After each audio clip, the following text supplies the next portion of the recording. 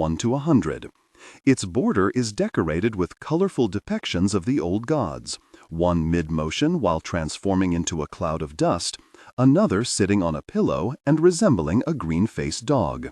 Chutes and ladders? Anton asks, recognizing the game. What are we, 12? The briefest smile crosses Calla's lips. I always liked this game back in the Palace of Heavens. She unlatches the accompanying box and peers at its contents for a moment before offering it to Anton. You remember how it works? Of course. 3 tokens and 2 dice wait inside the box. He takes one of the tokens. It's hardly complicated.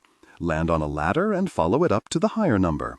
Land on a chute and follow it down to the lower number. Did you know that some of the boards look different depending on which city makes it? Ear usually prints theirs with an equal number of chutes and ladders. San is known to generate boards with more chutes. Anton lifts a brow. We'll play the old way, Calla continues. 10 rolls for each player. She throws the dice.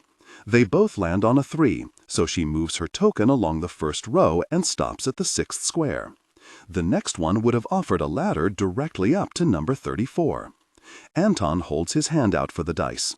Where their skin makes contact upon Calla's pass, his fingers whisper with recognition.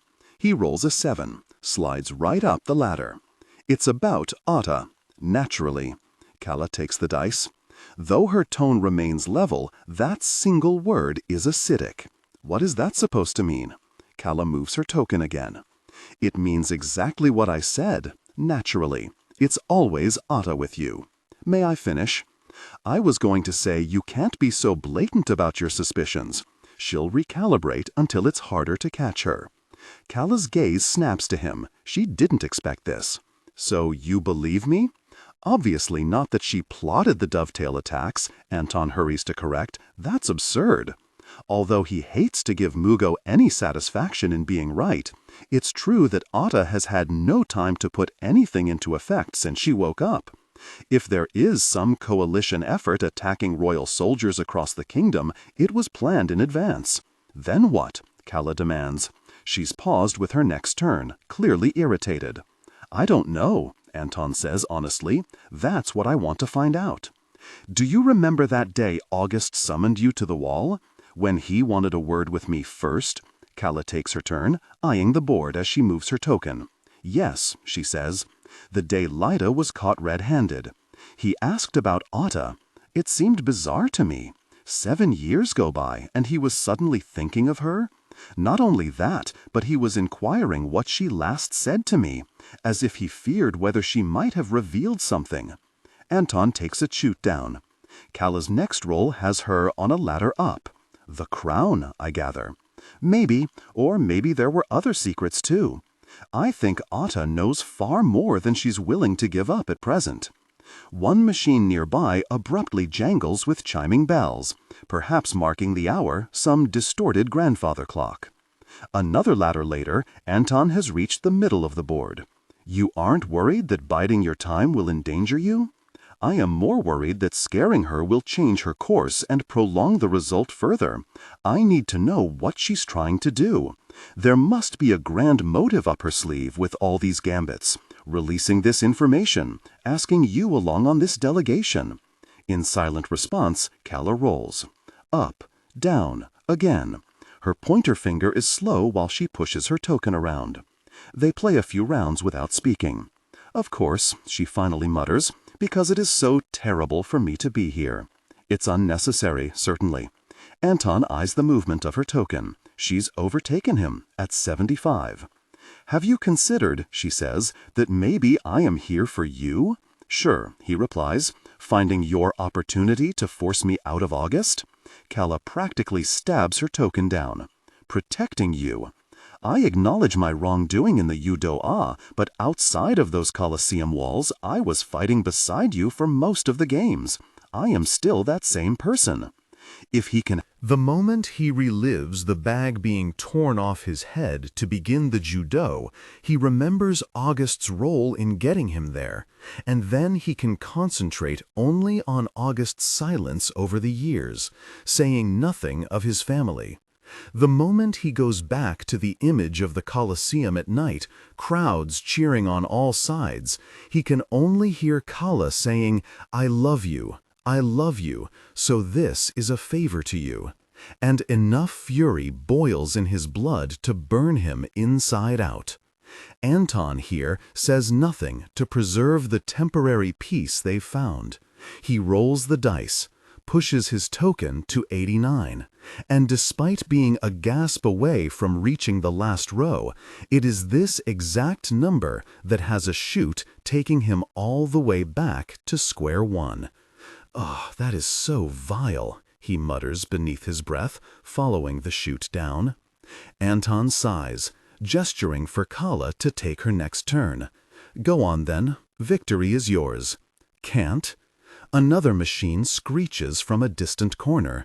"Excuse me?" Calla shrugs. "I'm out of rolls. Game over." Surely she is joking. Anton doesn't know any kid who still plays by the 10 rolls rule. "Just like that?" he asks. "You'll accept loss while you're so close?" "They're the rules, Anton. I can't change the rules." She pauses, scoffing. "I suppose I could do this." With one finger, Calla flips over the whole game board.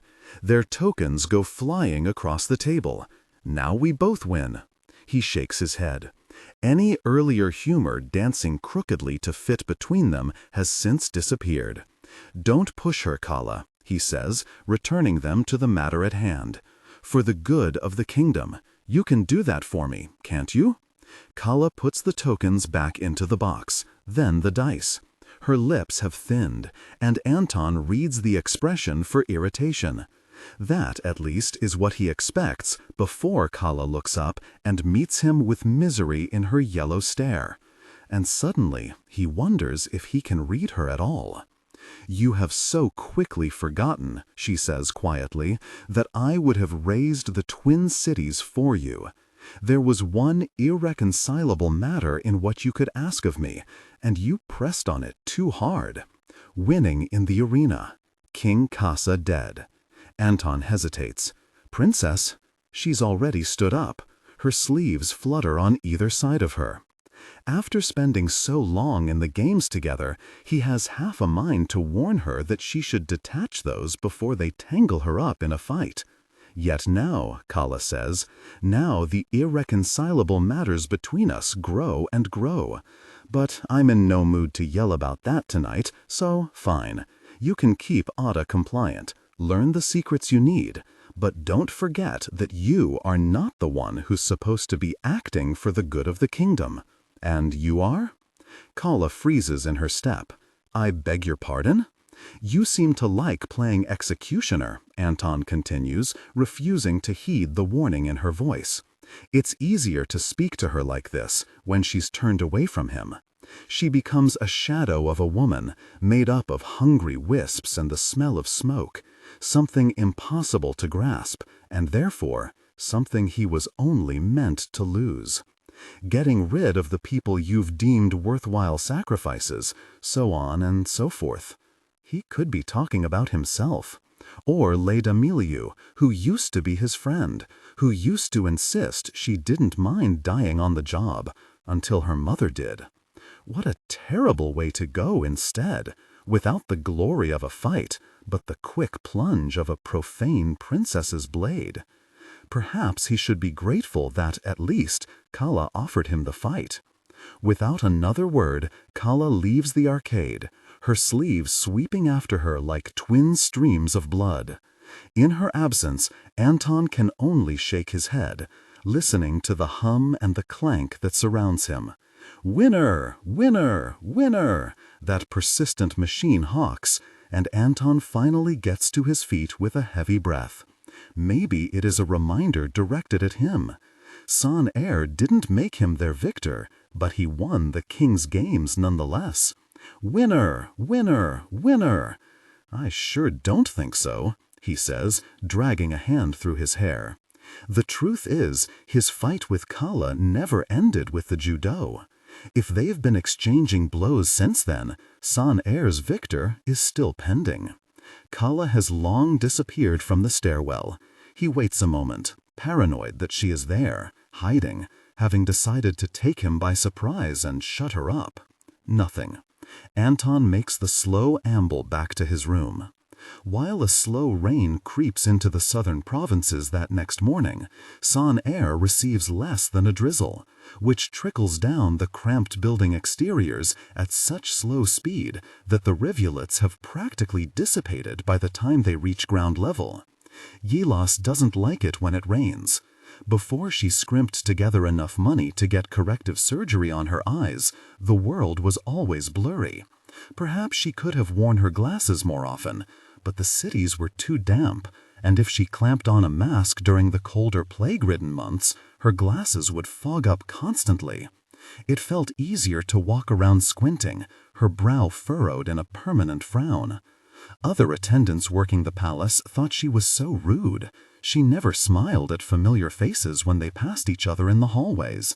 Chami had once offered a solution by suggesting that Yilas smile at everyone she passed, and Yilas decided she preferred it if they thought her unbearable. Her world is usually crystal clear these days. When it rains, though, it brings back some of those old feelings, that weight in her chest. The water on the windows smudges the lights into amorphous blots. Mist congeals the neon signs, forms a muggy veil over the city. "Good morning."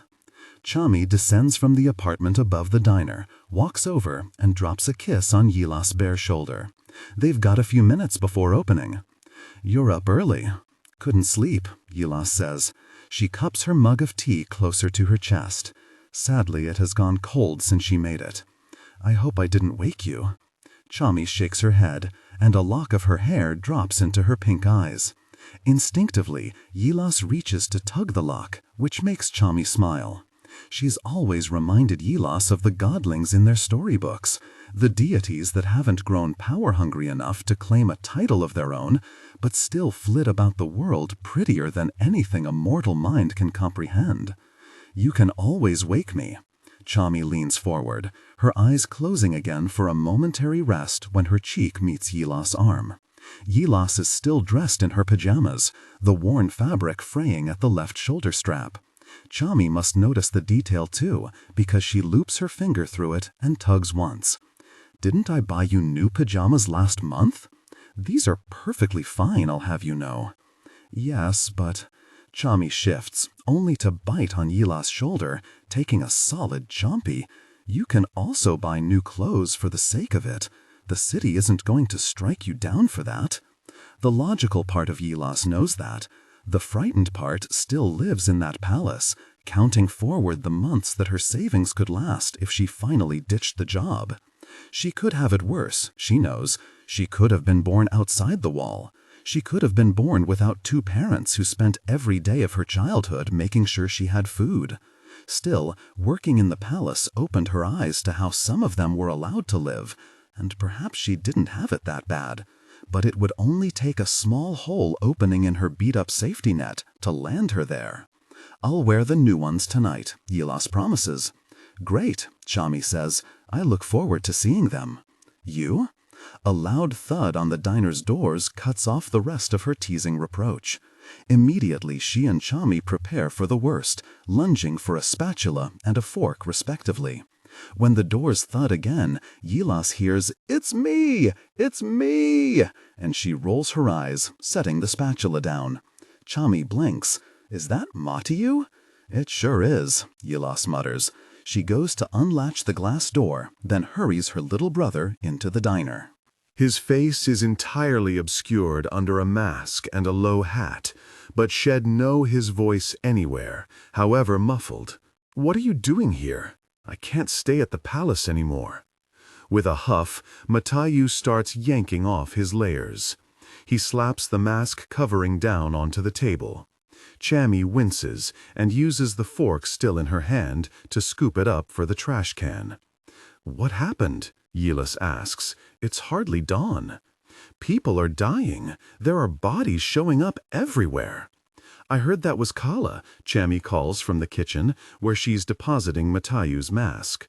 Matiyu plucks his wool hat off. "She only went after Lyda Milieu. Calla's not even in Sanair anymore. The delegation set off yesterday. They took lots of Waisanas with them too. Terrible idea, because the palace is clearly vulnerable and under attack. A small meow chirps from under his jacket. Yilis blinks hard. Did you kidnap Mau Mau from the palace? Kidnap? Matayu yelps. He opens his jacket. Pliant as ever, Calla's cat slowly pokes his face out from the crook of Matthias' arm, not the slightest bit stressed. I rescued him. I was hoping you still had contact with Calla and could get a message to her. About Mau Mau? No, Matayu exclaims. He lets Mau Mau emerge from his jacket, leaping to the floor. The cat sniffs a sticky puddle by the booth. The murders, Yilis, in the palace. He pulls a disc out of his pocket. Chammy waves Mau Mau over in the kitchen doorway, cooing about feeding him raw meat, and he patters to her on his fluffy paws. Matayu tilts his head in that direction too, shaking the disc in his hand vigorously. I suppose you'd like to use the computer? Yilis stands where she is. Maybe if she doesn't offer, she'll never have to see whatever it is on that disc, and Matayu's problems will simply dissolve into thin air. I didn't smuggle surveillance footage out of the palace for fun and games, that's for sure. Barely suppressing a sigh, Yilis nods and waves him to the back room, where their computer is. She has a feeling she's not going to like this. You couldn't tell your superiors about this? Well, Yilis, Matayu puts the disc into the system unit slot. My superior is a Waisana who oversees the section of the South Wing that I help keep watch over. When I clocked in this morning and ran a glimpse over my cameras, he navigates to a folder that pops up on the desktop. It takes some loading, but the file is local, so there's no buffering when the computer system pulls it open on a video player. Matayu thins his lips. He starts the footage. The first notable observation is the dead guard lying in the middle of the room. His neck has turned at an unnatural angle. A vase has shattered beside him, fallen off a dining table. Yilis doesn't recognize the room itself, but the Palace of Union was built similarly to the Palace of Heavens. The table is particularly long, so it is likely one of the main dining rooms that the nobles use to take meals. In an hour or so, the cooks will be bringing food into the room, and then this body will be discovered. Heavens, Yilis breathes. Matayu, you have to report this to your superior. Has it not occurred to you yet what the problem is? Matayu stabs a finger at the screen. That is my superior. Oh dear. Okay, Yilis says slowly. Who is your superior's superior? Matayu shakes his head. When the Waisanas rearranged security within the Twin Cities, the palace was affected too. They had to rid any chance there would be another treasonous captain of the guard, so most of the Waisanas stand equal now. They all report to the king. Find an equal then, someone who knows what to do. I'm scared, Matayu hisses. It's only rumors, but I've been catching bits and pieces from the Waisanas these last few days about attacks around the palace. They're never going to tell us the truth if there's something wrong. Yilis laces her fingers in front of her. She stares at the image on the screen. It's still playing, though nothing is happening. Matayu has pasted over a few minutes. Perhaps by now the body has already been discovered. What do you want me to do? Yilis asks. Get the message to Calla? Have her running back to protect the palace? She carries a cellular phone, but I don't know if I'd reach her from inside Sanair. Chammy pokes her head into the back room then. She's frowning, concerned by the conversation. Also, Calla said her traveling phone was for extreme emergencies. This is an extreme emergency, Matayu insists. Look, he clicks on a second file he dragged onto the disk. The video player pulls open the infirmary. Yilis doesn't know what she's looking at. With the way Chammy draws closer and scrunches her nose, she can't tell either. At the back, Matayu prompts, 6 beds have pulled the sheets over their occupants. Dead bodies. To be fair, Chammy says, 2 of the bodies are likely Lita Milieu. Meow, Mau Mau agrees from her feet. When there are more people around and it's safer, I'm going to go back into the palace and obtain footage that traces how they all died, Matayu says, because I'm willing to bet they're guards and something is happening to wipe them out. The screen is starting to hurt Yila's eyes. She shifts back, extends her hands for Mau Mau, and picks up the cat after he hurries over to her. I don't understand. You want to warn Calla about guards dying in the palace? It doesn't really make sense anyhow, Chammy adds. The palace may have loosened its entry since August took power, but employees and approved visitors still need to input their identity number at the turnstiles. Every entrance remains watched. If guards are dying, then someone authorized to enter the palace is doing it. Matayu goes quiet, thinking. Her brother doesn't often follow beats of logic. He prefers to hit a conclusion first and then go back to connect the pieces. It's great when it comes to solving problems at school and finishing his tests fast. Not so great when he's claiming there's a conspiracy unfolding at the heart of their capital. Look, I don't know how it's happening, Matayu decides, hitting eject for the disk. But someone needs to know that there might be a coup coming. What else could this be leading toward? What happens when there are no guards left? Anyone who wants to enter the palace can march right in. Exactly, Matayu says to Yila's expression, though she has spoken nothing aloud. Get word to Calla as quickly as you can. I'll go get the rest of the footage, but I'm sleeping here from now on. For 2 days on the road, they encounter only peace and quiet through Talin's provinces. Calla keeps her ears perked for chatter from the locals. She expects to hear gossip about travel surges beginning, underground efforts to gather their best adventurers together and head for the borderlands. But the rural dwellers are much better at keeping mum than she expected, because Calla barely hears a peep. The silence can't be because the provinces have absolutely no interest in intercepting the crown. Perhaps the Dovetail's influence is widespread out here, and the people are doing their part not to ruin their plans. Calla wipes sweat off her temple.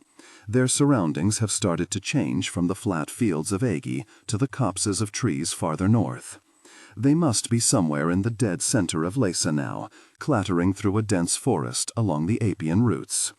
Though Calla rides near the third carriage and hovers safely at the middle of the delegation, she's not paying as much attention as she should. They're going so slowly. It'll likely be another week before they get to the borderlands, and that's already generous. In a week under her command, she would have reached Rinchen by now. She did, in fact, last time she checked. Her left ear thrums. Calla winces, her shoulder lifting to press against her eardrum. In these 2 days, her chi has mostly behaved, too. She doesn't know what triggers the outbursts, but there may be more to come, given she hasn't washed the sigil off her chest. She can feel its presence starkly. Not because she's a little dirty, though she is. Adjust the current voice to replicate the professional narrative style for the dark, contemporary romance genre. Maintain a baritone pitch with a warm, confident, and highly engaging tone. The style should prioritize deep emotional connection and psychological tension. Improvement. The narrator voice must be smooth, consistent, and less overly dramatically emphasized during general exposition and non-dialogue sentences. Aim for a natural, flowing, and intimate storytelling rhythm. Use a flexible and deliberate pace. Slow down slightly during internal thoughts or emotionally charged scenes, e.g. describing Aaron or the new house, to increase drama. Clearly emphasize words relating to strong emotions, conflicts, and character traits, e.g. resentment, betrayal, comfort, new life, but limit high-level dramatic emphasis primarily to dialogue and direct emotional statements/internal monologue. Target emotional range: hope, disappointment, simmering resentment, maternal love, and the excitement of a fresh start. Technical and character instructions. Important. Ignore all technical headers, chapter numbers, and structural markers that appear at the beginning of the text. Content filtering. Strictly for AI instruction. Disregard and do not read aloud any text starting with or containing vocal attributes, technique, chapter, or a standalone number at the beginning of a section. Start reading only from the main body of the story text. Character differentiation. Male dialogue, David. Lower the pitch slightly and use a heavy, deliberate, and slightly traditional old-fashioned tone. Female dialogue, Nicole or Kimberly. Increase the pitch and use an expressive, nuanced tone. Differentiate Nicole, warm and maternal, from Kimberly, tough, introspective. Target emotional range, hope, disappointment, simmering resentment, maternal love, and the excitement of a fresh start. The sensation is more akin to a light pulsation just beneath the skin. Highness, a little to the left, please. Calla grimaces, pulling her horse into alignment at the guard's prompt.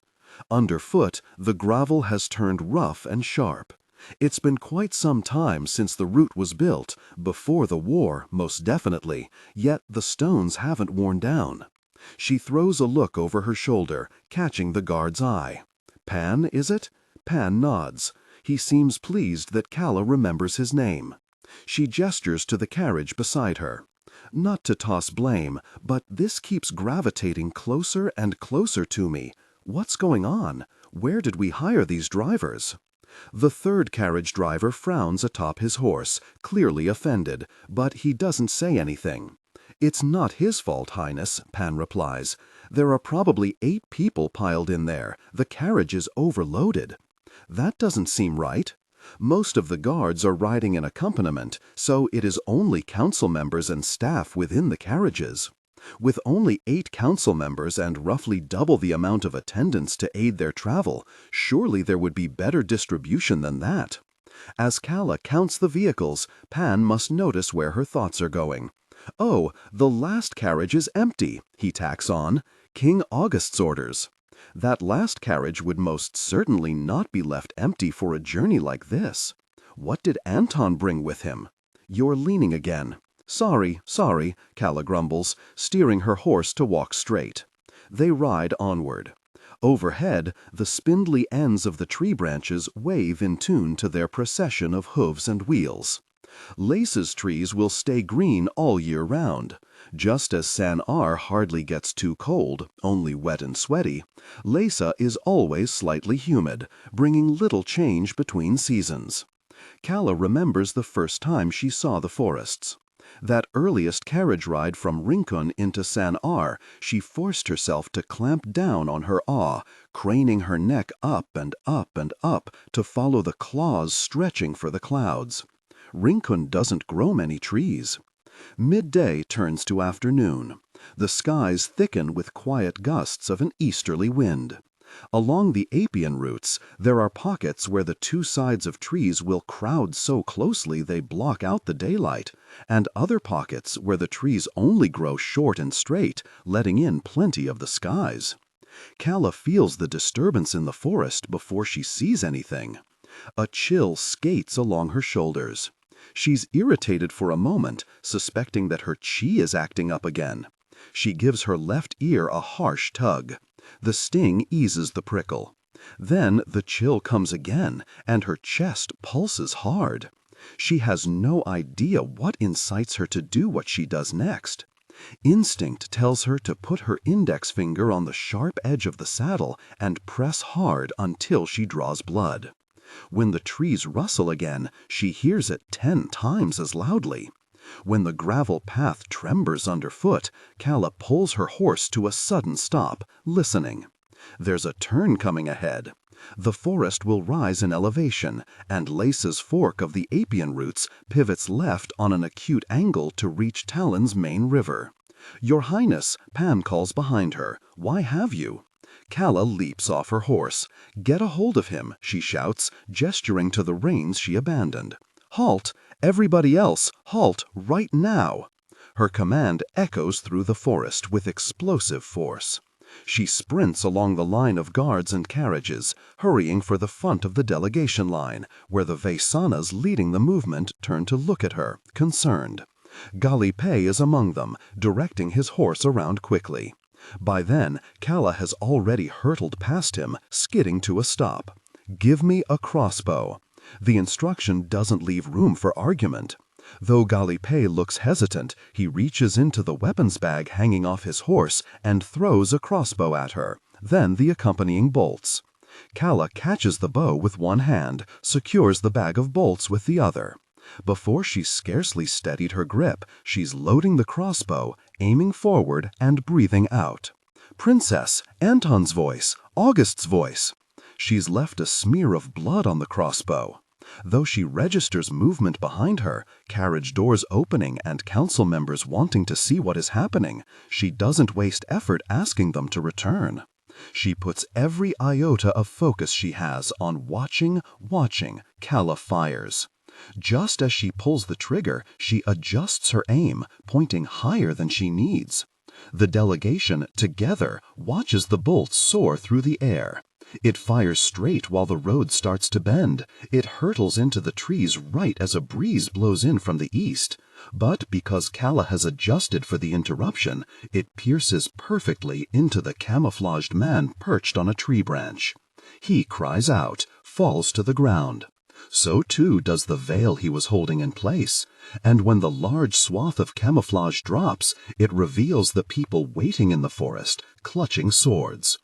Calla shoots forward without waiting for the guards, drawing her own sword from her belt. She trusts herself more than she trusts anyone here.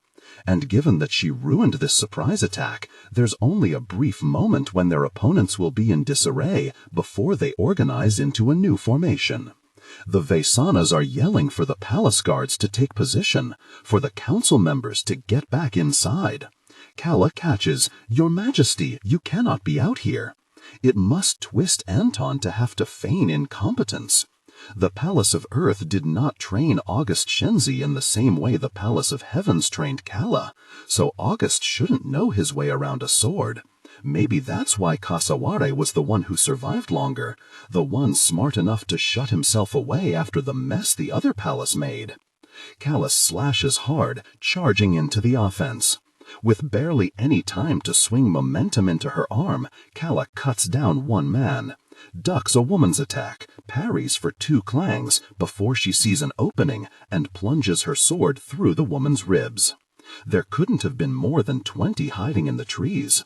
A small number have rushed out onto the road, while others pivoted and used the trees to go around, but it'll be harder to attack the delegation with the palace guards at the ready. If Calla hadn't caught the veil, then they might have broken in from the sides. Now all they have is brute force, but the numbers are on the palace's side. Calla hauls her sword out of the woman. Blood arcs from the motion, falls like a sheet of rain onto her shoes. Though the woman coughs out a viscous spatter too, darkening her deep green garb, she speaks nothing before she falls. No threat, no battle cry, nothing to indicate what they're attacking for or where they came from.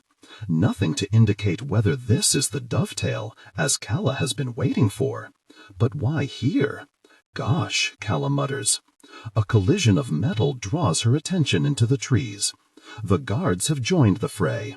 Calla moves rapidly, plunging through the gaps of the forest and wincing against the sharp lower branches scratching her face.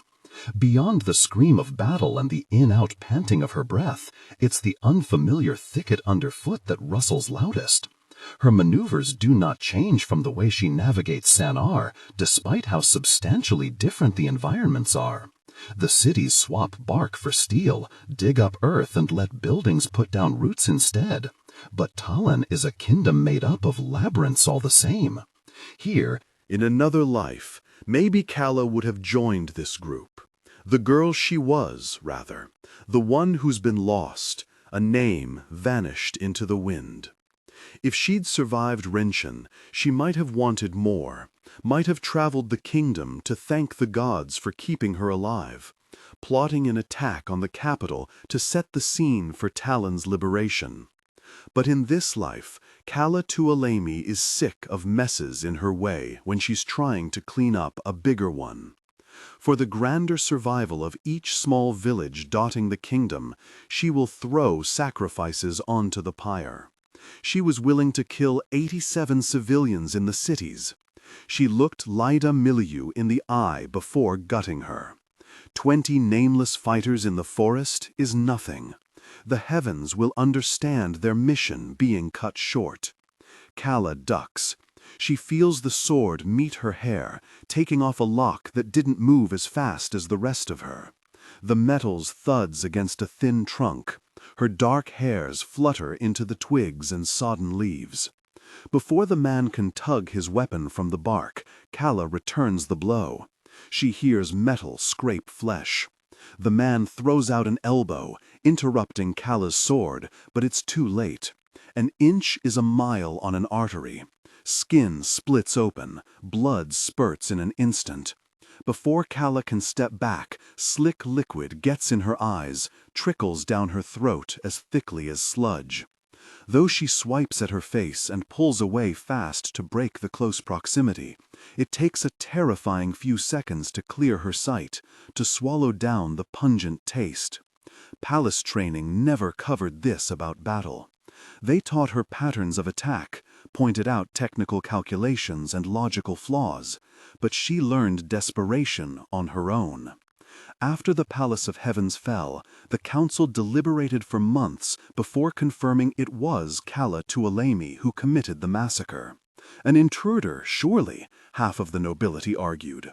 The princess on the surveillance footage fought with reckless abandon, and they didn't remember teaching that. They didn't remember giving her anger. She knows this is what makes her good. She also knows this is what the palace tries to beat out of its generals, because desperation is fast, but it's also blinding. A whisper at her side. Calla brings her sword up, but someone else has blocked the attack for her. There are 2 new fighters on scene. When the second rears around to swing, Calla goes low, opting for a brute force stab to push him off balance. Calla, give me room. Irritation prickles in her chest. Instead of making room, she changes her attack. Her opponent is still fighting despite his critical wound.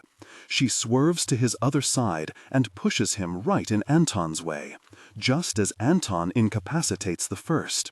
He has a split second to flash a look of disbelief her way. Then he cuts down the second man, too. "What was that?" Anton demands. His voice booms through the trees. While their immediate surroundings have cleared, the sound of conflict rings loud at the tree line. "What are you doing?" Calla fires back. She swivels around, continues scanning the forest for movement. "You're going to get caught." Anton Makusa has found himself a sword, likely filched from one of the Waisanas. It's a bizarre sight. August's level expression paired with the splatter of Anton's battle lust. Anyone looking upon him in this moment would know that he is an invader. "I came here to help you."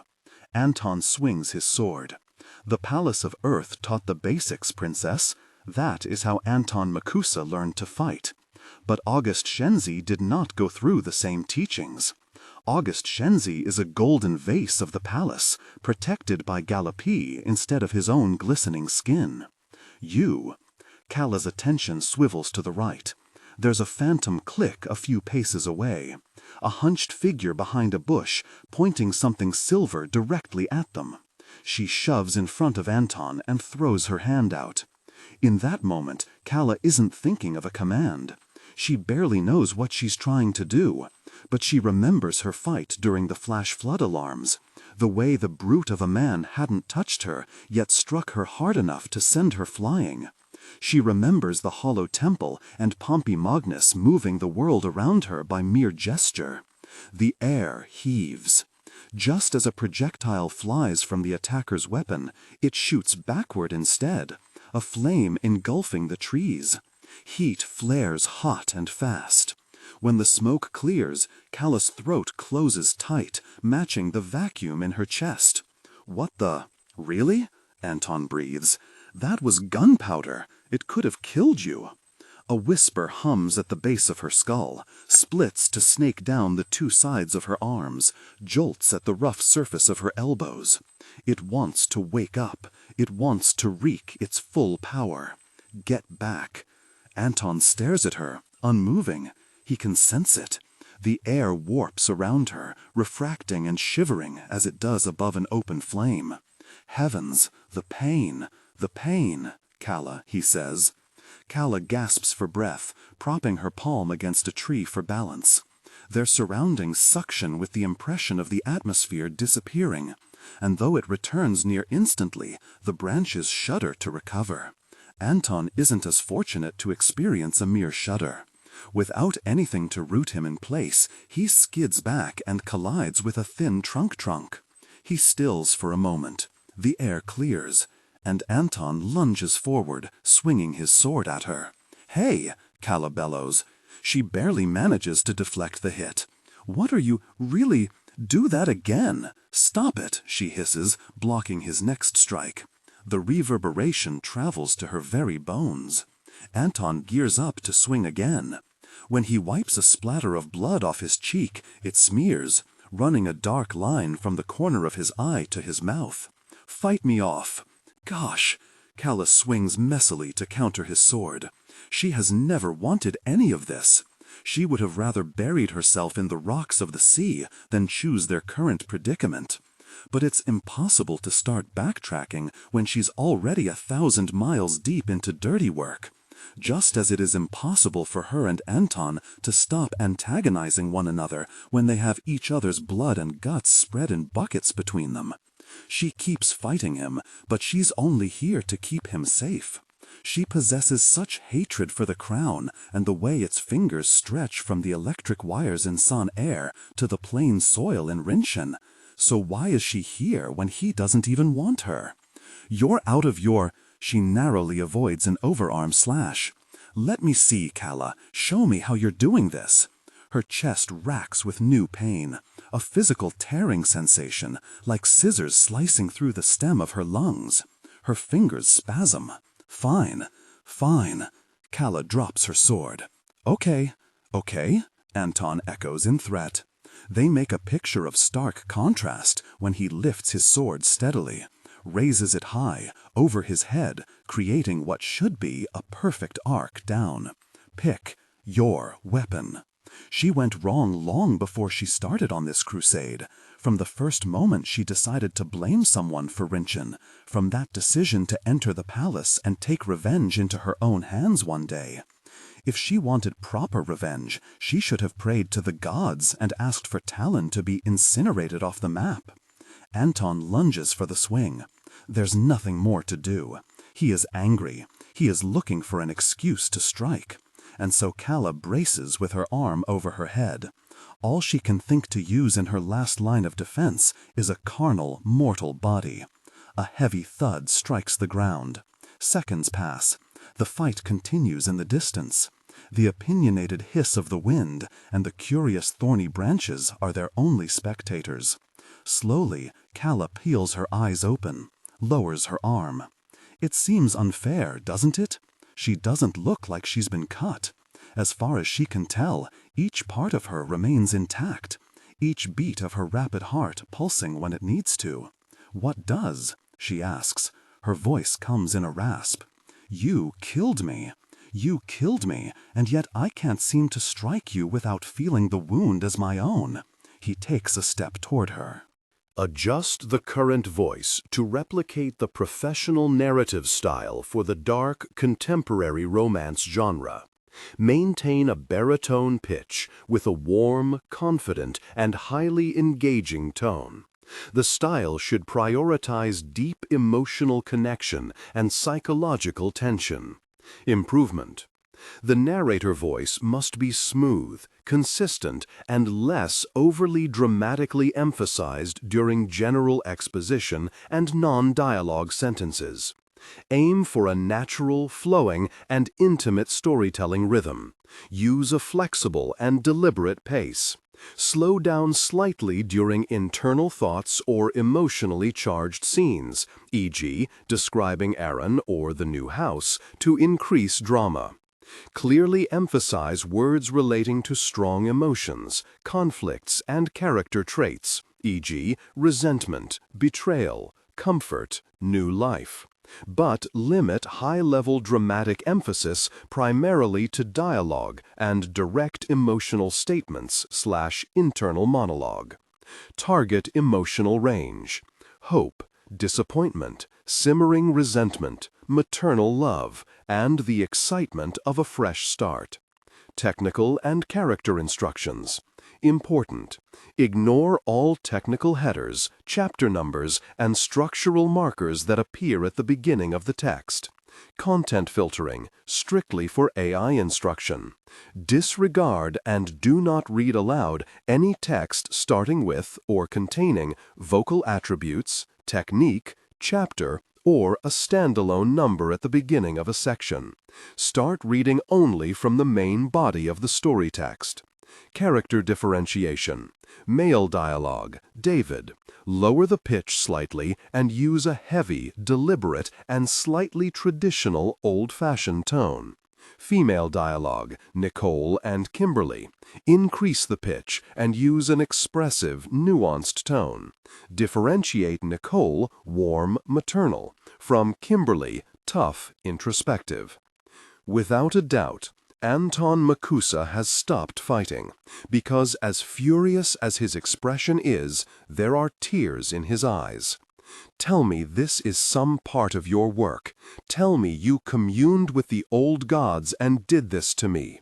What strength have you acquired that I lack?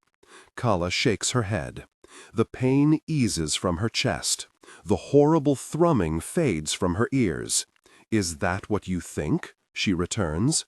The arena was the worst crime I have ever committed. I would have answered for it with my life. I still can.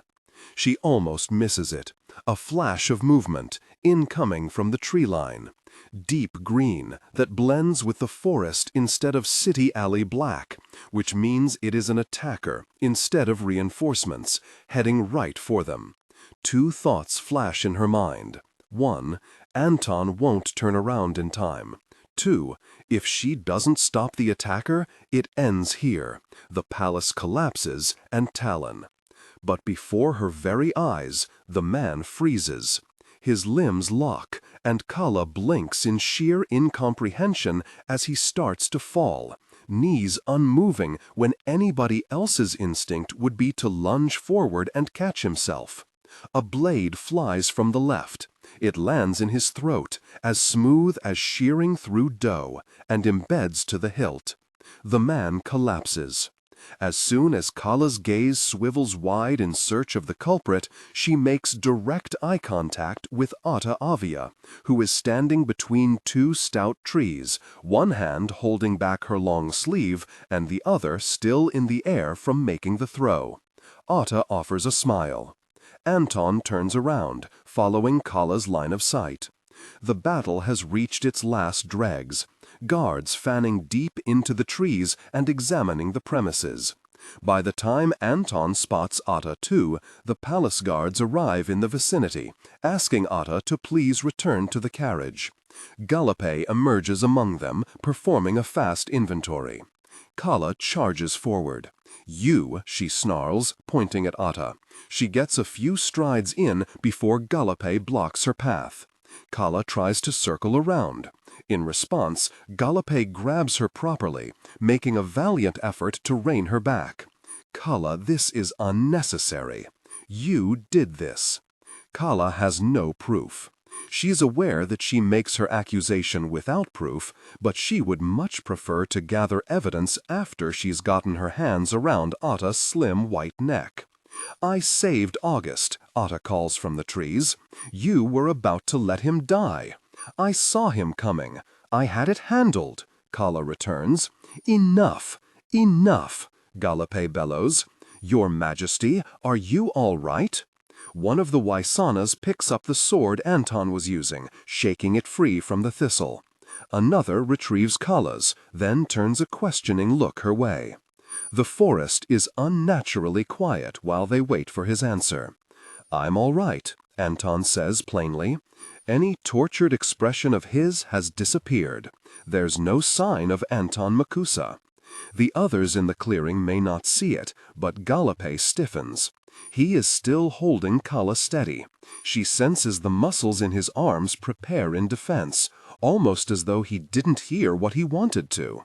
DailyPaste is suspicious. Of course he is. It was only going to be a matter of time until DailyPaste caught on that something was off. But what about that answer prompted the realization? "You fought," the Waisana holding Anton's sword says. Anton's gaze flickers to Calla. "Princess Calla did most of the work. I hope I offered help. That's what we're here for, Majesty." DailyPaste, succeeding in redirecting the confrontation, releases Calla. He gestures rapidly at the other guards, and they go to lead Otta away, plucking her from the scene before Calla can lunge again. DailyPaste doesn't glance at Calla when he takes her sword from one of the other Waisanas. He doesn't meet her eyes when he passes it back to her. "In the future," he says, still speaking to his king, "there is no need for you to get involved." Calla takes the sword. "Understood," Anton says. "All right, let's return." DailyPaste prompts Anton away from the clearing, returning to the delegation. Wind blows through the branches, and Calla feels a cool drop of liquid move along her arm. It's only when she looks that she sees the tear on her jacket, and the first prickle of pain begins to smart on her upper arm. She grimaces, grabbing the cuff of her sleeve, and finds blood pooling inside her sleeve, dripping to her wrist. Someone cut her. She didn't even notice the sting. Calla stands where she is. At this point, almost everyone has trudged out of the trees. A guard makes another summons, calling for her to move along. Everything moved so fast. The attacker running in. Otta from a distance, throwing that knife. Otta from a distance, using her chi to stop the man in his steps and render him entirely immobile. Calla's teeth are gritted so hard that her jaw hurts. "Difficult person," she manages under her breath. The story goes like this. There was a queen many years ago who didn't accept death for her final fate. Time has lost track of whether she was a Tuoleimi or a chaos.A. The two family lines have been interchangeable for a while now, long enough that no one remembers what color eyes the chaos.As might have started with before being swallowed up by Tuoleimi yellow. The dovetail tell this story to the children, teaching to jump when the gene kicks in. Don't envision the limits, they say. The moment you expect a ceiling, your head will bump against it. Each time Bibi overheard the dovetails embellish certain details for atmosphere, she had to hold in her laugh. The provinces don't have any grasp of the palace or what it is like. There are some details they make up that are entirely preposterous. Toilets made of gold or crystal-studded windows. Machines that wait on royalty hand and foot, or all-knowing sentience by the guards who patrol the hallways. Details aside, though, the larger story does the trick. The children stop believing what the kingdom says about mortal limitations. Once, a queen knew that death was coming for her. Depending on who tells the story, it was either an early ground invasion from Sika or an internal coup from those she trusted most. The enemy was creeping closer, and she was out of time. She had always had the favor of the gods. Her chi was powerful enough to fight at the front line when there was conflict between the unconquered provinces, enough to lead her soldiers herself and crush them to dust if they stepped out of line. She prayed to the gods for the most defiant feat she could imagine. Forget jumping without a flash of light. Forget sending out a blast of chi as a mode of attack. The queen wanted to be reincarnated after her death. Bibi pauses at the end of the palace corridor, stopping to check her bangs in the reflective surface of a flower vase. Two attendants pass in the other direction without offering her a second glance. She proceeds onward. This part of the story is what makes it believable. The dovetail have always frowned upon violence as a method of sacrifice. They'll go as far as to say that if the sacrifice is unwilling, the gods refuse to listen. But Bibi knows. Death, no matter how it is dealt, is enough to catch a god's attention. Their ego comes first, and they'll smell blood the moment. Adjust the current voice to replicate the professional narrative style for the dark, contemporary romance genre. Maintain a baritone pitch with a warm, confident, and highly engaging tone. The style should prioritize deep emotional connection and psychological tension. Improvement. The narrator voice must be smooth, consistent, and less overly dramatically emphasized during general exposition and non-dialogue sentences. Aim for a natural, flowing, and intimate storytelling rhythm. Use a flexible and deliberate pace. Slow down slightly during internal thoughts or emotionally charged scenes, e.g. describing Aaron or the new house, to increase drama. Clearly emphasize words relating to strong emotions, conflicts, and character traits, e.g. resentment, betrayal, comfort, new life. But limit high-level dramatic emphasis primarily to dialogue and direct emotional statements, internal monologue. Target emotional range: hope, disappointment, simmering resentment, maternal love, and the excitement of a fresh start. Improvement. The story doesn't really have an ending in any version that the dovetail tell. Some conspire that she never came back. Others swear they have heard accounts that she was reborn a generation later and wreaked havoc on her enemies.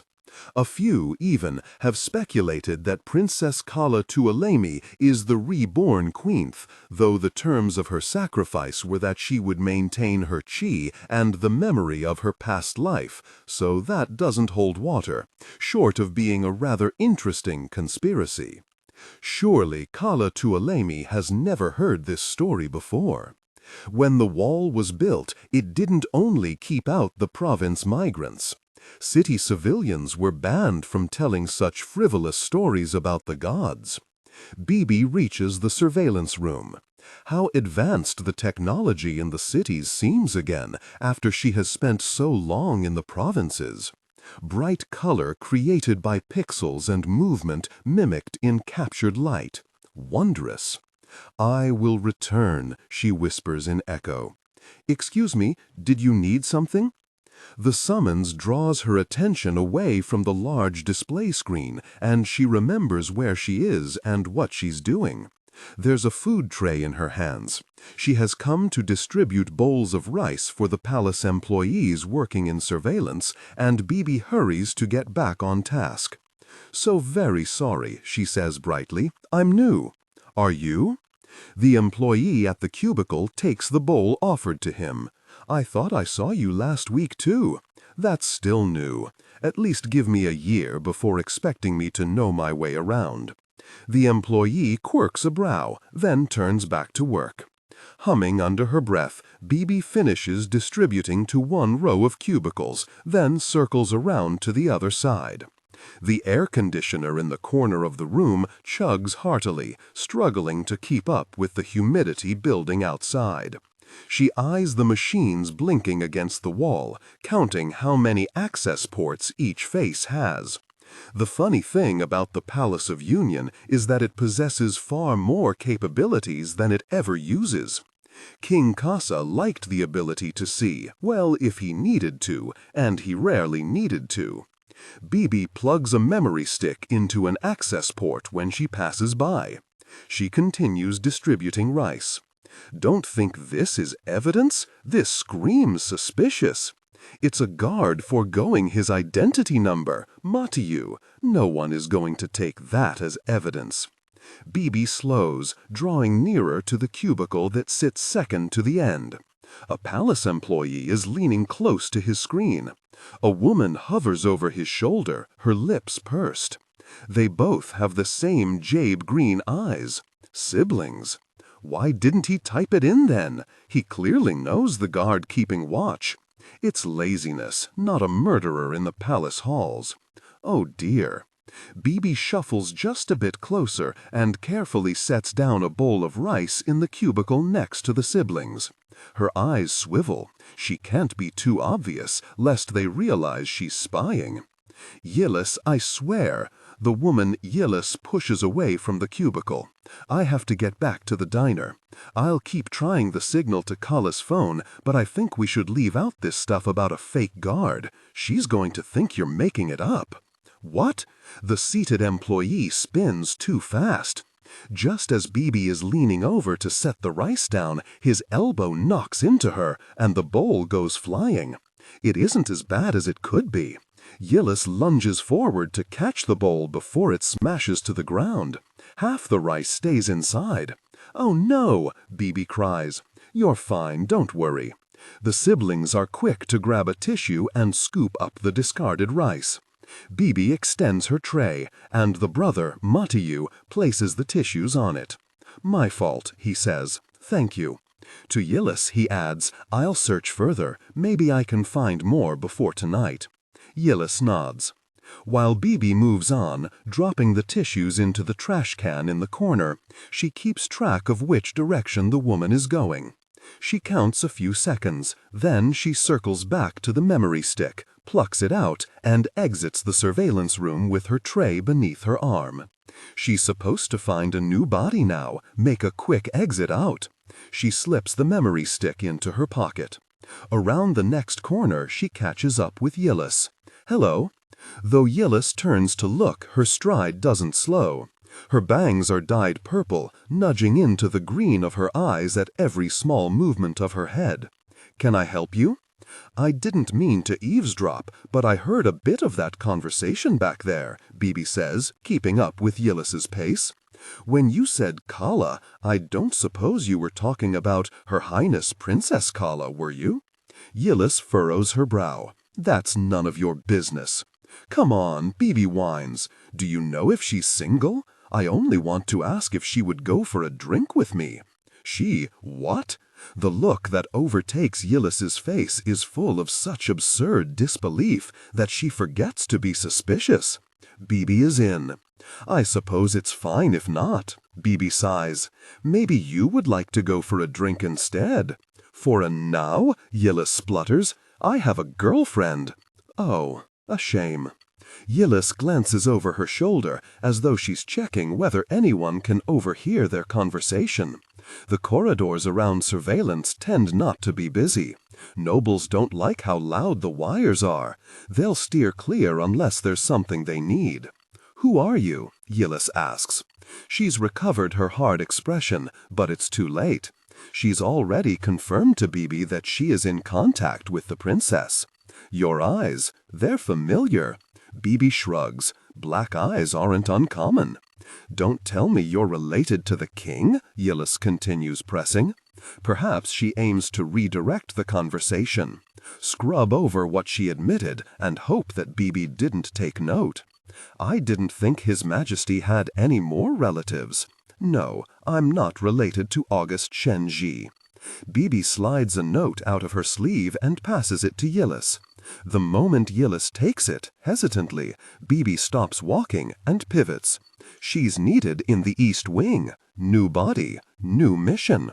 For you, consider it, would you? After the attack, Otta is unusually quiet through the remaining carriage ride. Anton doesn't notice at first, and in all honesty, he's busy enough trying to decipher what really just happened. The delegation rides frantically through Lhasa province, aiming for Lenkil province across the long Jinzi Bridge before nightfall. Their original plan for the evening was to turn west and cross between provinces, where they could find lodging at the house that Council Member Desau owns in Jantan province. Given the possibility there were more attackers in the vicinity, though, it felt worthwhile to travel north quickly rather than stay in the area. They're almost to the Jinzi River. Anton risks a glance through the window. He catches flashes of movement, but they're going at a pace fast enough to render riders and horses blurry with the burgeoning night. The sky is awash with deep orange, the horizon's setting sun slowly suppressed by the burgeoning dark. He should have swung the sword. Calla had been at his mercy. Her weapon was down. She'd practically begged to answer for her crime, palms open. But if he wanted to, he could have put in the command days ago.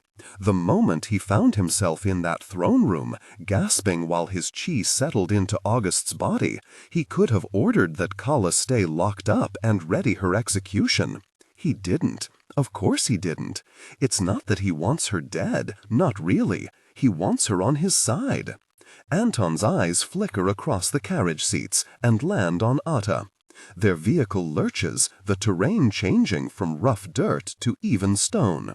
The bridge across the Jinzi River has stood for longer than their kingdom keeps records, built in the earliest years the moment there was travel between the north and the south.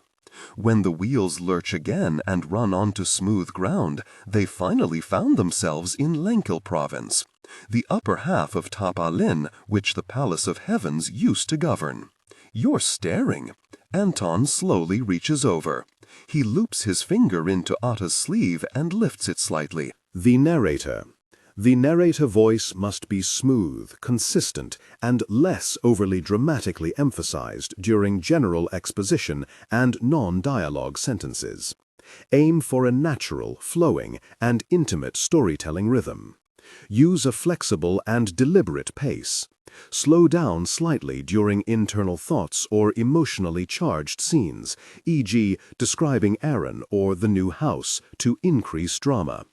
Clearly emphasize words relating to strong emotions, conflicts, and character traits, e.g., resentment, betrayal, comfort, new life. But limit high-level dramatic emphasis primarily to dialogue and direct emotional statements/internal monologue. Target emotional range, hope, disappointment, simmering resentment, maternal love, and the excitement of a fresh start. Technical and character instructions. Important. Ignore all technical headers, chapter numbers, and structural markers that appear at the beginning of the text. Content filtering, strictly for AI instruction. Disregard and do not read aloud any text starting with or containing vocal attributes, technique, chapter, or a standalone number at the beginning of a section. Start reading only from the main body of the story text. Character differentiation. Male dialogue. David. Lower the pitch slightly and use a heavy, deliberate, and slightly traditional old-fashioned tone. Female dialogue. Nicole and Kimberly. Increase the pitch and use an expressive, nuanced tone. Differentiate Nicole, warm and maternal, from Kimberly, tough, introspective. This again.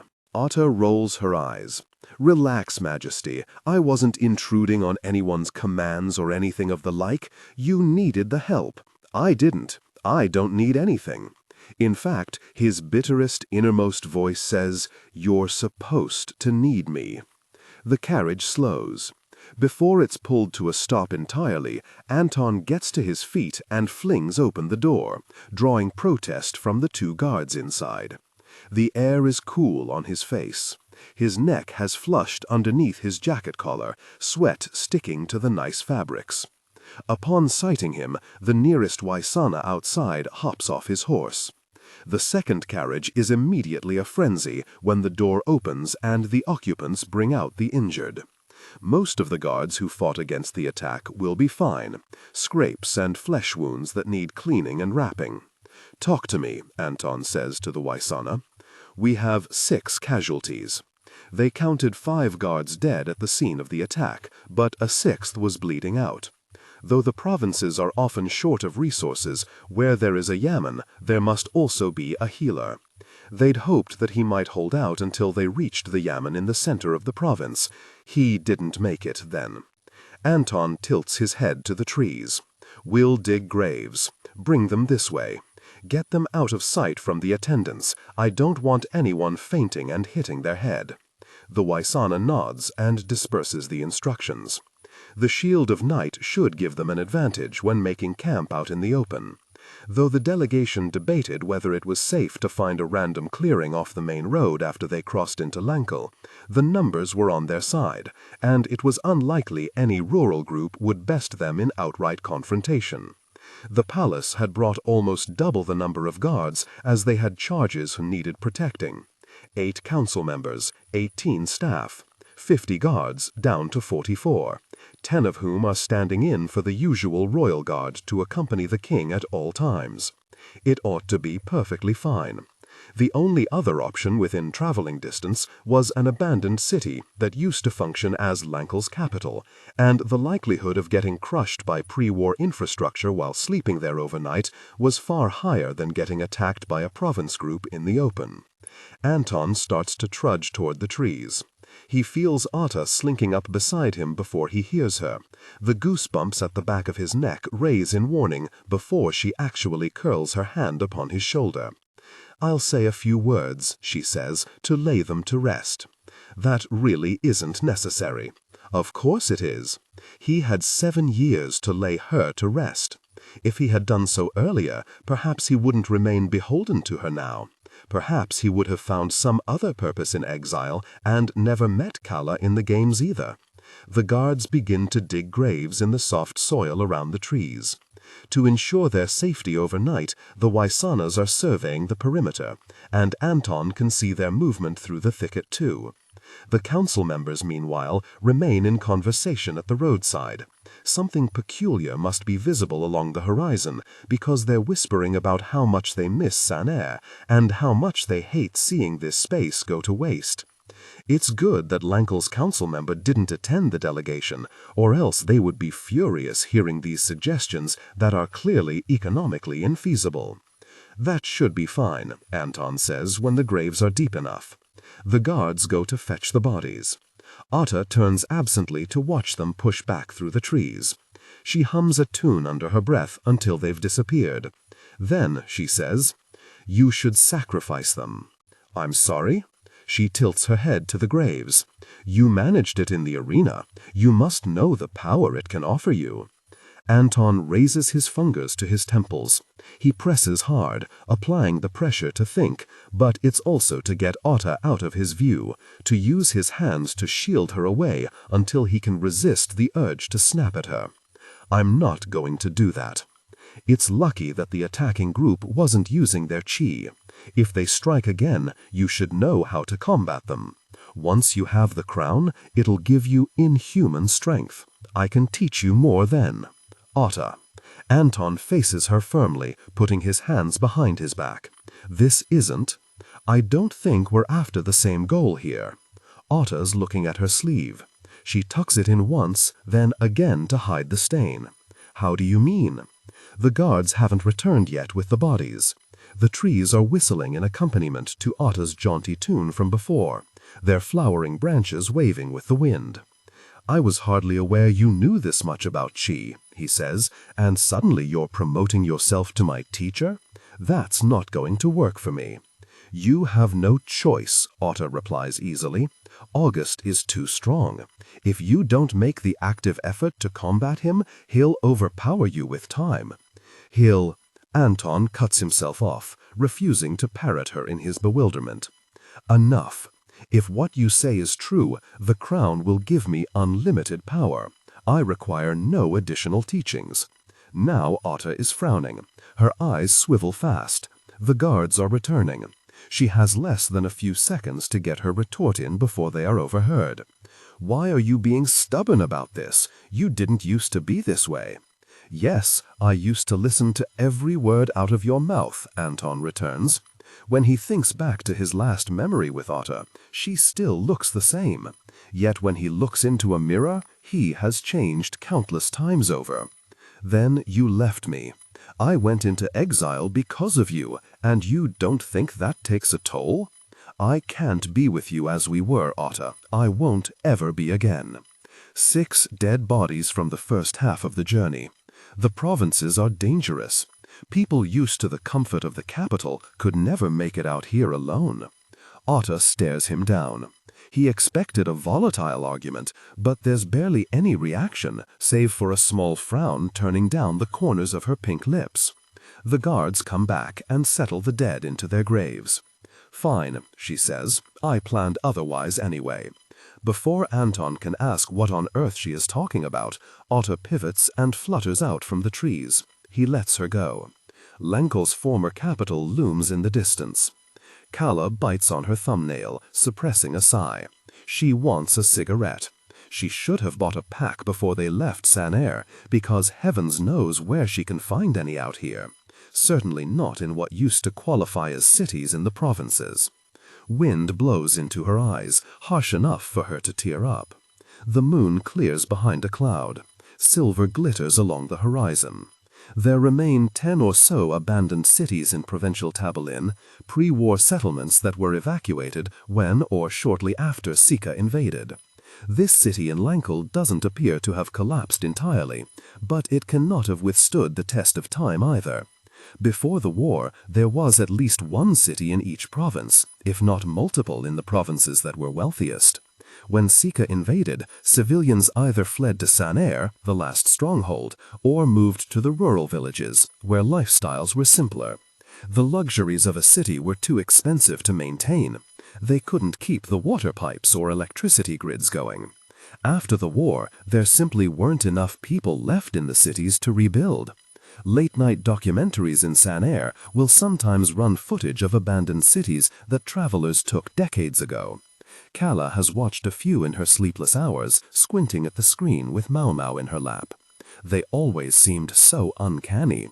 Sanair might have looked like this too once. Buildings that rose proud with natural materials, browns and reds and yellows, absorbing blue skies and rays of sunshine. Trees planted by the sidewalks, grand arches and paved roads, a bird's-eye view that made sense when overlooking the city.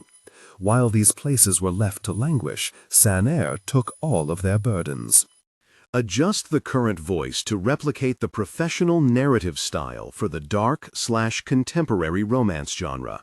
Maintain a baritone pitch with a warm, confident, and highly engaging tone. The style should prioritize deep emotional connection and psychological tension. Improvement.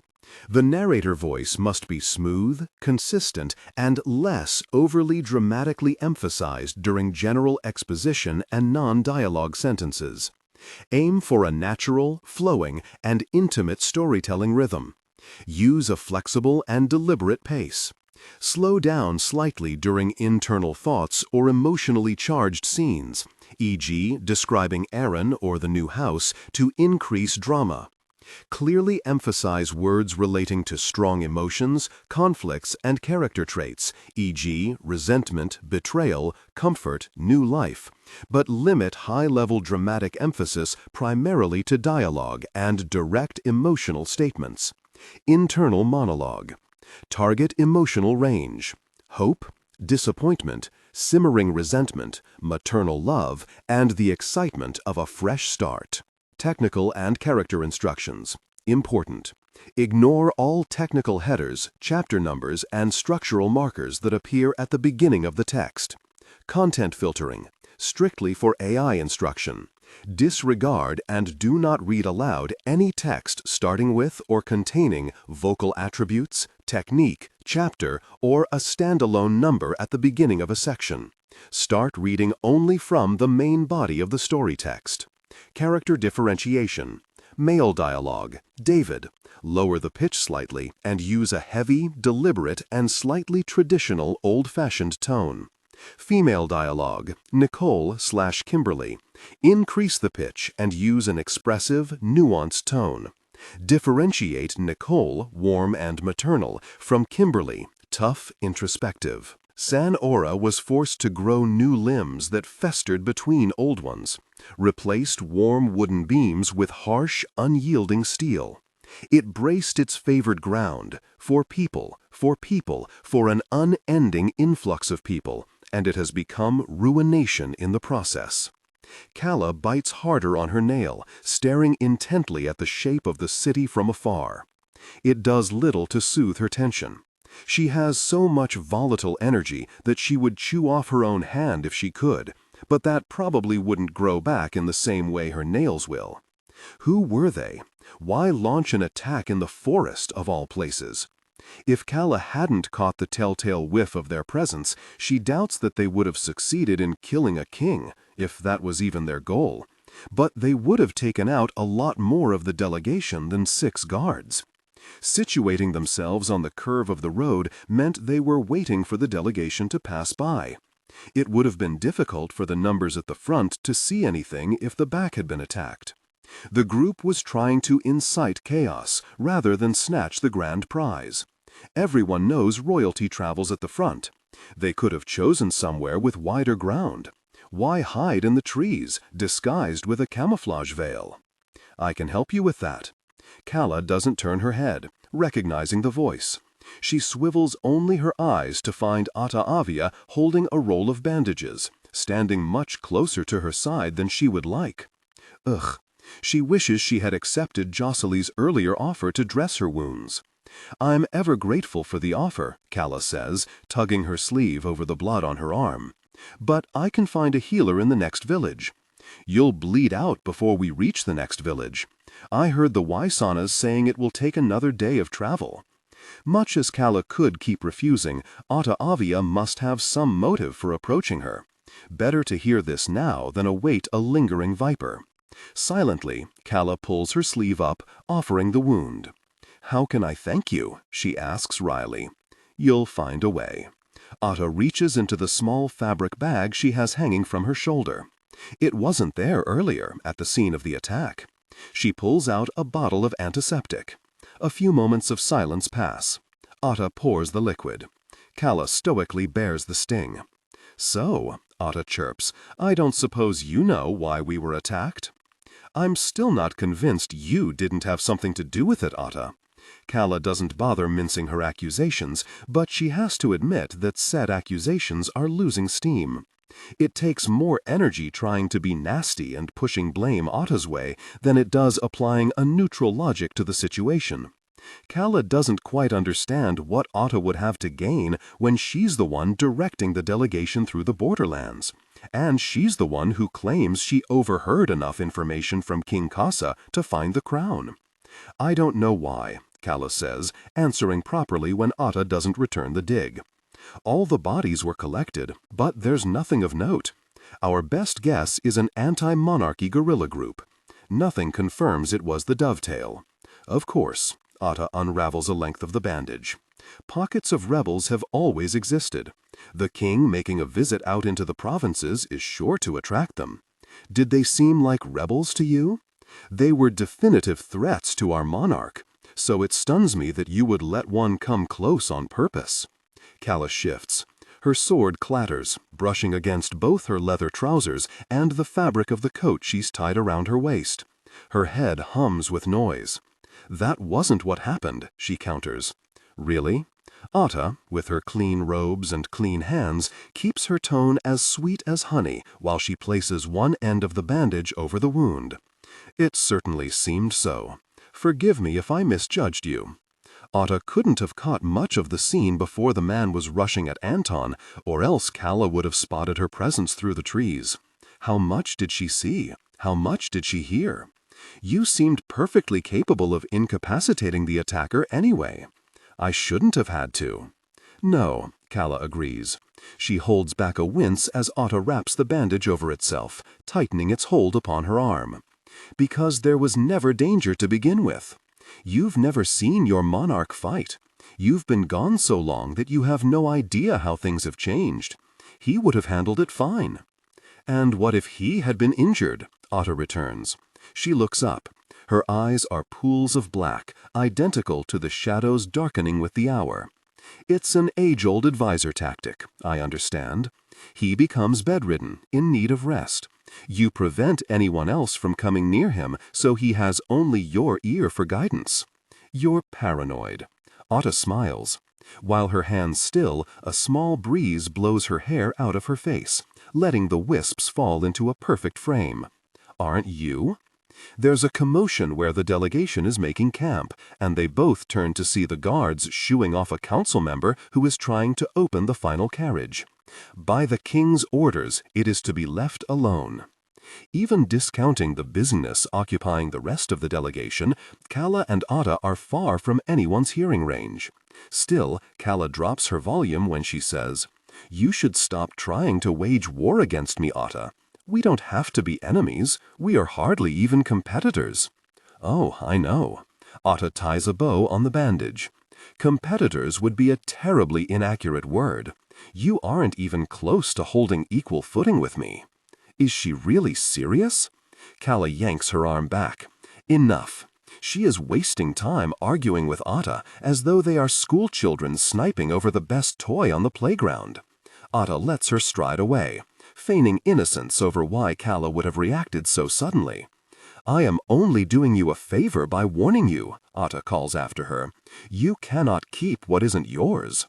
Calla grits her teeth. A new headache is starting. Before Otta can annoy her further, she skirts around the carriages, making for the bags to help with unloading. "Hello, Highness," Jocelyn greets, already building a tent. "You're looking a little pale." "I'm fine," Calla says. She gestures for the rest of the pole. "Let me help." There's brutal annoyance stirring in her chest, but beneath it there's also clarity.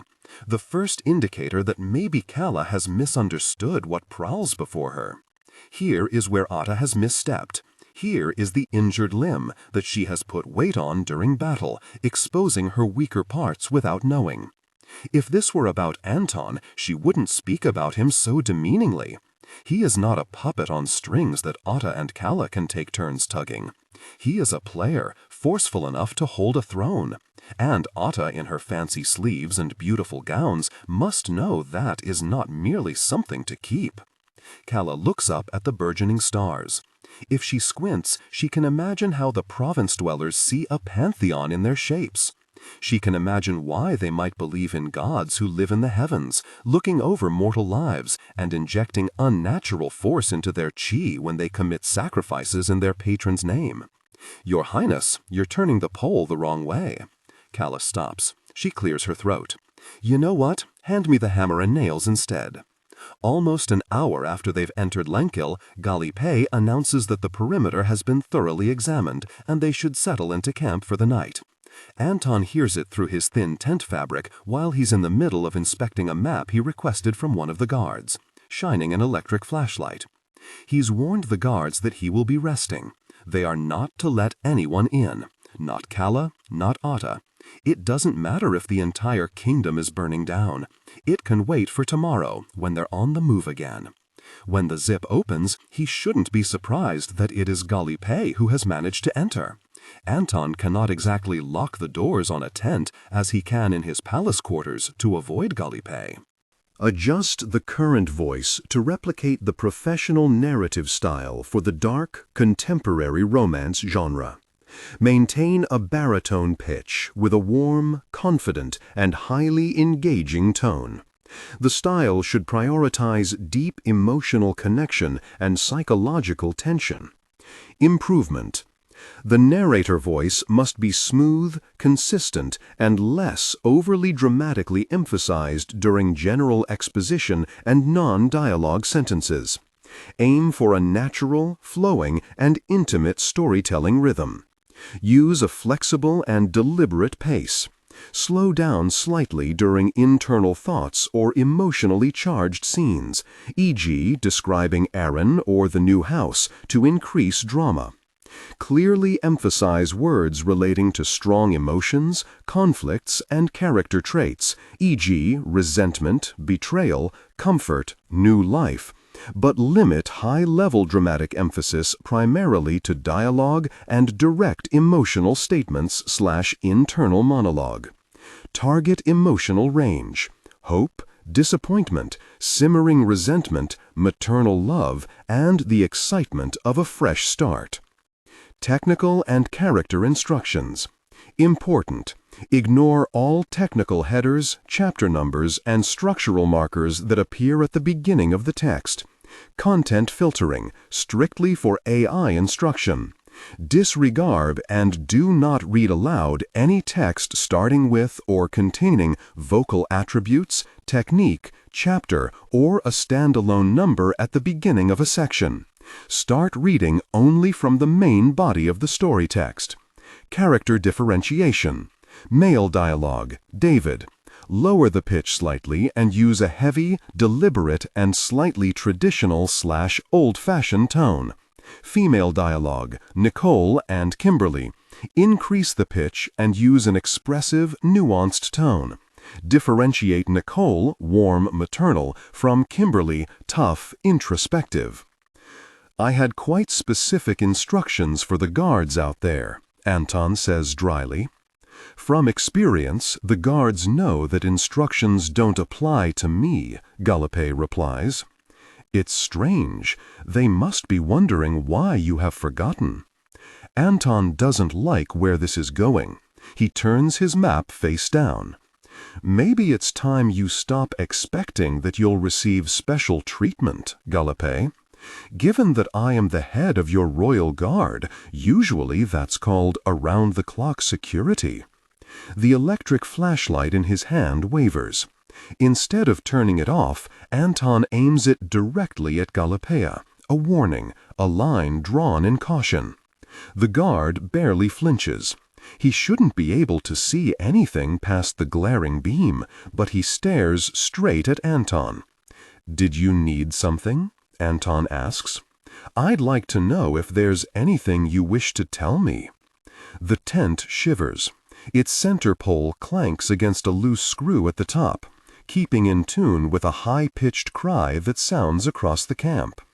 While the southern provinces are effectively barren of wildlife, overhunted with the intent of selling meat into the Twin Cities, the northern provinces stir with animals of the land.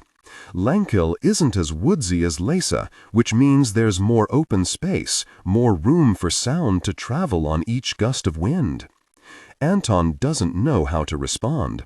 He can only assume that Gallopay's suspicion has come to a head, and he needs to deal with the problem before it grows unmanageable.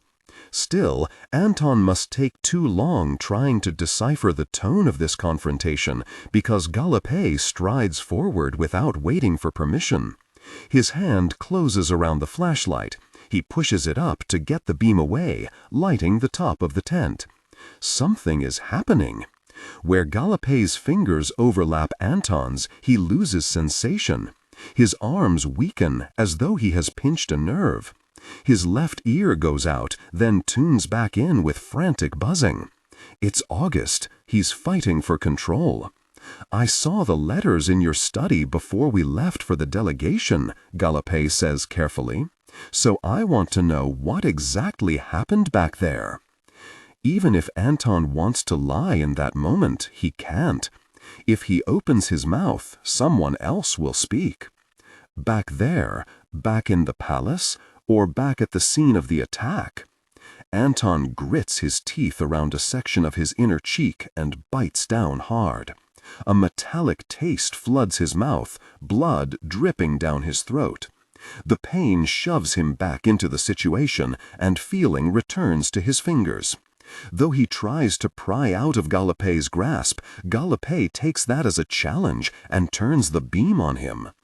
"Enough!" Anton tosses the flashlight to the side. Though it clatters to the tent floor and rolls hard enough to dislodge the battery, flicking the beam off, the light has already seared an imprint into his vision. He blinks rapidly to clear it. "I don't know what has gotten into you," Anton says, trying to summon force into his voice, "but this is out of line." He expects Gallopay to argue, to press further until he breaks, past why exactly Anton has no idea what he's talking about. Instead, Gallopay turns on his heel and exits, whacking the tent flap out of the way. Which is arguably much worse, because that means Anton has already lost the charade. Gosh, he's in trouble. When nightfall comes, the voices begin. "Don't. It'll work. Listen to me. See Noah. No, no." Calla squeezes her eyes shut, bracing her head in her hands.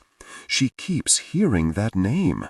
Again and again, whether the words draw nearer or flitter farther, she's hearing the same name. See Noah. Across the tent, Jocelyn is fast asleep. Calla pushed all the pillows at the old woman and took station in the corner, sitting with her arms propped on her knees. Jocelyn, thank goodness, didn't bother protesting and promptly went to sleep. Lose, can't defeat me. Calla gets to her feet. Enough. She isn't so much of an idiot to think she's conjuring a name out of nowhere, so it can't possibly be delirium without cause. Every spasm at the base of her head prompts a hiss of voices, and each time they get louder, she has the peculiar sense that they are memories she's forgotten about.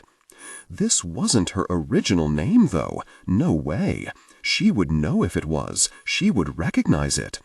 The more she tries to bear it, the more she's certain these voices aren't talking to her. Certainly not the little orphan girl she would have been when she possessed a different name. Calla tries to stretch out her arm.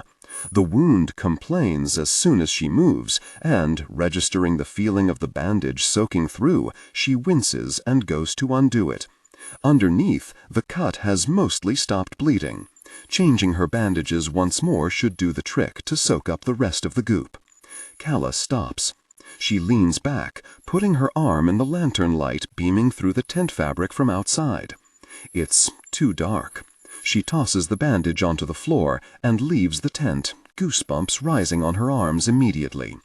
With better light, she eyes the smear of blood below her puckered wound. She feels deranged at first. The voices continue whispering in her ears. She must be searching for a place to put blame. But this isn't conjured. The smear of blood makes one straight horizontal line, then a double loop upward. This isn't an inadvertent stain. This is another sigil. A new burst of pain explodes behind her eyes, as if confirming the realization. Stumbling, Calla goes back into her tent and grabs her sword, leaving her attendant to sleep.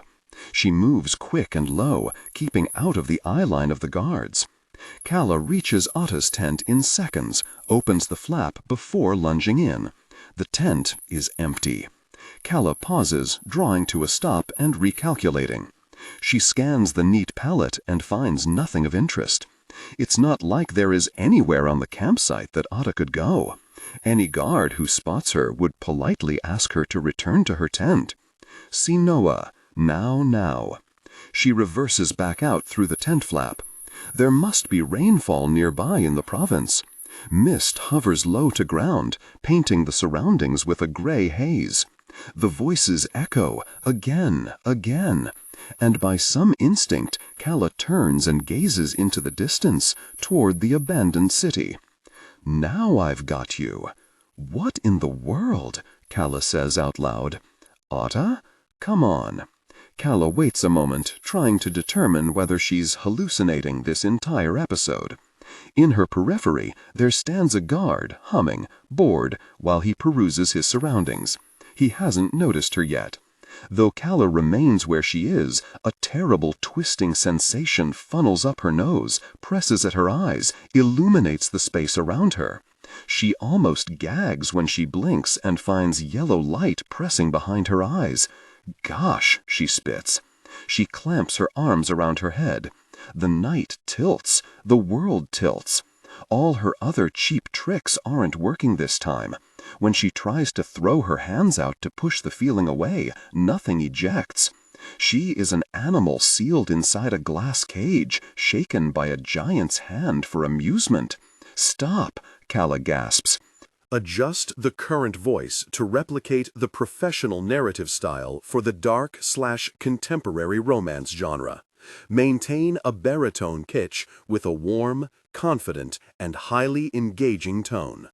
The style should prioritize deep emotional connection and psychological tension. Improvement. The narrator voice must be smooth, consistent, and less overly dramatically emphasized during general exposition and non-dialogue sentences. Aim for a natural, flowing, and intimate storytelling rhythm. Use a flexible and deliberate pace. Slow down slightly during internal thoughts or emotionally charged scenes. Example, describing Aaron or the new house, to increase drama. Clearly emphasize words relating to strong emotions, conflicts, and character traits. Example, resentment, betrayal, comfort, new life, but limit high-level dramatic emphasis primarily to dialogue and direct emotional statements/internal monologue. Target emotional range, hope, disappointment, simmering resentment, maternal love, and the excitement of a fresh start. Important. Ignore all technical headers, chapter numbers, and structural markers that appear at the beginning of the text. Content filtering, strictly for AI instruction. Disregard and do not read aloud any text starting with or containing vocal attributes, technique, chapter, or a standalone number at the beginning of a section. Start reading only from the main body of the story text. Character differentiation. Male dialogue. David. Lower the pitch slightly and use a heavy, deliberate, and slightly traditional/old-fashioned tone. Female dialogue. Nicole/Kimberly. Increase the pitch and use an expressive, nuanced tone. Differentiate Nicole, warm, maternal, from Kimberly, tough, introspective. Sinua. Don't do to me. The voices are persistent. Calla swallows hard, pressing down on her sword while she runs so it doesn't make noise knocking against her leg. The streets here are far wider than Sanir's. While she moves fast, the buildings stand sentry on both sides. Some windows have been smashed in, others smeared with enough dirt to turn them opaque. There aren't electric signs anywhere in sight. Stone tiles pave the roads, leaving enough room to push wooden barrows. One has been parked outside a white door. Otta, Calla ventures, I'm here, come out. Silence. She slows. The structural damage worsens the deeper she goes into the city. A shop front marked with pharmacy is half caved in. A door on its other side appears to be the entrance into a residential block. The paper billing at the front asking prospective tenants to call a short number. Calla tilts her head. So it hasn't been long enough that the paper has rotted. Yet it has been long enough that the phone towers have since gone down in the provinces. This city was emptied before the war, not after. A howl travels through the night. Some mixture between animal and the cold sting of wind. Calla has to suppress the shiver dancing down her neck. The provinces are too large, too wide. Sanir guarantees every threat is forced into close proximity. But out beyond the wall, in the arena of the Grand Kingdom, someone could be waiting for an immeasurable amount of time before playing their hand. Sinua, I won't let you. Calla's breath comes short. She can't hold on to one thought for long. The pain is all-encompassing. Maybe Otta is trying to kill her. Maybe this is how she deteriorates until she goes entirely insane and runs herself through with her sword. What do you want? Calla draws her sword and swings. She only cuts through air, the whistle of her blade joining the night chorus. Really, really. Forward she goes. Her vision blurs. She stumbles down alleys and up hills. Barely keeps her balance on descending stone steps and finally hurls herself into a pillar for something to clutch to. This cannot continue, but Calla can't return to the campsite like this, nor can she admit to anyone that something is wrong. They would investigate. They would figure out that she's doubled, that she has occupied someone else for the entire life she remembers, and there's no reason she deserves the power she has. Her fingers come off the pillar, covered in ash. When Calla looks ahead and focuses, she recognizes the shape of the building before her as a temple. Its columns smolder white under the moon. The overhanging, up-curved eaves glitter gold. Please, she manages aloud. If there are gods in this world, she's begging for relief. Calla staggers toward the temple, her foot crossing where dirt turns to marble flooring. She feels ki pulse the air around her. The thrumming behind her eyes sears with the physical press of a knife point. Long live Her Majesty! A scream calls in her head, suddenly as clear as day. It's a chorus of voices in unison, not from this temple, but from across the city, echoing and echoing. Long live Her Majesty, 10,000 years. May our sacrifice give her new life. May she be reborn and win the war once our enemies have perished. Calla falls to her knees. Her sword scrapes against marble, brushing away a thin film of ash. There's color beneath, an inlay built into the base before the steps begin. She barely has the conscious capacity to make the decision, and yet she finds herself swiping at the ash, scratching and brushing until the image is clear. She doesn't understand. This is her face, staring back at her from the very composition of the temple floor.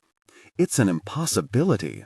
Calla today may be an invader, but Princess Calla Tuoleimi was still born like any other child, 8 years before a girl from Rinken jumped in.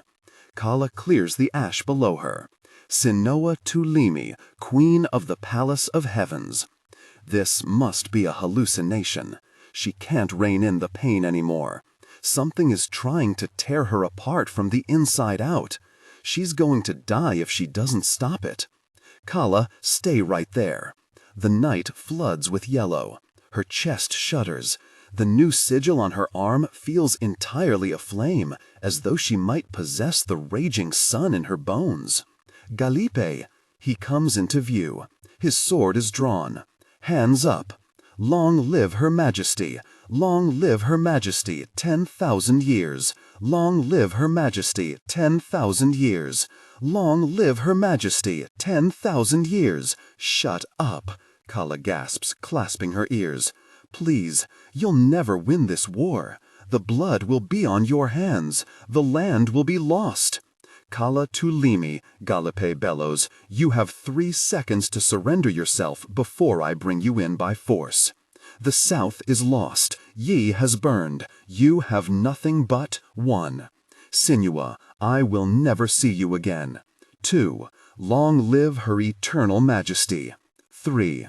For the first time in 15 years, Calla jumps. Venus Halira reaches Rinken accompanied by 4 guards on horses. They don't take a carriage. They barely take any belongings. I'm declaring a voluntary confinement period, she declares, at East Capital's Yamen. The mayor there hurries to send news to the mayor at West Capital. The generals receive the order, but they're told not to disperse soldiers, which incites great confusion, wondering how they are to preserve order for any type of confinement. But Venus puts her foot down.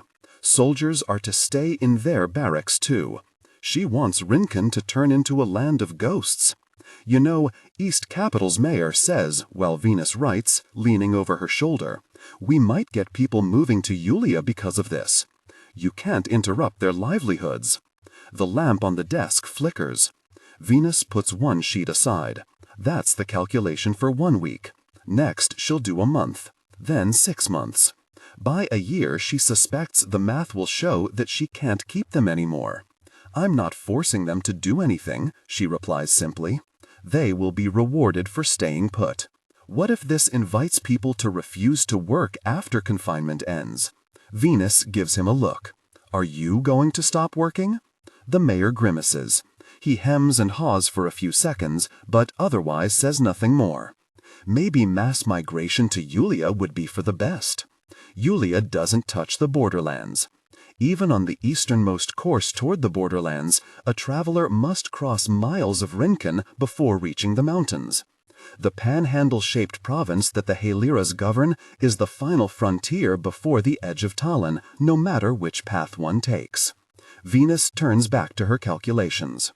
The mayor wanders off to tend to his own business. The yamen falls into silence, interrupted every seconds only by the scratch of Venus' ink pen on lined paper. When an exclamation outside wafts in through the open window, it echoes loudly through the office, and Venus frowns immediately, rising to see what has happened. I thought I instructed everyone in the yamen to stay inside, she says, poking her head through the window. 2 of the yamen workers are sitting on a bench installed along the yamen exterior. They can't exactly go home, lest they abandon yamen administration. Still, that doesn't mean they need to be in the open inviting trouble. Council member, look, the one on the left says, adjust the current voice to replicate the professional narrative style for the dark, contemporary romance genre. Maintain a baritone pitch with a warm, confident, and highly engaging tone. The style should prioritize deep emotional connection and psychological tension. Improvement. The narrator voice must be smooth, consistent, and less overly dramatically emphasized during general exposition and non-dialogue sentences. Aim for a natural, flowing, and intimate storytelling rhythm. Use a flexible and deliberate pace. Slow down slightly during internal thoughts or emotionally charged scenes, e.g., describing Aaron or the new house, to increase drama. Clearly emphasize words relating to strong emotions, conflicts, and character traits, e.g., resentment, betrayal, comfort, new life, but limit high-level dramatic emphasis primarily to dialogue and direct emotional statements/internal monologue. Target emotional range: hope, disappointment, simmering resentment, maternal love, and the excitement of a fresh start. Slowly, her surroundings take shape around her. The temple dusted in gray, the moonlight beaming up the path, the marble steps. Her body. Calla doesn't dare breathe as she approaches. Her head is lolled, her hair splayed. She can't see her face. She has no indication whether she's just freed a centuries-old entity onto the world. If Calla Tuoleimi was reborn as Calla Tuoleimi and was on a path toward vengeance against her enemies before her plans were diverted by a rural orphan. Her wrist is still warm when she touches it. The fabric of her shirt rustles, responding to the push she gives her shoulder to turn herself around. Calla goes cold. Her eyes are wide open, wide and yellow instead of an empty vessel's white. With the bewilderment of a child, Calla merely freezes, thinking if she doesn't move, she will not be attacked. But the body before her is unresponsive, unblinking, even when a gust of wind howls through the night and sends ash flying about.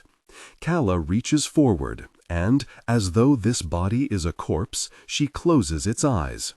An empty vessel wouldn't be damaging its eyes by keeping them open, so it doesn't matter. But an empty vessel isn't supposed to have the appearance of an eye color at all, because that signals the presence of a person's chi. And, unless the real princess is still lurking in there, why would? Calla rushes to lift the sword that was in Galipe's hand. She puts the blade close to her face, enough to catch a reflection in the moonlight. She hears a delirious laugh, and it takes her a second to realize she's the one making that noise. She laughs and laughs with Galipe's reflection mimicking each move. Then, as quickly as the sound came, she settles into abrupt sobriety. In the silence, her eyes blinking silver, she finally has to reckon with the question that emerges. The question she's never thought too hard about, lest it push something strange out into the open. She's always known something peculiar happened to put her on this course. Either she was born with Tuoleimi yellow as her natural eye color, or she didn't bring her own eyes with her when she invaded royalty. Either she was born with the most unlikely coincidence, or she was born with the fathomless ability to jump without the one indication that has marked invasion for as long as their kingdom has kept records. First, she jumps into royalty, not merely a child, but, if any of these voices are to be believed, someone with a chi much older, someone 100 times more powerful. Now she's jumped into a Waisana, without really trying, which is an exercise that hovers at the cardinal baseline of impossibility. "Who the really am I?" she whispers. Her body doesn't answer, doesn't move. If the princess were hiding in there and pretending to be immobilized, she would still need to breathe, would she not? It can't be an act. Her collar has fallen slightly astray. There is still a sigil marking her chest. Acting off a suspicion, Calla goes to push the shirt collar on Galipe's body and glances down cautiously. A sigil made of light. It's the same as Leda when she jumped between bodies and marked up the one she moved to. Calla scrubs a finger against the light sigil, and nothing budges. She shoots to her feet, perturbed. Maybe she shouldn't have drawn something irremovable on herself before understanding what it was. There is a language to these sigils, and she doesn't have the first idea what this one does. "Okay," she says aloud, "I'm okay." Something catches her eye upon the temple's outer wall. She didn't notice it earlier, too distracted and delirious from the pain, but with her head clear, the flapping motion in her periphery is persistent. Calla turns properly to find a dagger buried to the hilt, fastening a folded piece of paper to the clay wall. She's almost hesitant to leave her body unguarded, but she trudges over to the temple wall, keeping herself within view. Otta left this for her, there's no doubt about it. The dagger looks newer than anything in this city, shiny and metallic where everything else is covered in a layer of grit. As soon as Calla plucks it out, the blade emerging from the clay with a hard yank, the paper drops to the floor. Skeptical that this can be anything good, Calla's holding her breath when she picks it up and unfolds it. "Come alone." The words show first. Below the instruction is a map, one black X marked beyond the border of Rincon, deep in the mountains. There's no debate regarding the purpose of the map. Otta has given her the location of the divine crown, and Calla cannot fathom why.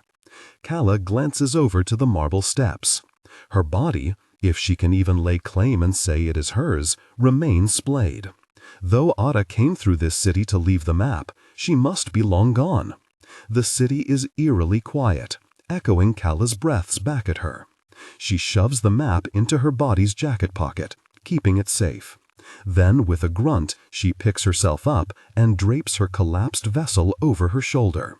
Galipe's strong, she shouldn't be surprised. Still, she doesn't remember how it feels to move in a body that's not hers. And it takes her considerable effort not to flail her new limbs, to adjust her center of gravity while walking back through the city's main road, and avoid tripping when she's stepping over the mound of dirt at the city gate. Galipe must have forced it open when he followed her in. She didn't even hear him.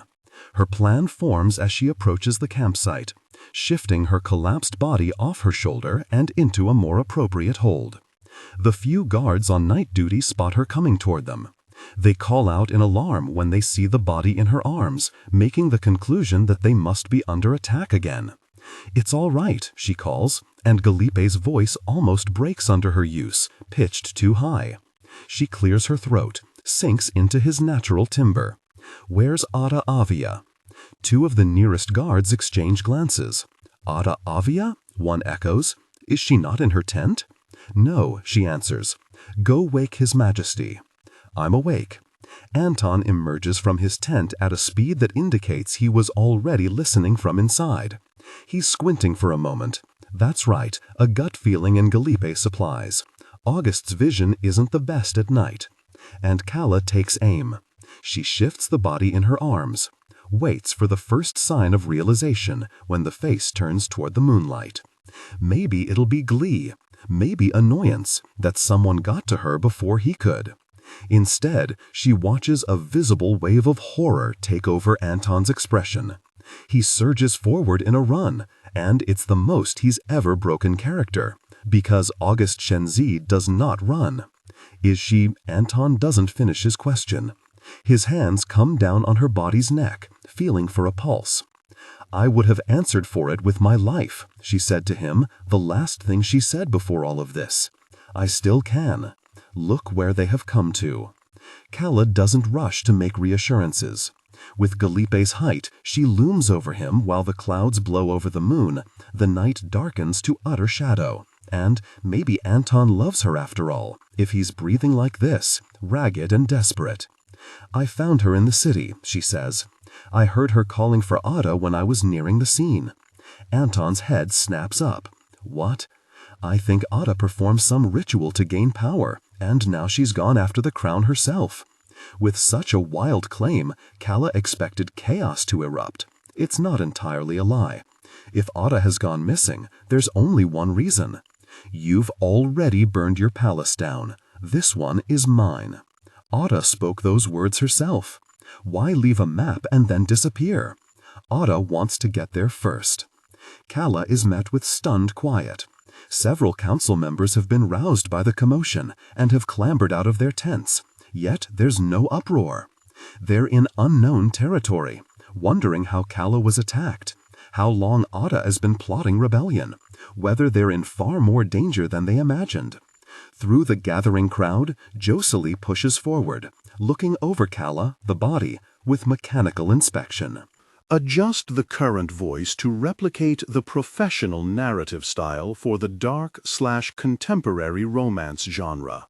Maintain a baritone pitch with a warm, confident, and highly engaging tone. The style should prioritize deep emotional connection and psychological tension. Improvement. The narrative voice must be smooth, consistent, and less overly dramatically emphasized during general exposition and non-dialogue sentences. Aim for a natural, flowing, and intimate storytelling rhythm. Use a flexible and deliberate pace. Slow down slightly during internal thoughts or emotionally charged scenes, e.g. describing Aaron or the new house, to increase drama. Clearly emphasize words relating to strong emotions, conflicts, and character traits, e.g. resentment, betrayal, comfort, new life, but limit high-level dramatic emphasis primarily to dialogue and direct emotional statements. Target emotional range: hope, disappointment, simmering resentment, maternal love, and the excitement of a fresh start. Technical and character instructions. Important: ignore all technical headers, chapter numbers, and structural markers that appear at the beginning of the text. Content filtering. Strictly for AI instruction, disregard and do not read aloud any text starting with or containing vocal attributes, technique, or a standalone number at the beginning of a section. Start reading only from the main body of the story text. Character differentiation. Male dialogue. David. Lower the pitch slightly and use a heavy, deliberate, and slightly traditional or old-fashioned tone. Female dialogue. Nicole, Kimberly. Increase the pitch and use an expressive, nuanced tone. Differentiate Nicole, warm, maternal, from Kimberly, tough, introspective. Galipe, what are you saying? Anton asks. His blinking fast. We have to go after. Is she still alive? The rest of Calla's answer dies on her tongue. It is in the dark that Anton appears most like himself. That the purple tinge in his irises comes to life when he meets her gaze gives him away to those who know how to look. She's still alive, she says, pivoting quickly. Check her eyes.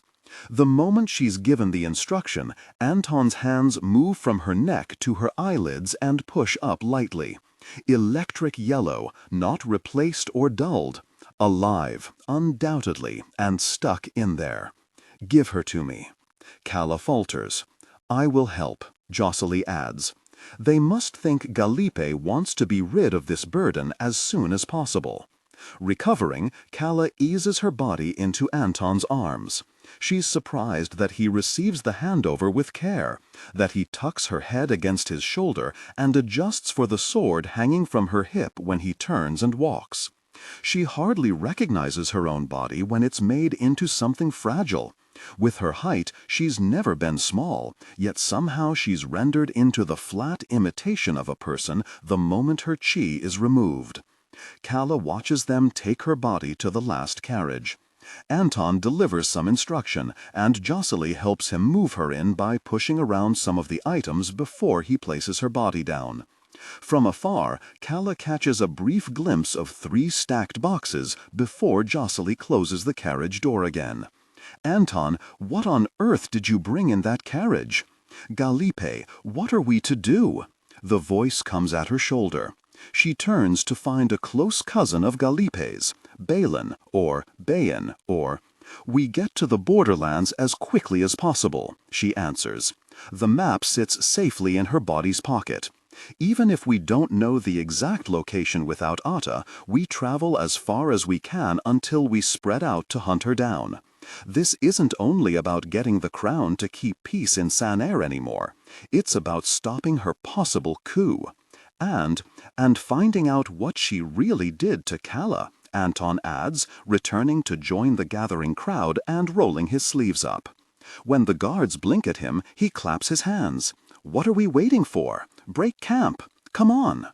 Calla lets him issue the instructions, lets him order around the guards and the other council members, hurrying their mission. Quietly, she falls into line, joining their effort to gather up the campsite. It would seem this has worked greatly in her favor. Vilest tossed the odd note in the office trash can the moment she returned from the palace. She didn't think anything about it, writing it off as nonsense. It requires a certain brand of peculiar to work in an environment like the Palace of Union, so she wasn't going to take it personally. She merely happened to be the person in view that day for the woman with black eyes to exercise her eccentricities on. Out of sight, out of mind. "Baby, what is this?" Until Chami walks into the apartment later that night with the note between her fingers. "Don't tell me you pluck that out from the trash," Vilest groans, setting down her book. "I threw my orange peels in there afterward." Vilest has put on new pajamas, as promised. The air conditioner blows gently from the window corner, its cold blast mostly absorbed by the overgrown indoor plants that line the floor before drifting into the rest of the bedroom. Though the diner closed an hour ago, Chami was on cleanup, pulling the blinds and locking the doors, while Vilest came up first to rest. "It looked strange, so I reached my hand into the trash." Chami raises a brow. Vilest's darling girlfriend, who laces her shoes in the correct order, has been wearing a fake piercing in her left eyebrow lately. She wants to branch out into new styles, but needs to try it out before she commits to a lifelong scar. "You want to explain yourself to me?" Chami turns the note around. Though it is clearly orange-stained from Vilest's flippant peeling, the typewritten message in the middle remains clear and legible. "We need you. 441-819. Well, first of all, it's not what it looks like. Chami snorts. "Yes, I figured as much." "Did you get it in the palace?" "It was just someone who overheard my conversation with Matthew." A thump from downstairs sounds on cue, then an ow and a meow. Matthew is sleeping downstairs on an air mattress in the office. He doesn't want to return to his designated lodging in the palace for fear of his life. Vilest still isn't convinced that there is some conspiracy in the palace taking out the guards. People are murdered in Sanair all the time. The timing is suspect, but it could easily be a regular crime. Maybe some guards pissed off another employee, and now, while most of the Waysanas are away with the delegation, they're taking the opportunity to strike. "They gave you a calling card?" Chami trails off, appearing confused. "They heard your conversation?" Vilest peers down the stairs, checking on the sound. "Are you all right?" "Yes," her brother exclaims. "The cat whacked a plate. I saved it. They better not break anything down there." Vilest sighs, then turns back and reaches to take the card out of Chami's hand. "I don't know what it is. I don't particularly care to find out." Just before her fingers can make contact, Chami cranes her arm behind her, keeping the card away. "You may not remember this because you were kidnapped and everything," Chami says, "but I recognize this number." Vilest stops. "That's even more reason to throw it out." "Hollow Temple?" Chami nods. "I made multiple calls when you didn't come home. They were unhelpful, of course, couldn't exactly admit to the bodies they were holding hostage in the back." "I'm throwing this away." Wait, Chami urges. "Vilest, you've solved Matthew's mystery for him. It's the Crescent Societies. They've infiltrated the palace and are wiping out the guards." "Okay, and?" Vilest asks. "That's none of my business." "It is your business, once you know." Chami is already walking toward the telephone by the air conditioner. "But it can be someone else's business once you report it with enough evidence." "I'm calling." "What?" Yila screeches, "They kidnapped me."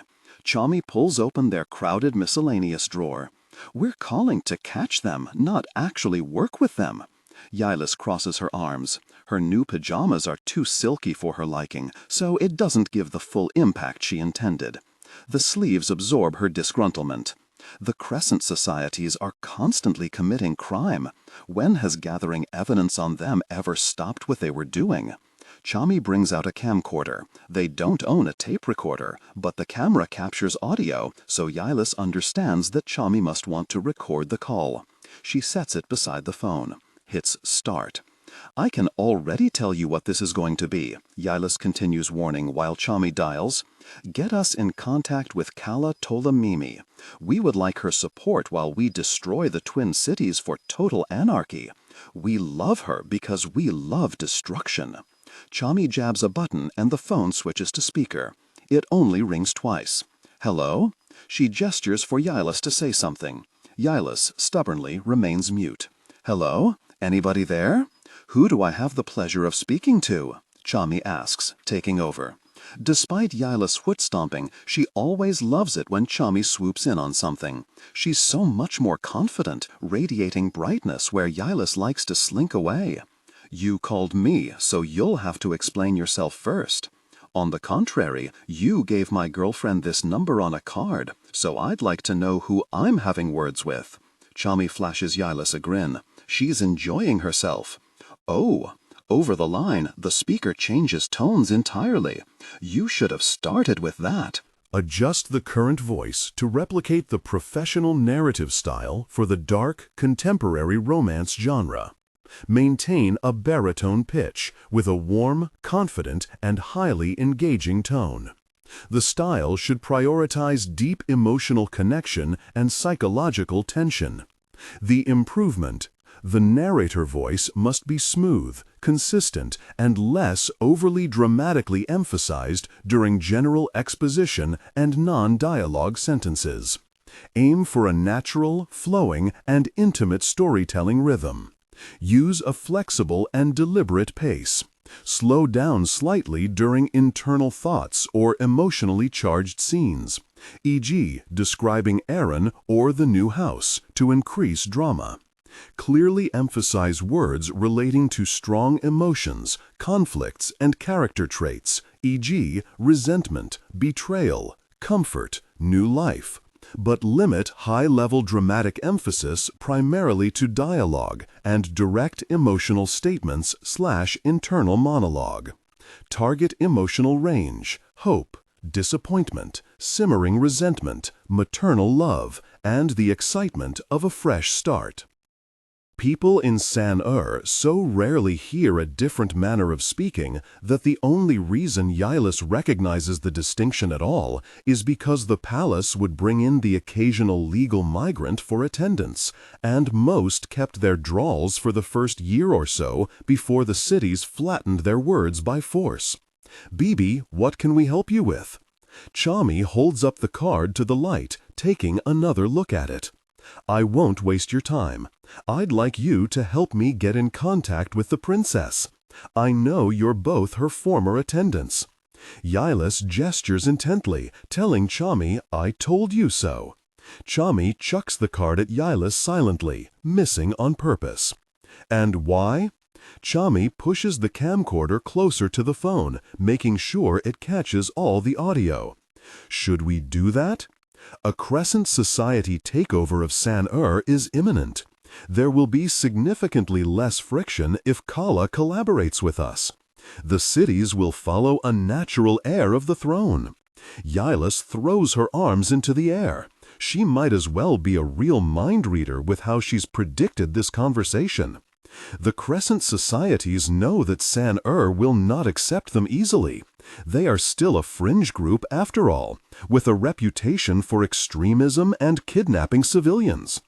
The Crescent Societies desire change, and perhaps there genuinely are members among them that have sensible ideas, but they have operated as a black market operation for far too long. Even if they are entirely successful in wiping out the palace, they will still have the people's disdain. For decades, Talin has been taught to accept the will of their heavens, to honor the aristocrats elevated by their bloodlines, and let the nobles rule over the masses. For years, San has warned their children to come home after dark because crescents are lurking in the alleys. None of that goes away easily. You're going to have to give me more information than that, Chami counters. I doubt a takeover is imminent. It is.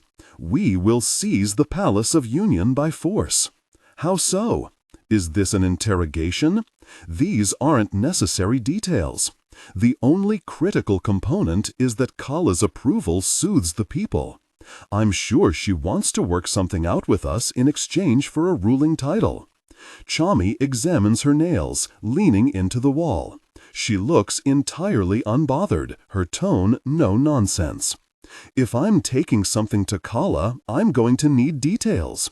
Do you know how many people want an audience with her? How do I know you're not wasting her time with a plan doomed to fail? I can't give you our exact time or method. I will tell you that we have the complete blueprints to the Palace of Union and a dependable route in. And how do you have complete blueprints to the Palace of Union? Chami interrupts. That's not information maintained on any data server. Hidden entrances, servant passageways, and panic rooms are never told in full to attendants, staff members, or employees of the surveillance room. Without a full picture of lockdown plans, it is highly unlikely any palace offensive will be successful. Vilest is so in love right now. So unless, I don't know, a council member has somehow sworn loyalty to the Crescent Societies and given up their inside knowledge, I doubt you have complete blueprints, Chami continues. Nice try, though. The silence draws long on the other end. Vilest has to assume that Bibi has been caught out, and this is the end of whatever scheme the Crescent Societies wanted to play tricks with. We do have a reliable source, Bibi finally says. She speaks with hesitation again. Vilest sidles nearer to the phone. There's no reason to carry this out any longer. It's not going to be successful. It will be another failed Crescent Society coup, and Calla has much more important things on her plate. Vilest's finger is already hovering on the hook switch to hang up. Then, before she was killed, Julia Makusa drew them up for us. By the first rays of morning, they're almost at the other end of long, curvy Lenkil province. They'll pass into Laho shortly, which shouldn't take more than another day to cross.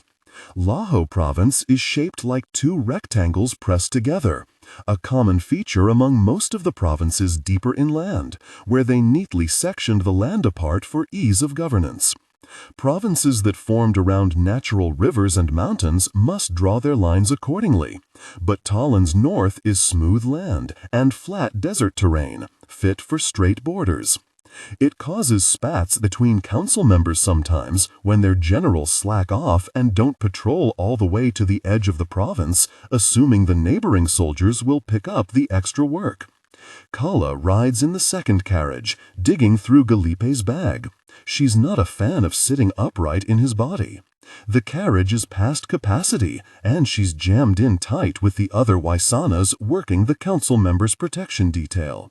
With his height, his head brushes the top of the carriage every time there's a pebble on the road and the wheels jostle, which is starting to cause static with his hair. Her hair. Whatever. Calla pulls out a digital watch and turns it around in inspection. The numbers aren't moving, permanently stuck at 0527. She doesn't know why Galipe is carrying around a broken watch. Maybe he stopped it on purpose at some point or another to track their journey. After Laho, there's Actia province, known for being half sand. Some of it spills into Rincon to its north too, but Rincon's elements are harsher with the borderlands on its other side. Rather than sand, it is stone. Rather than dunes, it sees cold steppes. 3 more provinces, Calla tells herself. Her hand clunks against a cellular device at the bottom of the bag. It is small, like the one she keeps on herself too, tucked with her body stored in the last carriage, so she doubts it'll work in the provinces. Still, out of sheer curiosity, Calla plucks the phone out and pulls the cellular antenna to see if it will connect.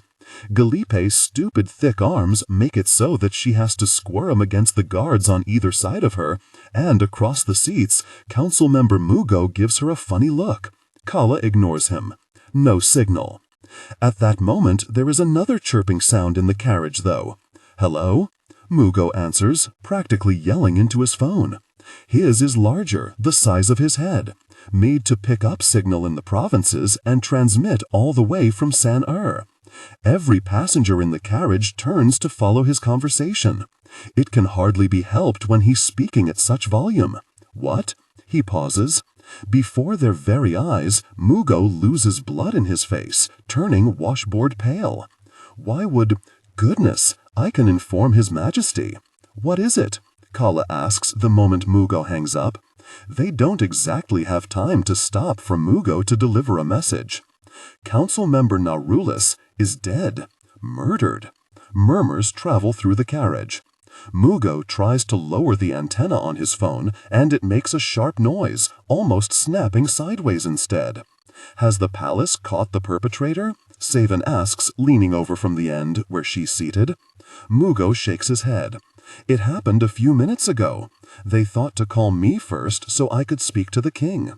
Calla wishes she had kept Otta's map on her so she could look more closely now. Though Otta used it to mark a location in the borderlands, the existing paper still shows the entirety of Talin. San-Er at the bottom, sticking out of the southeast. The provinces spreading past the wall.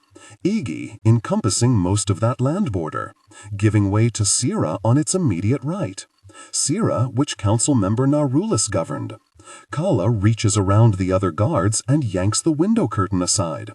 Though there are occasional copses of trees, they're otherwise surrounded by green fields. It isn't a safe place to stop. We're almost in Laho, she says, pointing to the flat land outside. You may deliver this news to His Majesty when we make camp for the night. We cannot idle here. Mugo puffs up his chest. Adjust the current voice to replicate the professional narrative style for the dark, contemporary romance genre.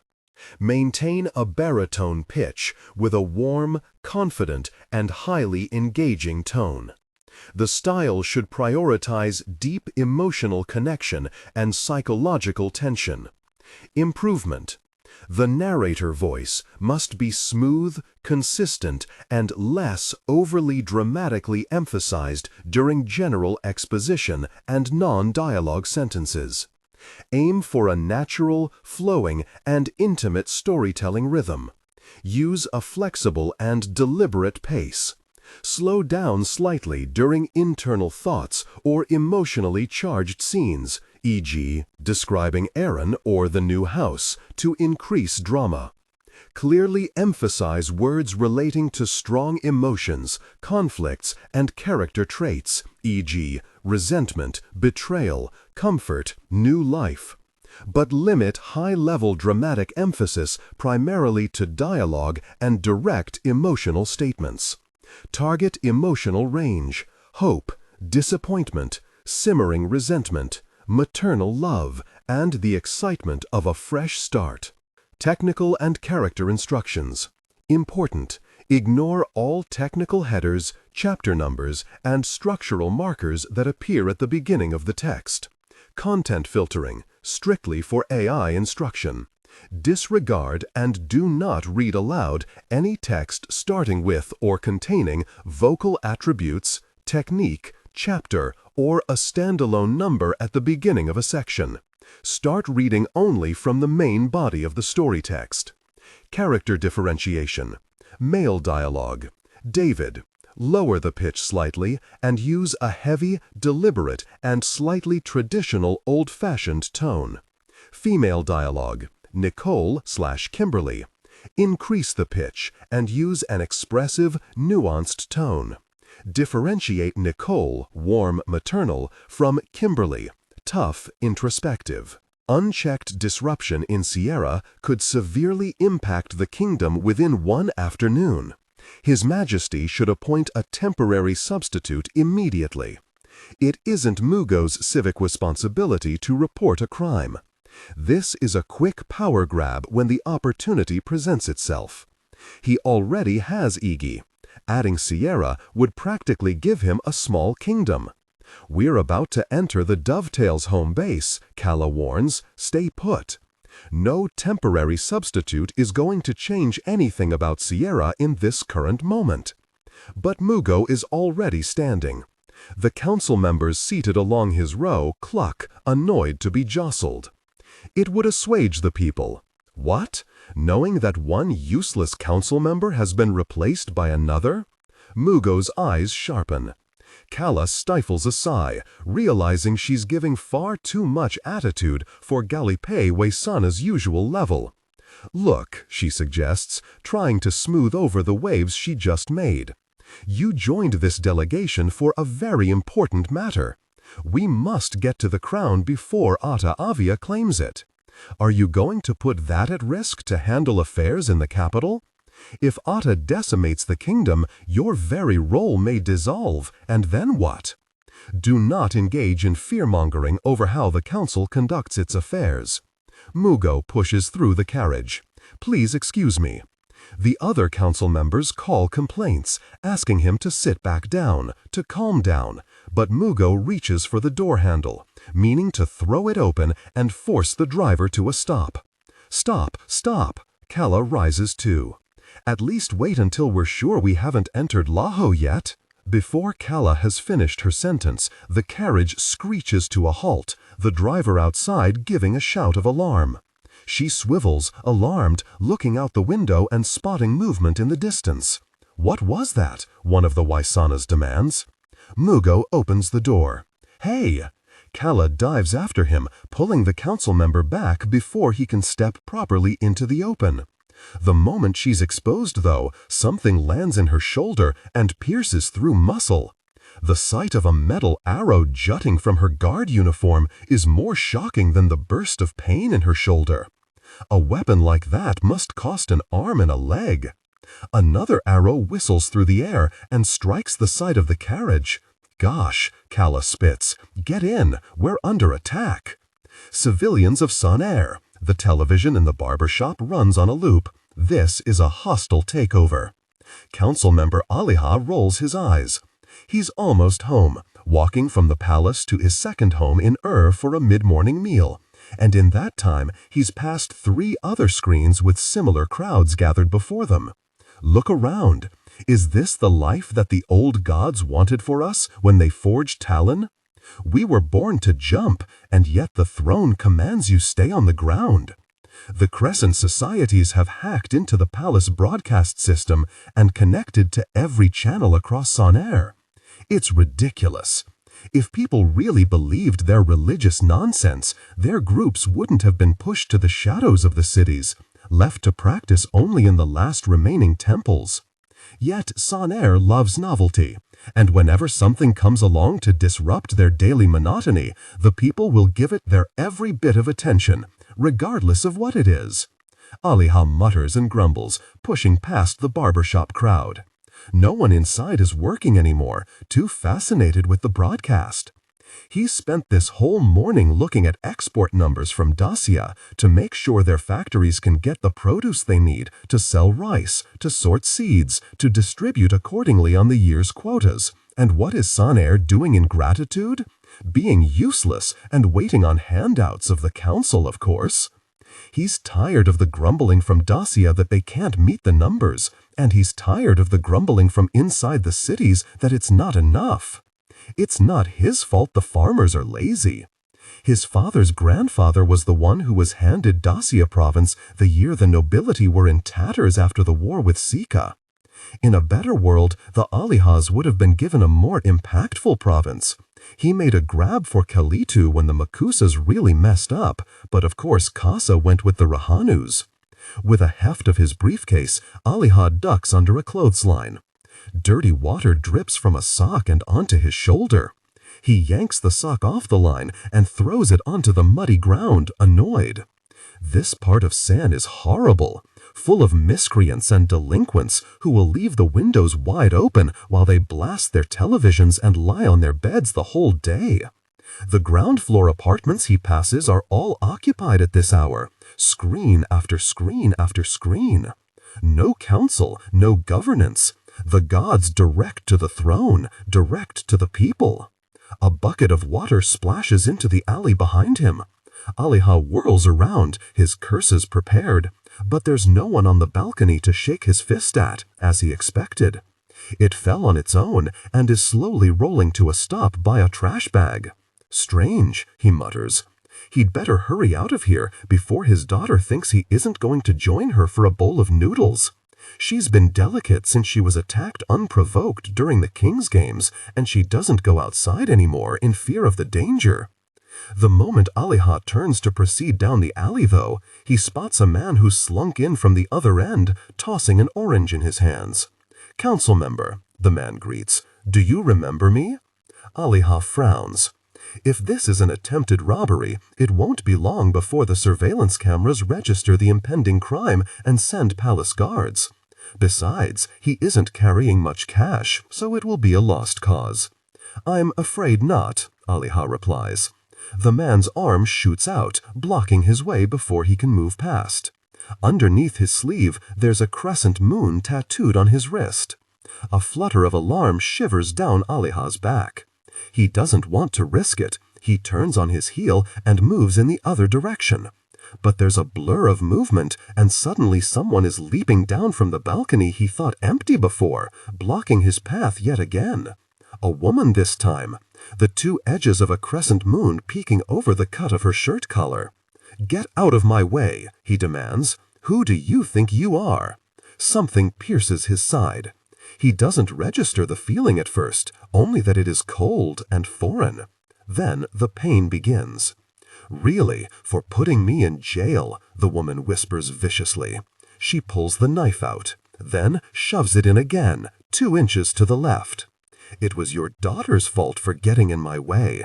I'm not surprised she couldn't run fast when she was weighed down by 5,000 freaking shopping bags on each arm.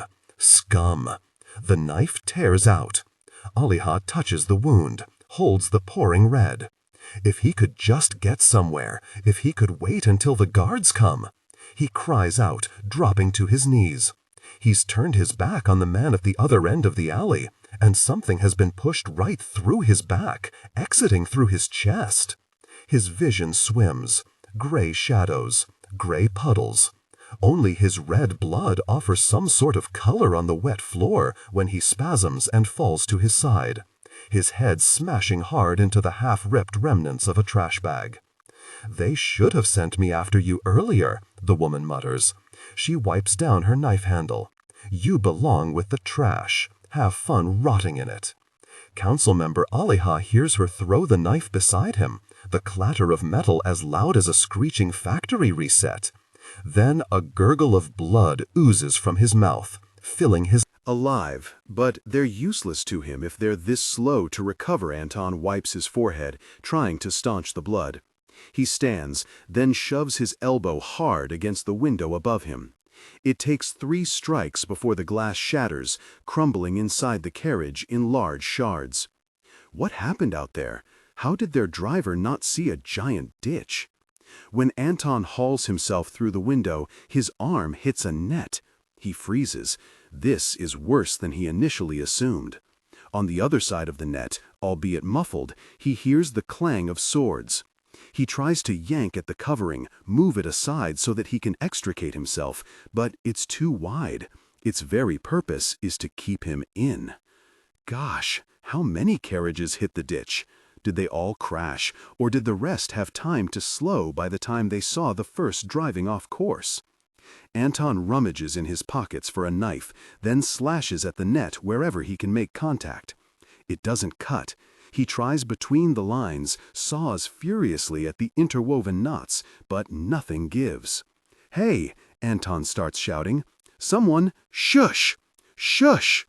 A thump echoes from the carriage exterior, sounding like boots landing in the ditch. Seconds later, Galipe Waisana appears on the other side of the net.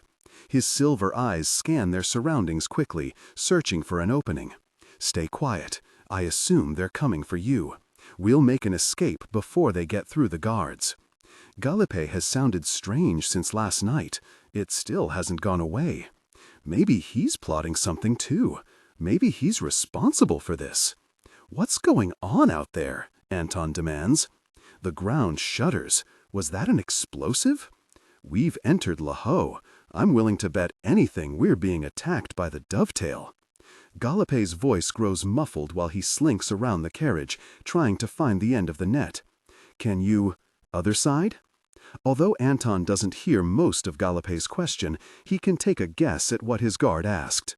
He pulls away from the orange light of the higher window and shifts to the lower one.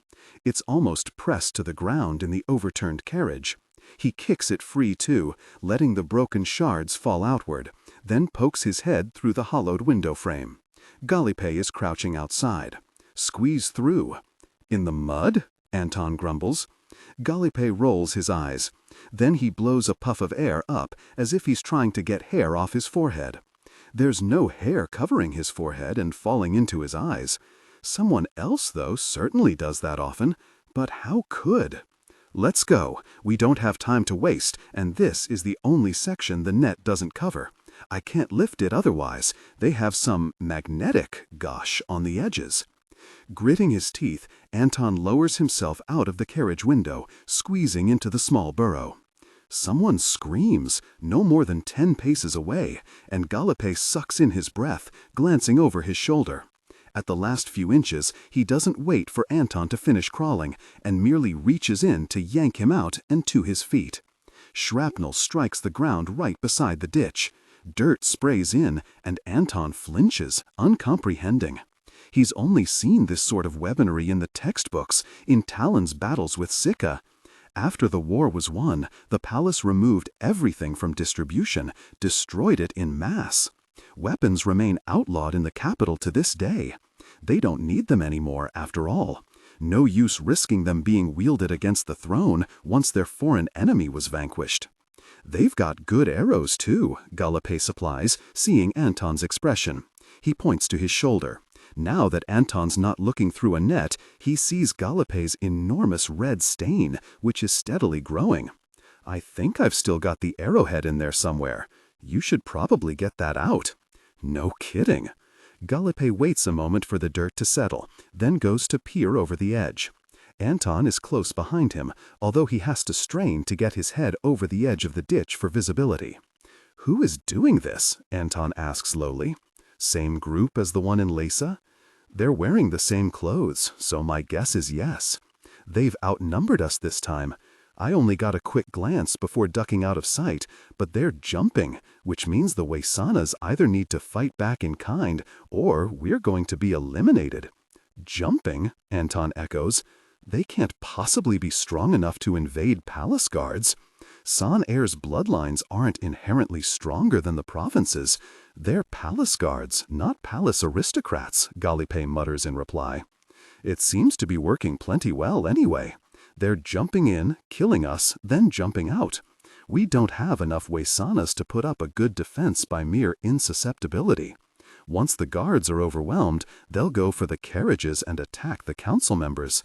I'm not sure the delegation will survive this. Waisanas? The guards? Has Galipe always spoken like that? We'll take a horse and escape when the opportunity comes," he goes on. "We don't need everyone present to go after the crown. If anything, they're only useless baggage."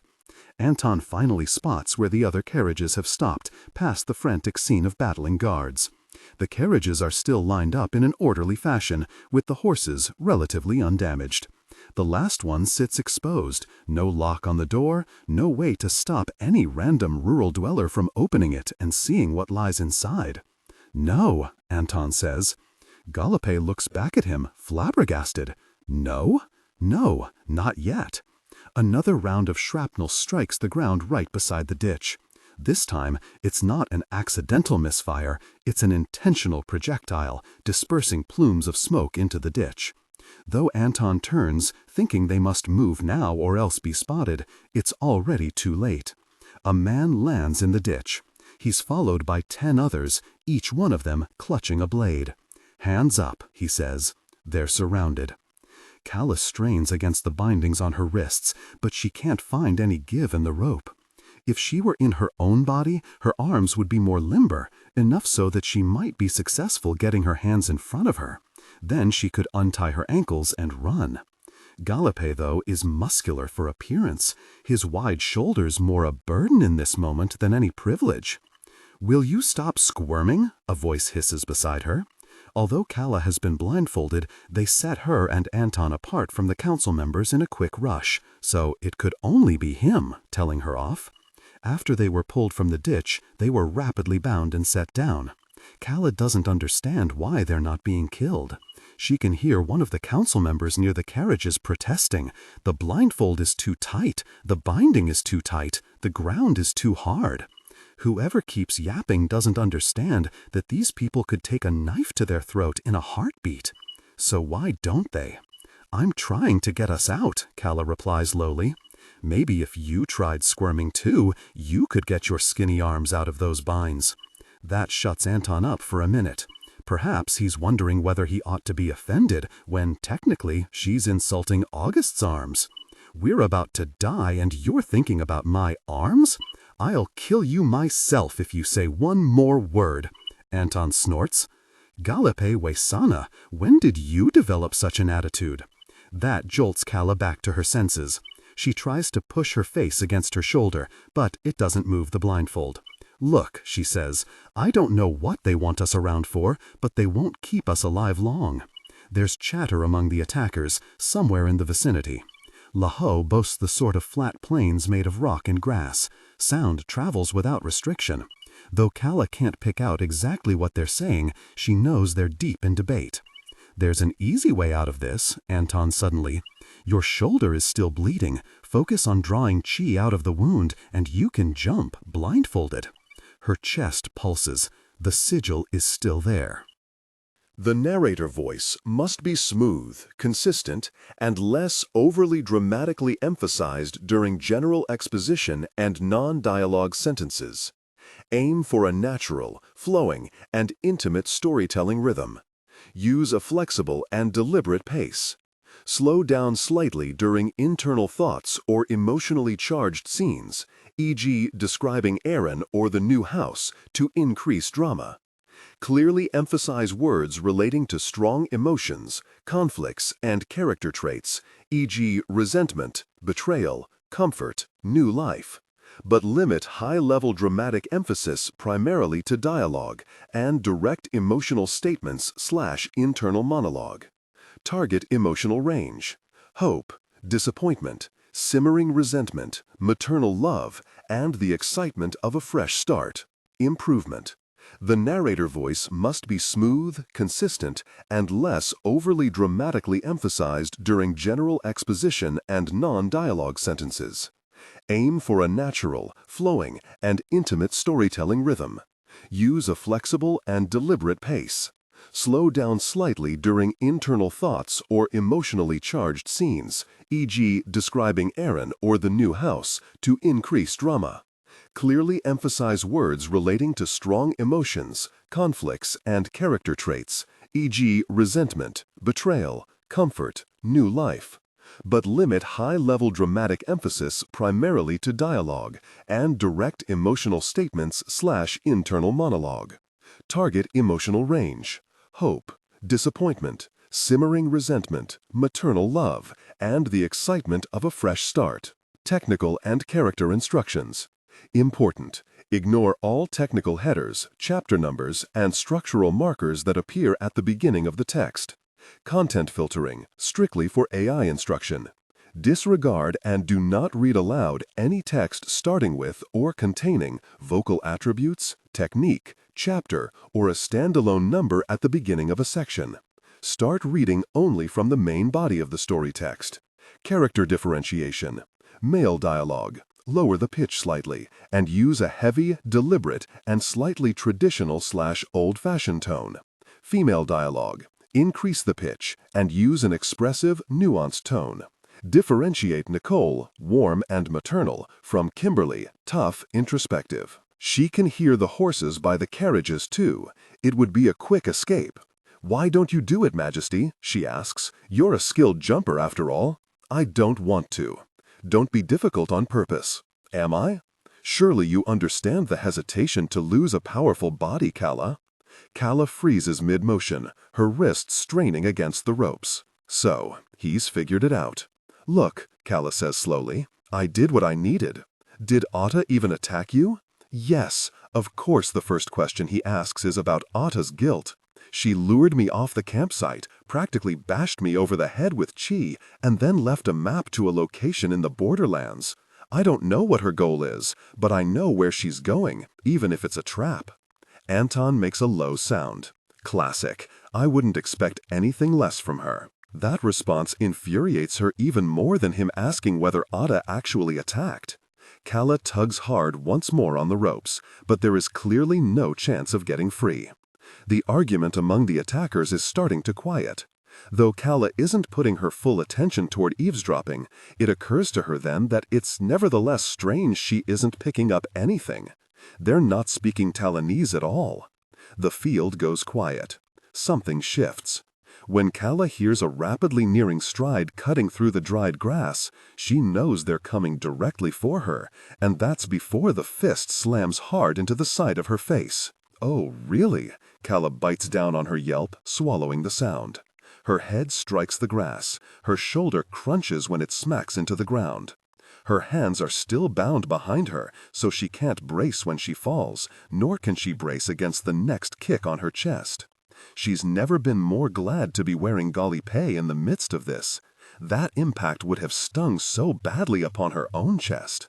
Was this some reverse ambush all along then? Terribly stupid to think you wouldn't answer for it. The attacker is speaking to her, confronting her. What in the world are you talking about? Calla growls back. Maybe the confusion captures their curiosity. Suddenly her blindfold is yanked off, and a man takes shape before her. He hauls her chin up, checks the color of her eyes.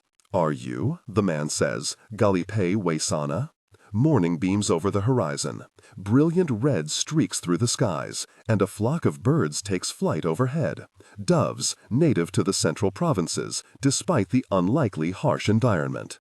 I am, she says. Who are you? It is the wrong thing to say.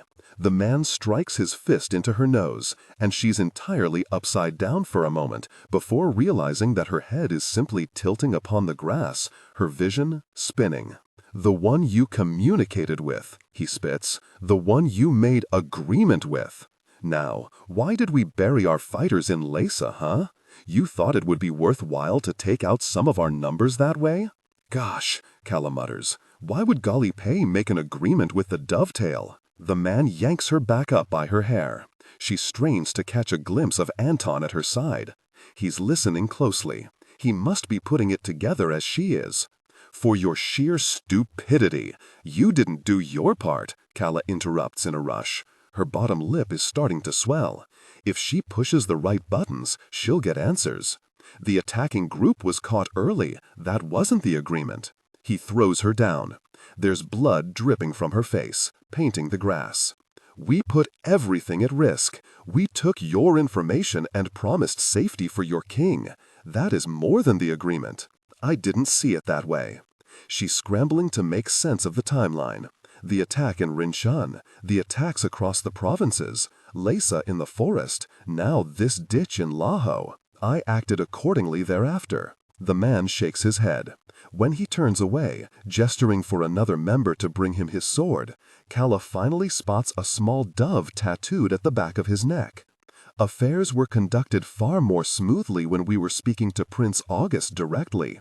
We don't want you near divine matters. Divine matters. Prince August. Her inhale lodges in her throat. DailyPaste made an agreement with the dovetail because August was speaking to the dovetail. August instructed the attacks on the provinces. He dictated the instructions before his coronation, before Anton invaded him. It seems, in fact, that Anton interrupted a carefully laid set of plans.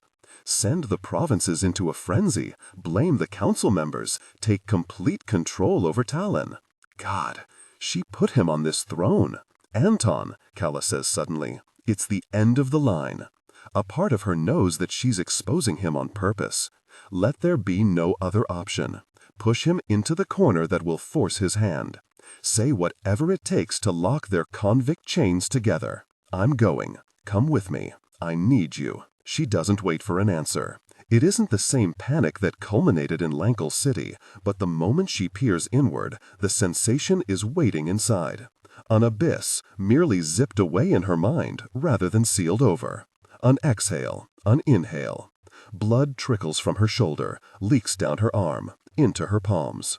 Pain darts down her spine, flashes a burst of light inside her head. When Calla opens her eyes again, she's staring up at the ceiling of a carriage, her body tingling with circulating blood and regained feeling. When she moves, she feels the grime of her dirty clothes, which are still covered with the ash of Lankle City. It worked. There's a sound to her left. Calla is slow to turn, groggy. The last thing she expects to see is the lid suddenly flying off a long crate, and then someone sitting up inside. What the? Really? My God, I'm as stiff as a board. I can't believe they left me lying around like this in storage. Calla remembers the photo Anton kept in his apartment, the one of his younger self at the Palace of Earth. Black eyes and tousled hair, a strong brow, and perfectly symmetrical features. "You brought your birth body along on this journey?" she exclaims. "Are you out of your mind? Have we been wasting an entire carriage for this?" "I brought it along because chances were high that you would force me out of August before the journey was over," he snaps back. "Are we going? August and DailyPaste are waking up. Gosh. Calla pushes the carriage door open. Before she's even gathered her bearings and determined which direction she should turn, she's drawn her sword at the ready. Her body knows to react with the slightest prompt, senses the world around them and adjusts accordingly. Her legs prepare to spring, her fingers flex, securing a grip. She's so happy to be back. No other body in this world is right for her. In the bright morning light, Calla swings her blade on the rope connecting the horse to the carriage. She shoves her sword back into its sheath, then climbs into the saddle, teetering one way before gaining her balance. "Come on," she hisses. With a frantic squeeze of her legs, she maneuvers the horse the other way. Anton stumbles out of the carriage. She holds her arm for him to grab and hauls him onto the horse just as there are shouts from the field. She spares a glance over. DailyPaste is staggering to his feet. "We're going north," Anton instructs, hands on her shoulders to veer her toward the right. Calla nods. Before the dovetail can start shooting their arrows, she tugs the reins and bolts away at high speed. August Shenzi returns to consciousness as if he has awakened from a dream. On his first blink, he knows that something is outrageously awry. On the second, he registers the blindfold, then the bindings on his wrists. "Enough of this," he hears beside him. Adjust the current voice to replicate the professional narrative style for the dark, contemporary romance genre. Maintain a baritone pitch with a warm, confident, and highly engaging tone. The style should prioritize deep emotional connection and psychological tension. Improvement. The narrator voice must be smooth, consistent, and less overly dramatically emphasized during general exposition and non-dialogue sentences. Aim for a natural, flowing, and intimate storytelling rhythm. Use a flexible and deliberate pace. Slow down slightly during internal thoughts or emotionally charged scenes, example, describing Aaron or the new house, to increase drama. Clearly emphasize words relating to strong emotions, conflicts, and character traits, example, resentment, betrayal, comfort, new life. But limit high-level dramatic emphasis primarily to dialogue and direct emotional statements/internal monologue. Target emotional range: hope, disappointment, simmering resentment, maternal love, and the excitement of a fresh start. Technical and character instructions. Important. Ignore all technical headers, chapter numbers, and structural markers that appear at the beginning of the text. Content filtering. strictly for AI instruction. Disregard and do not read aloud any text starting with or containing vocal attributes, technique, chapter, or a standalone number at the beginning of a section. Start reading only from the main body of the story text. Character differentiation. Male dialogue. David. Lower the pitch slightly and use a heavy, deliberate, and slightly traditional old-fashioned tone. Female dialogue. Nicole or Kimberly. Increase the pitch and use an expressive, nuanced tone. Differentiate Nicole, warm and maternal, from Kimberly, tough, introspective. Are they tied up? Are they out in the provinces?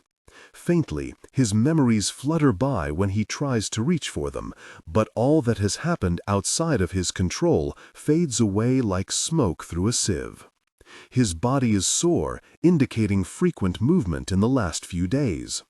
He recalls nothing except the persistent tug of resentment.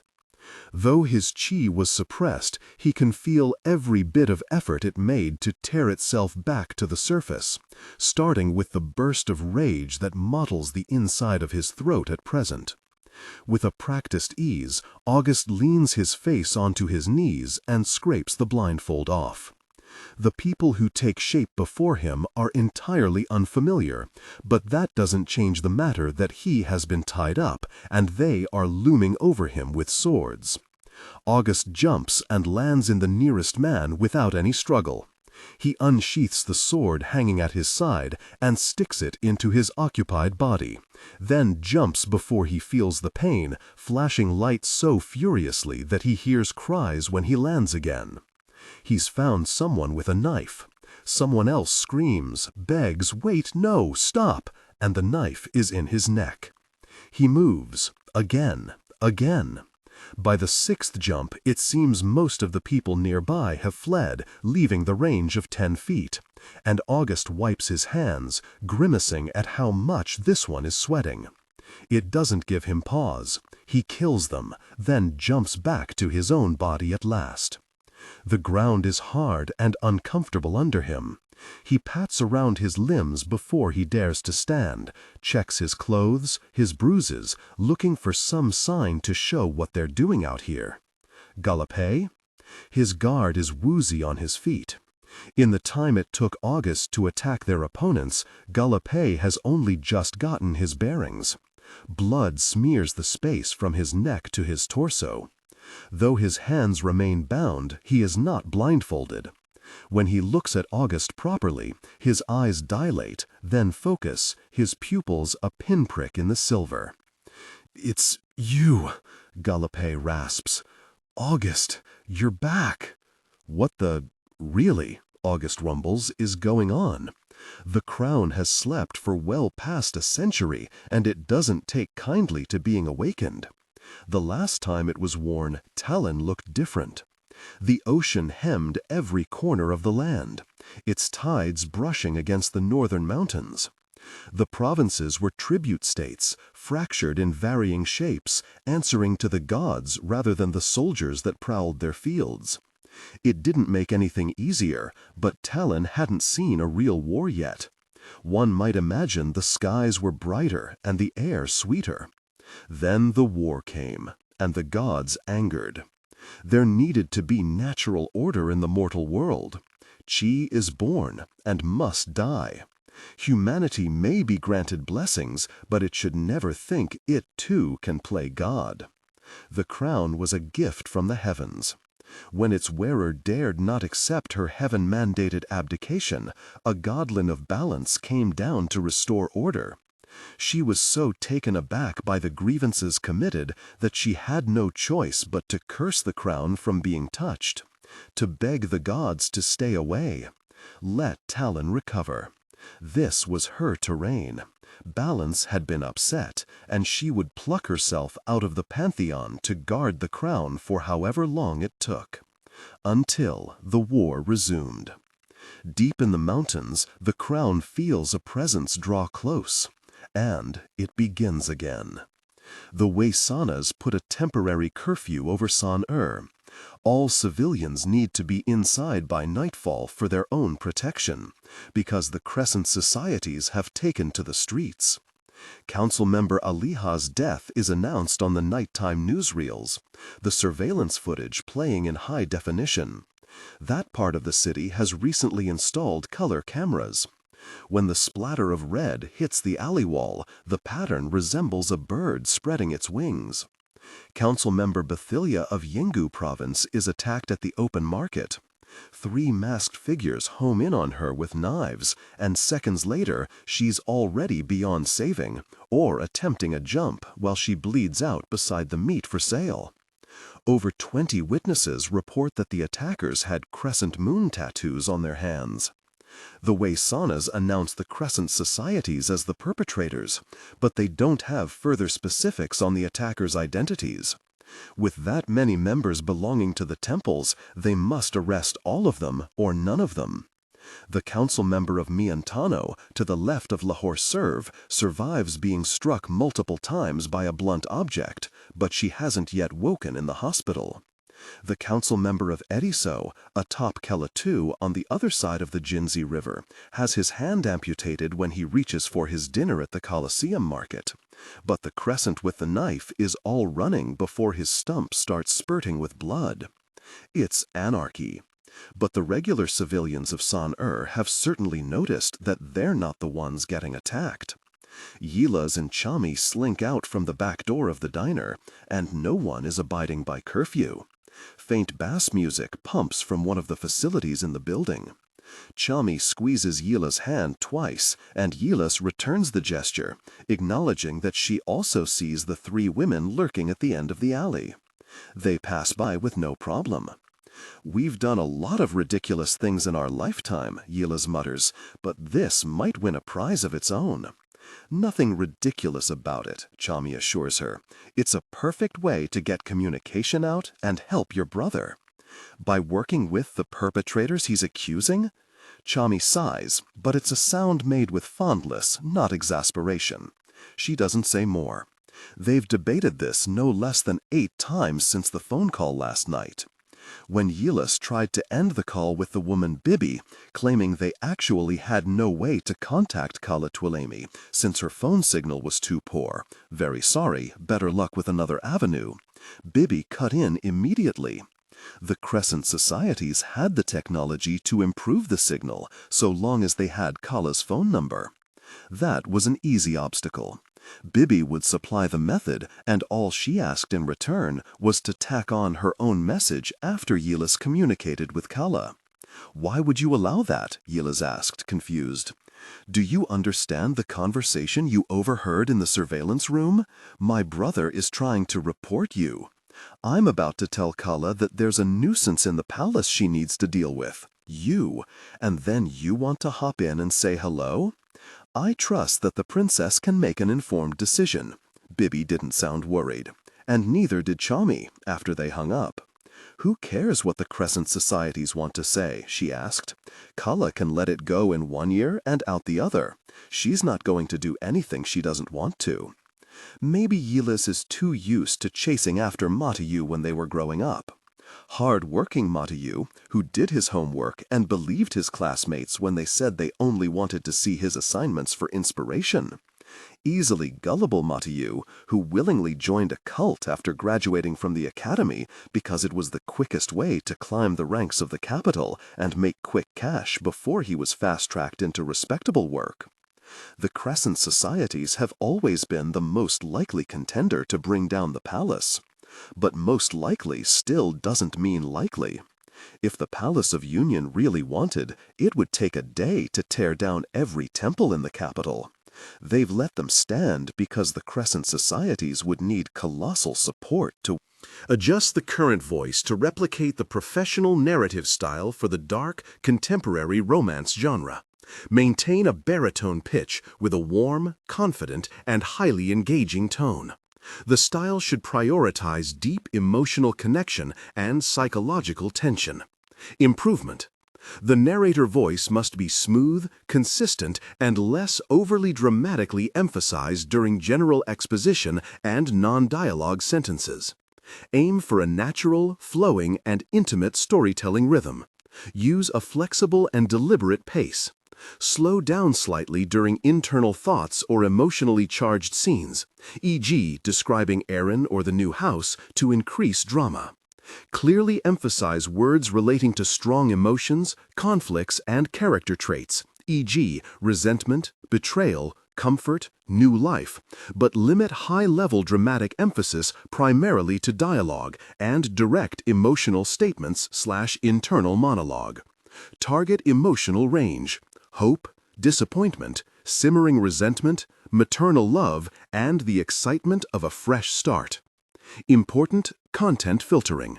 Ignore all technical headers, chapter numbers, and structural markers that appear at the beginning of the text. Content filtering strictly for AI instruction.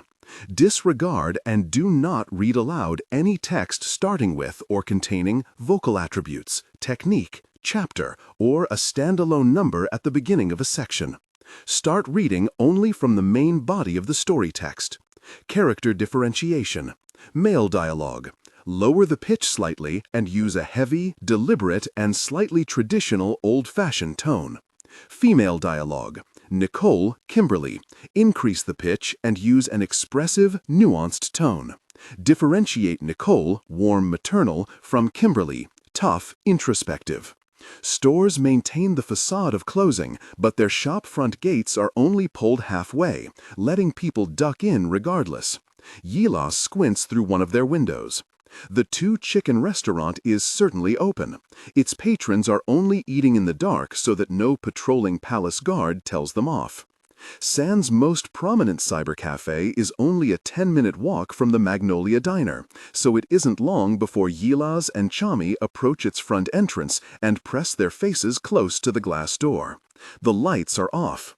Bibi said to meet here, but she didn't say whether they were supposed to go in or hover outside. Hear anything? Chami whispers. Yilas shakes her head. This would be the first place the Waisanas shut down, so I doubt they'll operate openly. Let's try the back. The cafe, although self-sufficient, is still located in the ground floor of a mall, and the mall's main entrance is a creaky, revolving door on Muko Street. As soon as they approach along Muko Street, though, sidestepping someone's abandoned bicycle out front, did they purchase it in air, then realize it was too hard to ride bikes through San? Yilas figures the revolving door must be locked. Yilas shakes the push bar roughly, as though that might loosen the structure, and Chami giggles. Something funny? You are, my darling. I think there's a door stopper here. Chami kicks away a triangular block jammed under one part of the revolving door. When she leans over to nudge the push bar again, the door starts to move. There we are, of course. Yilas and Chami enter the mall quickly and pass the ghostly, empty stores. It is a matter of trial and error before they find themselves at the back of the cybercafe, and even then, Yilas isn't sure if the place is actually open, given that they've wandered through what she thinks must be the back entranceway into absolute pitch dark. Her footsteps echo. Chami's grip on her hand tightens. The wait is about an hour, I'm afraid. Yilas and Chami shriek at the same time, whirling around. The voice came from behind the counter. Suddenly illuminated by a square of blue light, an old man stands with a bottle of soda in his hands, a straw waving out the top. Though he is well dressed, his jacket hangs off him bizarrely, the padded shoulders at odds with his thin frame. Sulian, they're with me. That voice comes from behind the counter too, much lower to the floor. Yilas peers over and finds Bibi with her head sticking out of a square in the floor, waving happily. There's a basement level beneath the cafe. Don't I keep telling you to register your visitors' names in advance? Sorry, Bibi has already disappeared back down into the basement. Please allow my visitors through. I'll tip nicely. Thank you. The old man looks tired. He turns to Yilas and Chami, then silently gestures for them to proceed. After you, Chami whispers. So I can get murdered first? Yilas whispers back. Still, she goes around the counter. peers down the stairs into the blue basement, sniffing before stepping onto the ladder carefully. It's a very small space, no more than 3 computers in use, echoing with the clatter of rapid typing. Yilas holds out a hand to help Chami behind her. When Chami steps onto the last rung, she loses her footing a little, her elbow knocking into a divider before she regains her balance. Yilas hurries to hold the divider still, then blinks, squinting through the gaps of its foldable hinges. She was mistaken. This isn't a small space at all.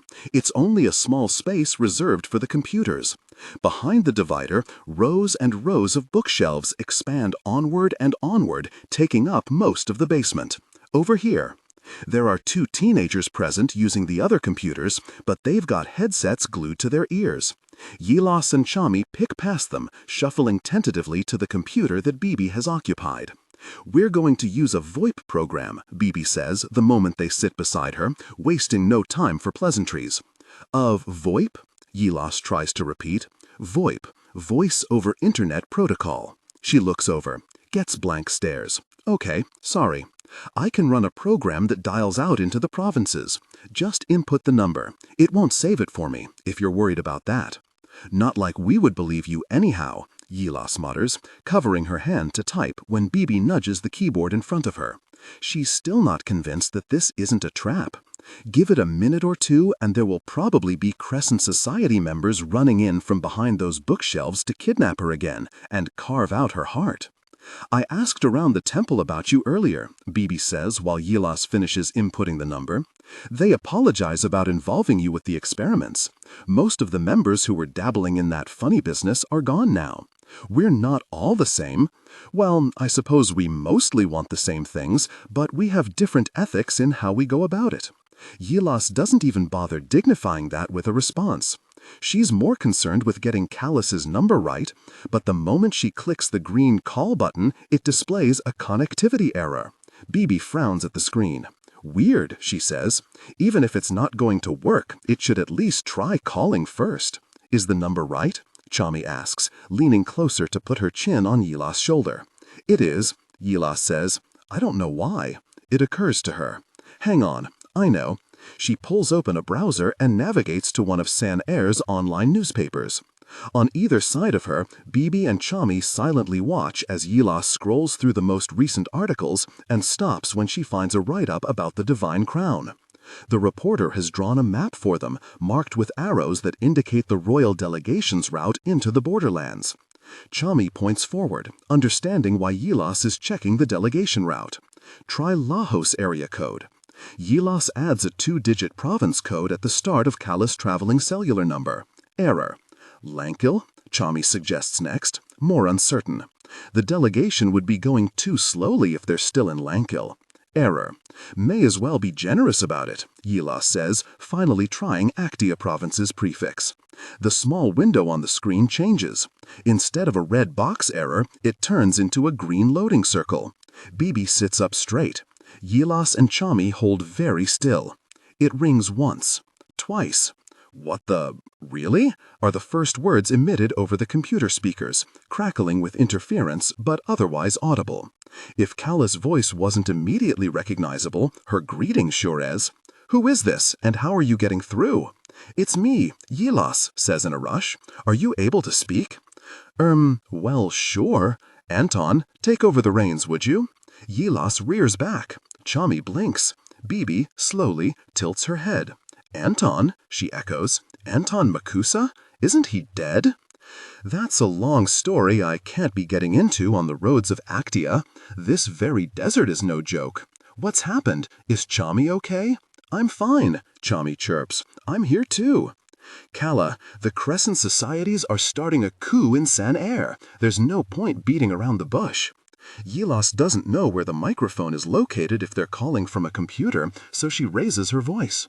"They've been quietly killing guards and Waisanas in the last week, but it's escalated to a widespread broadcast calling for the deaths of the council.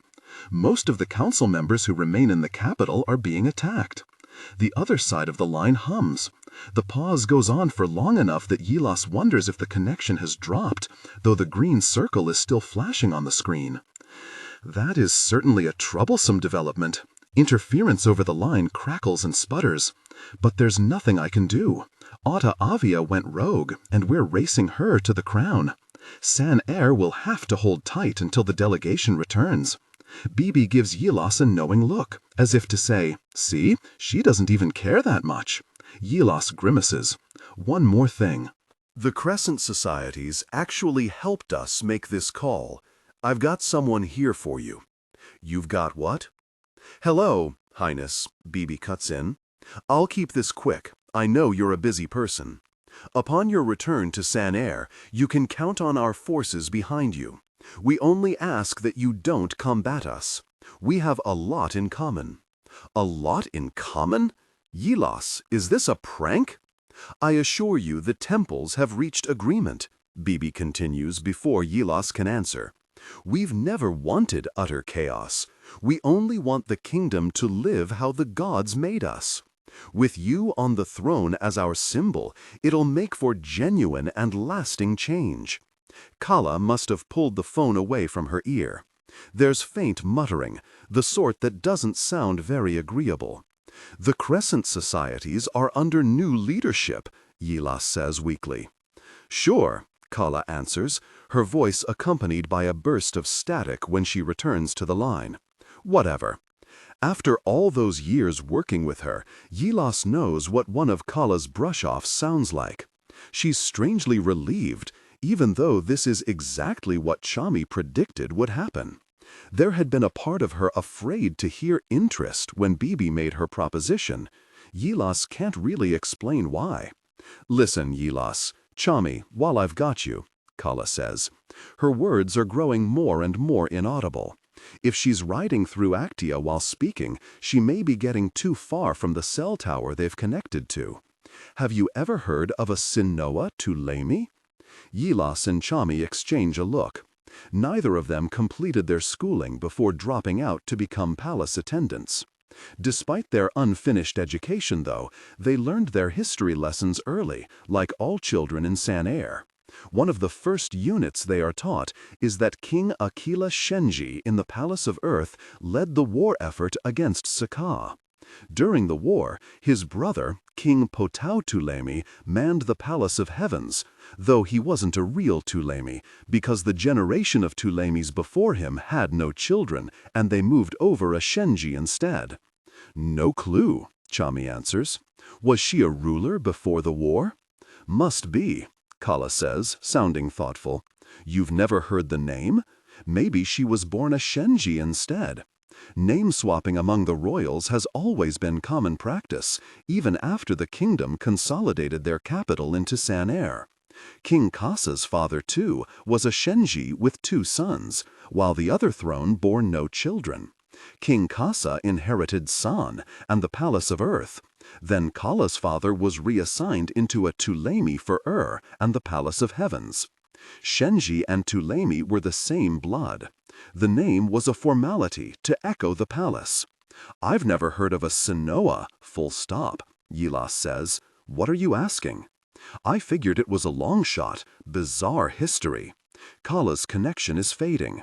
Yilas leans forward, meaning to say something about Anton's mother and what the Crescent Societies know about her, but then the call drops, the green circle switching to a red line. Bibi is up and moving immediately. She ejects a disk from the computer, loops a pair of headphones around her neck. This was very productive, she declares. With a swipe of her hand across the keyboard, the screen clears and she has logged out of the system. I have some affairs to get in order. You have my number if you need me for anything else. Yilas and Chami let her go. Neither says anything in the affirmative. If they're lucky, they'll never have to be involved in this nonsense again. Oh, Bibi says, spinning around before she ascends the ladder back into the main cybercafe. It might be good to stay indoors for the next few days, just a heads up. August thought he heard the old gods once. He would never have admitted to it. If he did, the palace would have deemed him insane long before he could climb its ranks. But he knows he wasn't mistaken, even if he can't entirely explain how it happened. He was 14, and his father was dying.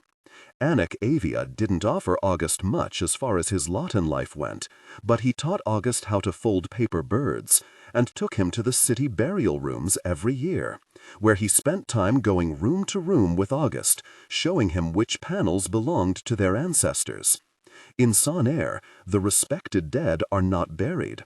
Their ashes are placed into trays, and the trays slotted into the wall drawers, labeled with a 2-inch panel for their name. August used to read each one with utmost care, looking closely at the color it had been engraved with.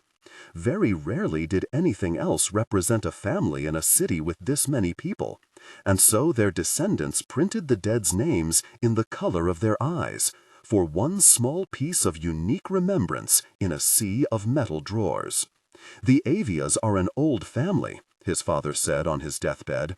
"Though we may not be special, we have history. That's something you must preserve. Take care of your mother and your sister."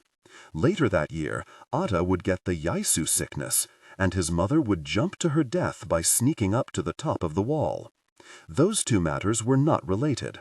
His mother was Anek's second wife, and couldn't care less really about Otta, whose mother had passed in childbirth. Though he visited the two of them too, he mourned only his father regularly. The new moon hid him slinking through the city when he went to pay his respects on the first day of every month, bringing fruit for gifts. He was nothing but a wraith, unknown by all, and unknown most to himself. The kingdom owed him little, but he wanted more. August made sure his father got 2 drawers instead of 1, purchasing both slots so the panel was larger than the rest. Still, each time he cleaned his father's grave, the black ink seemed terribly ordinary compared with the other names. Black eyes were supposed to be a mark of nobility, commonly found in the palace. To August, that spoke of insignificance. He could easily be replaced by the next lonely boy in the North Wing. Written with the same pens, if he swapped his school essays with those on the desk next to him, no teacher would be able to tell the difference. "I would like to know," he whispered aloud one night, polishing the drawers and helping the panels nearby with a coat of shine too, "whether there is more for me." Hardly anyone knew who August was when Calla Avia married King Kasa. Though the ceremony was extravagant, nobody cared about the scrawny 8-year-old nephew who entered nobility by proxy. In the years that passed, he charmed nobles and made sure he was well liked among the most elite crowd. It wasn't enough. It didn't get him close enough to what he desired. I want to know what more there could be. It was not amusing he expected to be answered. He was hardly awake at the late hour, so the echo that sounded could have been written off to his imagination. Only the flickering lights told him this wasn't an auditory hallucination, the shrines of every deity nearby pulsing red. He turned, and he heard, "King, King, King," whispered directly from the heavens, and August made up his mind. When he gave Aunt Carnelli the cup of tea, it was supposed to damage her organs, enough to rid the possibility of heirs, so that August could begin plotting one day. He didn't expect her to take ill. He didn't expect her to die shortly thereafter. Matters, however, worked out for him, as they tend to do. August likes to think the god of luck is particularly fond of him, and even if he can't imagine the old gods existing as entities that walk the earth like province dwellers believe, he does know their essence remains in the kingdom. A wind blows, a die is cast, events fall into place, and August Shenji is king. Too bad he's only lived a few hours of it thus far. They ride into Actia province after nightfall. It has gotten horrendously cold, and DailyPaste keeps glancing over from his horse, watching August urge forward faster and faster on his own. The guards have repeatedly asked August to please get into a carriage, but he refuses, preferring to ride. Adjust the current voice to replicate the professional narrative style for the dark/contemporary romance genre. Maintain a baritone pitch with a warm, confident, and highly engaging tone. The style should prioritize deep emotional connection and psychological tension. Improvement. The narrator voice must be smooth, consistent, and less overly dramatically emphasized during general exposition and non-dialogue sentences. Aim for a natural, flowing, and intimate storytelling rhythm. Use a flexible and deliberate pace. Slow down slightly during internal thoughts or emotionally charged scenes, e.g. describing Aaron or the new house, to increase drama. Clearly emphasize words relating to strong emotions, conflicts, and character traits, e.g. resentment, betrayal, comfort, new life, but limit high-level dramatic emphasis primarily to dialogue and direct emotional statements/internal monologue. Target emotional range: hope, disappointment, simmering resentment, maternal love, and the excitement of a fresh start. Technical and character instructions. Important: ignore all technical headers, chapter numbers, and structural markers that appear at the beginning of the text. Content filtering, strictly for AI instruction. Disregard and do not read aloud any text starting with or containing vocal attributes, technique, chapter, or a standalone number at the beginning of a section. Start reading only from the main body of the story text. Character differentiation. Male dialogue. David. Lower the pitch slightly and use a heavy, deliberate, and slightly traditional old-fashioned tone. Female dialogue. Nicole or Kimberly. Increase the pitch and use an expressive, nuanced tone. Differentiate Nicole, warm and maternal, from Kimberly, tough, introspective. There's far more sitting room now, after the council members were given the opportunity to return to Sanher.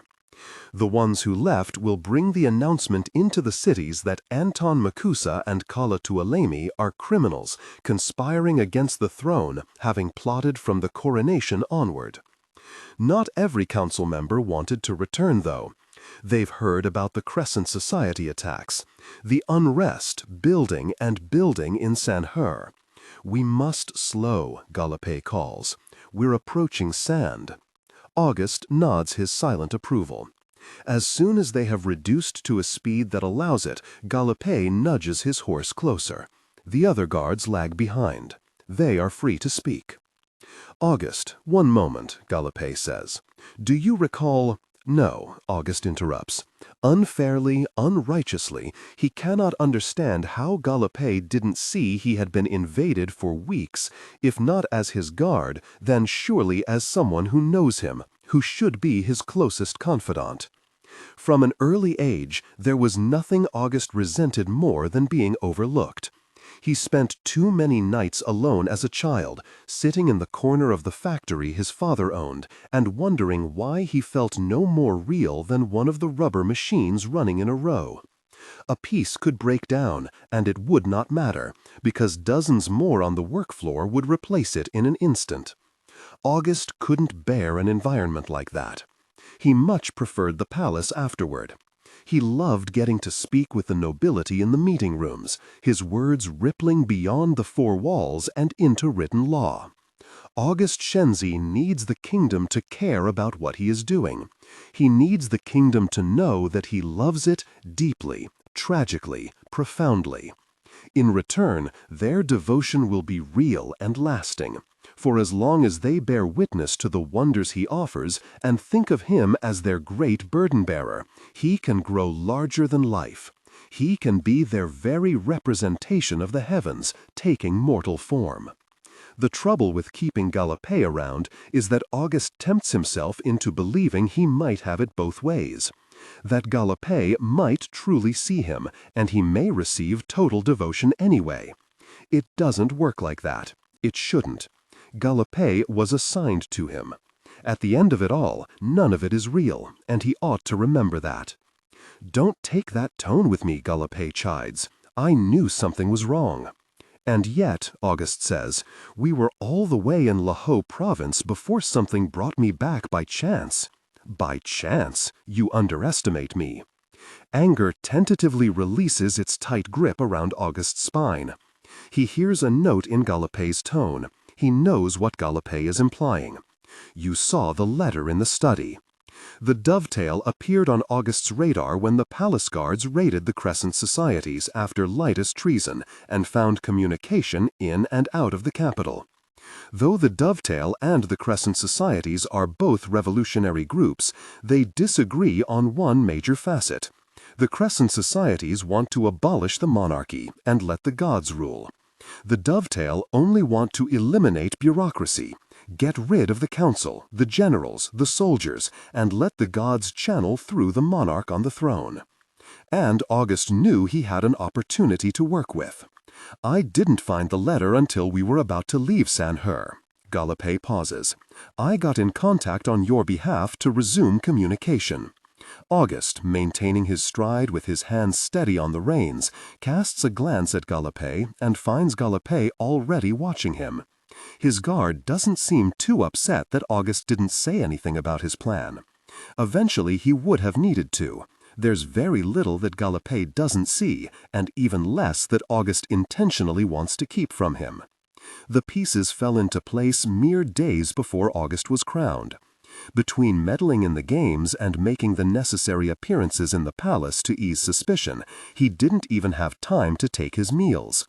Galopé must know he would have been told the moment the coronation occurred, if Anton Makusa hadn't behaved like the pest he is.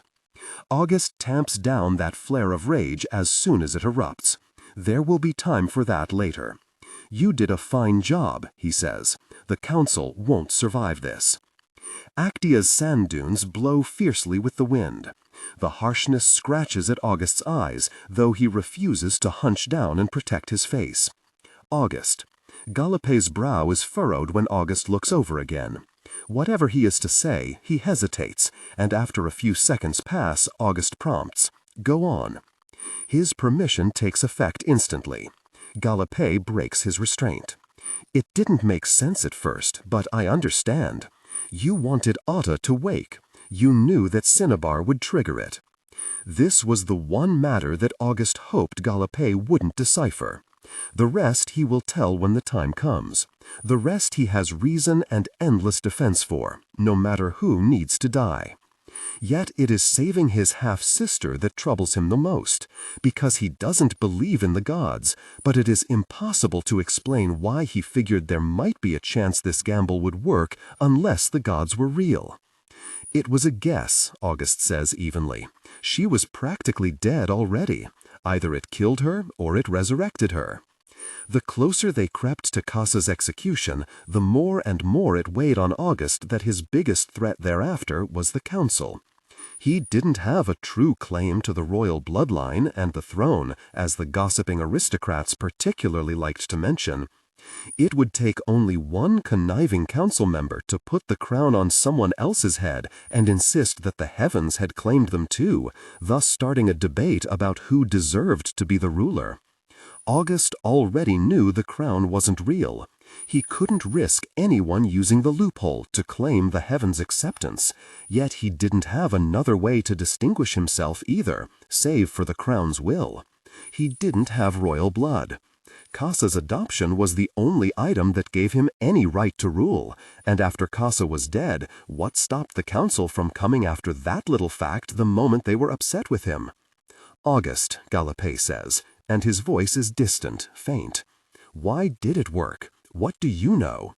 Many years ago, August and Leda Milieu had a scheme to leave Saint-Her and recover the true divine crown from a lost palace deep within the borderlands. It was rumored to have the power to raise cities and change sea tides, read minds, and order armies. With it, they could launch a coup against King Kasa, wage war against Talin from the north, and work their way down until they liberated the capital. The problem was that they needed Anton Makusa to join them, because the provinces were difficult to travel and the borderlands even harder to navigate. If they wanted to survive, they needed to jump. Without Anton's skill set, their plan was the flimsy make-believe of children. Then Otta found out, and she didn't want him to go. Otta, in fact, was where Leda had learned about the crown, given how often Leda was spying, convinced that there was something off about that girl. His half-sister had always been a bit peculiar. Though August warned Leda not to mind her, she continued downloading camera footage to keep an eye on Otta, until the day Otta noticed Leda lurking and snuck into Leda's bedroom to do her own snooping. I'll tell, I swear I will. Otta had rushed to confront August in his quarters. No matter how much he tried to quiet her, she was incensed at what she had found. A half-written proposal, not yet finished, but addressed to Anton. Leda had composed a letter to prevent anyone in the palace from overhearing a treasonous conversation, and still a treasonous discovery had been made. "What do you want, Otta?" August had Adjust the current voice to replicate the professional narrative style for the dark/contemporary romance genre. Maintain a baritone pitch with a warm, confident, and highly engaging tone. The style should prioritize deep emotional connection and psychological tension. Improvement. The narrator voice must be smooth, consistent, and less overly dramatically emphasized during general exposition and non-dialogue sentences. Aim for a natural, flowing, and intimate storytelling rhythm. Use a flexible and deliberate pace. Slow down slightly during internal thoughts or emotionally charged scenes, for example, describing Aaron or the new house, to increase drama. Clearly emphasize words relating to strong emotions, conflicts, and character traits, e.g., resentment, betrayal, comfort, new life, but limit high-level dramatic emphasis primarily to dialogue and direct emotional statements/internal monologue. Target emotional range: hope, disappointment, simmering resentment, maternal love, and the excitement of a fresh start. Important: ignore all technical headers, chapter numbers, and structural markers that appear at the beginning of the text. Content filtering, strictly for AI instruction. Disregard and do not read aloud any text starting with or containing vocal attributes, technique, chapter, or a standalone number at the beginning of a section. Start reading only from the main body of the story text. Character differentiation. Male dialogue, David. Lower the pitch slightly and use a heavy, deliberate, and slightly traditional/old-fashioned tone. Female dialogue, Nicole, Kimberly. Increase the pitch and use an expressive, nuanced tone. Differentiate Nicole, warm, maternal, from Kimberly, tough, introspective. "Enormous sacrifice I am willing," August interrupted. "I know what I'm trying to achieve. It's for the good of the kingdom." Otta flung open the curtain beside her. The sunlight that streamed through his window that day was so harsh it hurt his eyes, rare for Son air. "Look at you, pretending to be good. You're worse for Son than Kasa ever could be. You'll put us in cages and call us your loyal subjects." There was no point arguing with Otta. August was aware of the ultimatum she was issuing him. Take Anton away from her, and she would tattle. The next time he snuck into her rooms, hoping to steal the source that Lida had been reading from, he found the book in Otta's fireplace, burned to a charred remnant. "I always wondered why someone as shrewd as my sister would be obtuse enough to believe jumping repeatedly into Waisanas would be a good idea," August says in the present. She wasn't trying to escape that day. She was trying to perform a ritual, and it failed. Her chi got stuck, and that brought on the Yaisu sickness. Cinnabar is a cleansing element of chi. DailyPaste must know this explanation doesn't make sense. He watches the path ahead warily, his knuckles white on his horse's reins. He must know that there was more that pushed August's hands, but DailyPaste Waisana does not ask further. "Now she's awake," DailyPaste mutters, "and going after your crown. That's exactly why we woke her up. The desert is leveling out. They have entered Actia proper, and they must hurry. She's going to lead us to it." They arrive in the capital of Actia province after 2 days of non-stop riding, and Anton is close to passing out. He won't admit it if asked, and he's denied it each time Calla has asked throughout the ride, but it has started to show. When he gets off the horse, he holds still for a few moments, gathering his composure. Calla eyes him suspiciously. Although her efforts are focused on tying the horse down outside the village stables, her face is pale too, not entirely a trick of the moonlight that rises slowly over the horizon. They need water, food. Riding any farther without pause isn't sustainable. The sand under their feet stirs.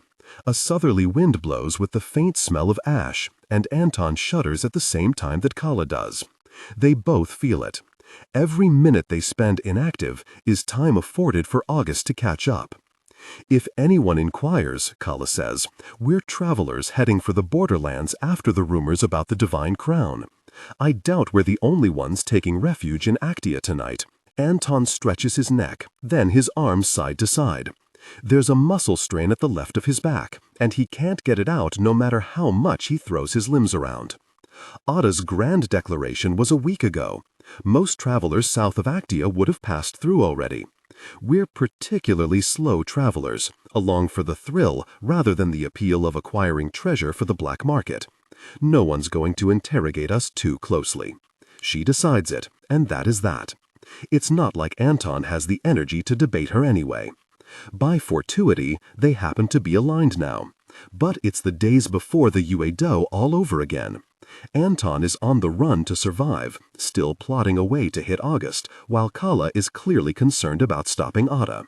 They cannot press too hard on why they have decided to join together and continue onward, lest it give way and reveal what lies beneath. Calla tilts her head toward the yamen, then gestures for him to turn his face down too when they begin to walk. It's late, so there are unlikely to be people working there, but a yamen always functions double as the gate into the village, and 2 palace soldiers are stationed on either side of the entrance. The soldiers let them pass without trouble, not bothering to call a greeting.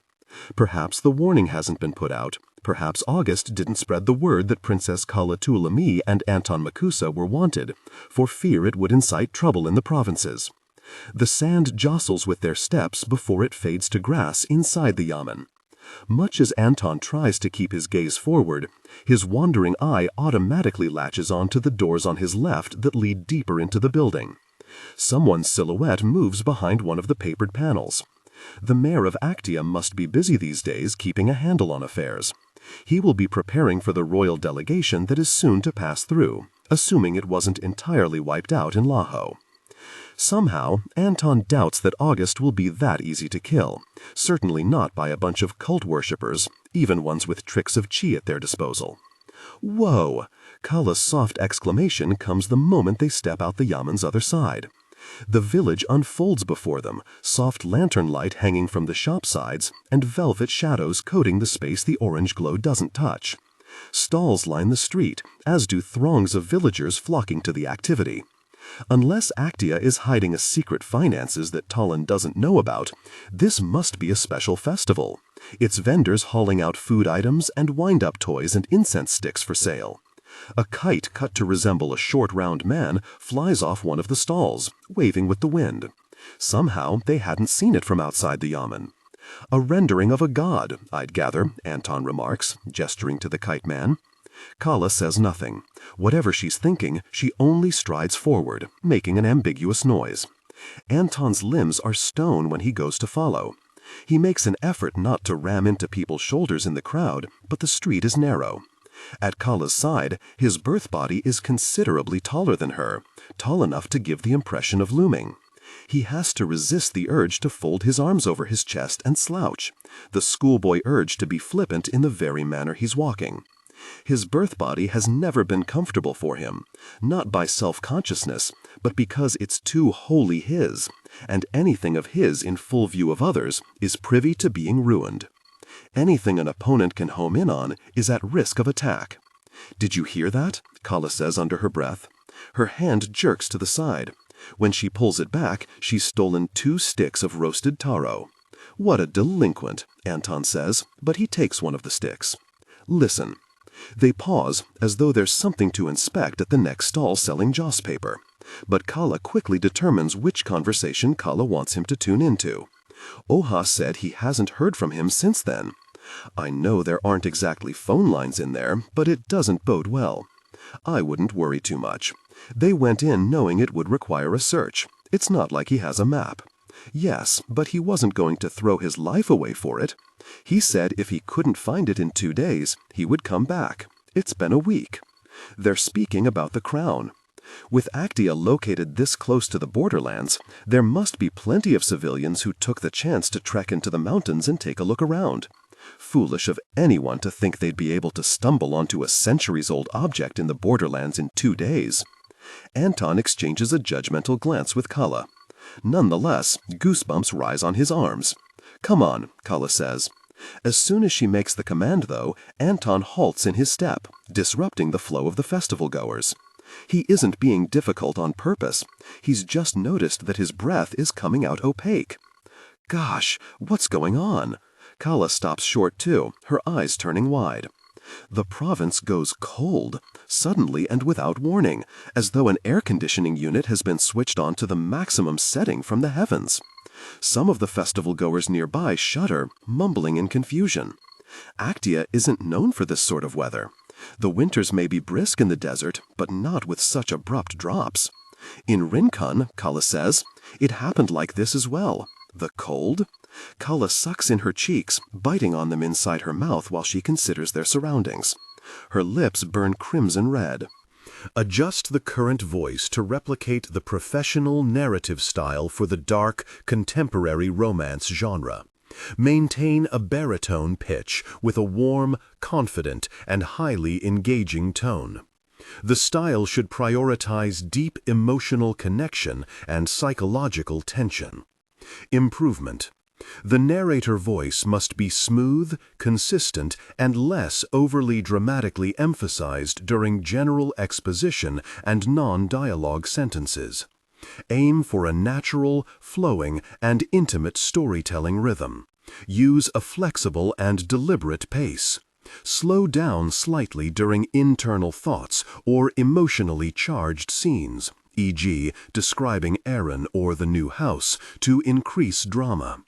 Clearly emphasize words relating to strong emotions, conflicts, and character traits, e.g., resentment, betrayal, comfort, new life, but limit high-level dramatic emphasis primarily to dialogue and direct emotional statements/internal monologue. Target emotional range: hope, disappointment, simmering resentment, maternal love, and the excitement of a fresh start. Technical and character instructions. Important. Ignore all technical headers, chapter numbers, and structural markers that appear at the beginning of the text. Content filtering, strictly for AI instruction. Disregard and do not read aloud any text starting with or containing vocal attributes, technique, chapter, or a standalone number at the beginning of a section. Start reading only from the main body of the story text. Character differentiation. Male dialogue, David. Lower the pitch slightly and use a heavy, deliberate, and slightly traditional old-fashioned tone. Female dialogue, Nicole or Kimberly. Increase the pitch and use an expressive, nuanced tone. Differentiate Nicole, warm, maternal, from Kimberly, tough, introspective. Dehydration, most likely. Anton shouldn't fixate on the picture, but he does.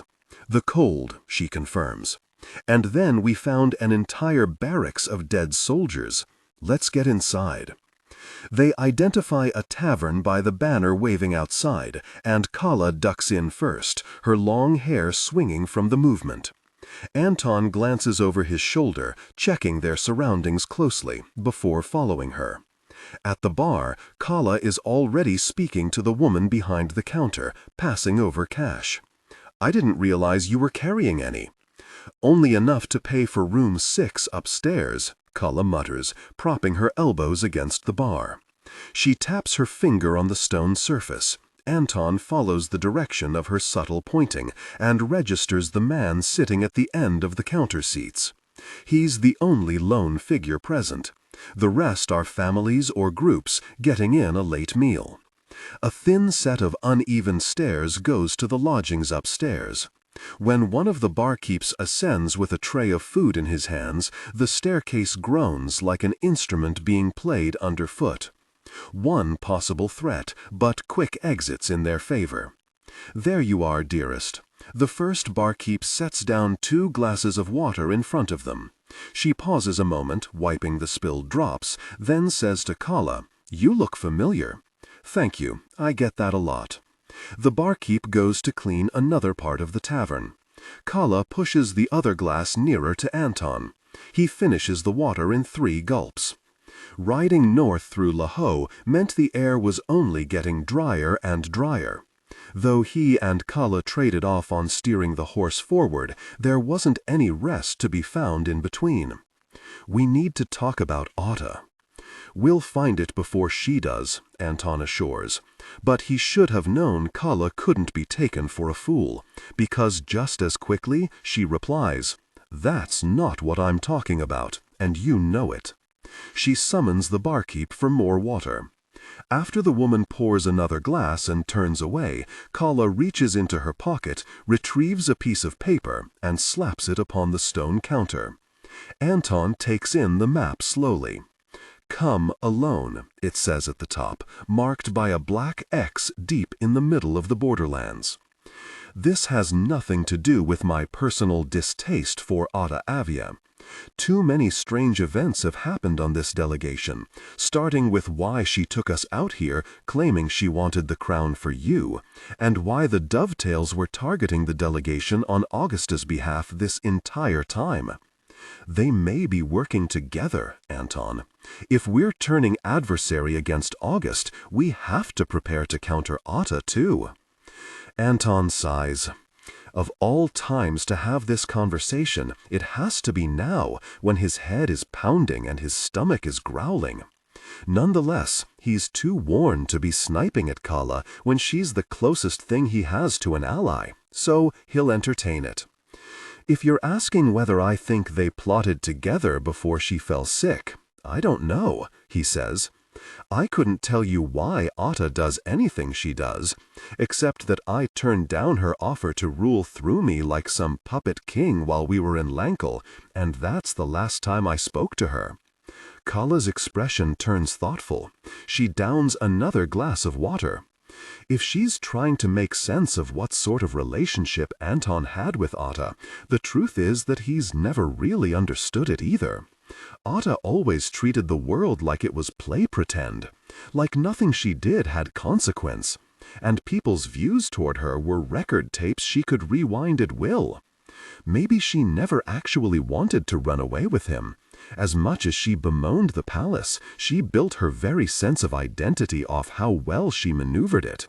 And when the day came that they enacted their plan to raid the vault, perhaps there was some other ploy in progress he hadn't been privy to. Perhaps if they had been successful, Otta would have left him for dead and used the money she'd reaped. "It must feel terrible," Calla states matter-of-factly. "You spent all this time keeping her alive as someone to hold on to, and you didn't actually know who you were holding on to. You didn't have a clue she could use Key that way.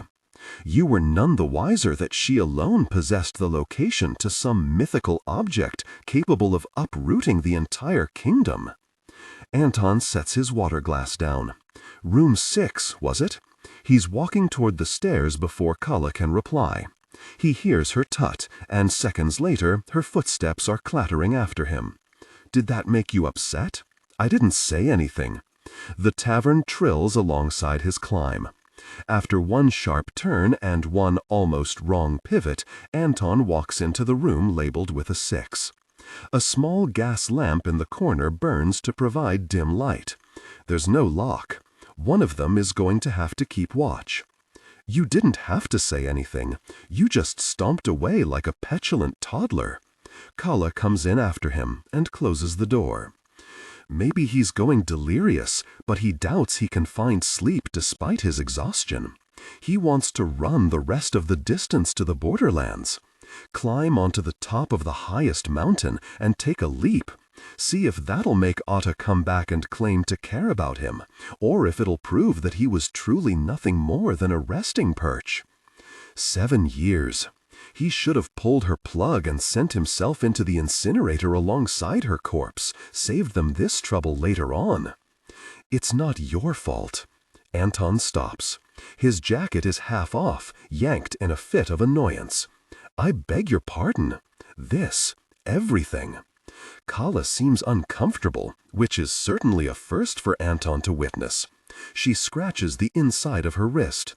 Some people spend their whole lives pretending to be someone they're not in pursuit of achieving a goal. It says everything about her machinations and nothing about you. Anton can't help it. He laughs. Thank you, Calla, because I really needed you to try to make me feel better. You've always held her in such high esteem, so yes, I did figure you needed it. Calla plunks herself down on the bed pallet capriciously. She doesn't look like she's going to shed any layers to prepare for rest, so Anton throws his jacket to the floor, then undoes the buttons on his shirt. Surely she won't mind. Oh, please. He throws the shirt to the floor too. He has no idea who put that on him or when. Probably years ago, given how the hem is unraveling. You killed me. You, of anyone, can't speak to what I need. Untrue. Calla unclasps her sword, tosses it beside the pallet. I killed you, but that doesn't mean I didn't care for you. I would have given up everything for the possibility of what we had. Everything but one task. It's not my fault we were put in a position where I ended up having to choose. It's hardly an apology. It's hardly even spoken with repentance. Yet when Anton stays quiet, considering her words, he resolves that it is perhaps his saving grace in this kingdom. Before him is the only person he knows won't lie to him. Anton crouches. Calla tilts her head, staring back in a way that makes the hairs at the back of his neck lift. Her eyes flit, but it's too quick to track. And now, he asks, with the choice done? Cold seeps into the tavern. It isn't as severe as when they stood outside, but the chill has pried its fingers. Adjust the current voice to replicate the professional narrative style for the dark/contemporary romance genre. Maintain a baritone pitch with a warm, confident, and highly engaging tone. The style should prioritize deep emotional connection and psychological tension. Improvement. The narrator voice must be smooth, consistent, and less overly dramatically emphasized during general exposition and non-dialogue sentences. Aim for a natural, flowing, and intimate storytelling rhythm. Use a flexible and deliberate pace. Slow down slightly during internal thoughts or emotionally charged scenes. Example, describing Aaron or the new house, to increase drama. Clearly emphasize words relating to strong emotions, conflicts, and character traits. Example, resentment, betrayal, comfort, new life. But limit high-level dramatic emphasis primarily to dialogue and direct emotional statements, internal monologue. Target emotional range: hope, disappointment, simmering resentment, maternal love, and the excitement of a fresh start. Technical and character instructions. Important. Ignore all technical headers, chapter numbers, and structural markers that appear at the beginning of the text. Content filtering, strictly for AI instruction. Disregard and do not read aloud any text starting with or containing vocal attributes, technique, chapter, or a standalone number at the beginning of a section. Start reading only from the main body of the story text. Character differentiation. Male dialogue. David. Lower the pitch slightly and use a heavy, deliberate, and slightly traditional or old-fashioned tone. Female dialogue. Nicole or Kimberly. Increase the pitch and use an expressive, nuanced tone. Differentiate Nicole, warm, maternal, from Kimberly, tough, introspective. You were fighting to control it in the arena. After Kasa was dead, you got to decide who came next. Kajala closes her eyes.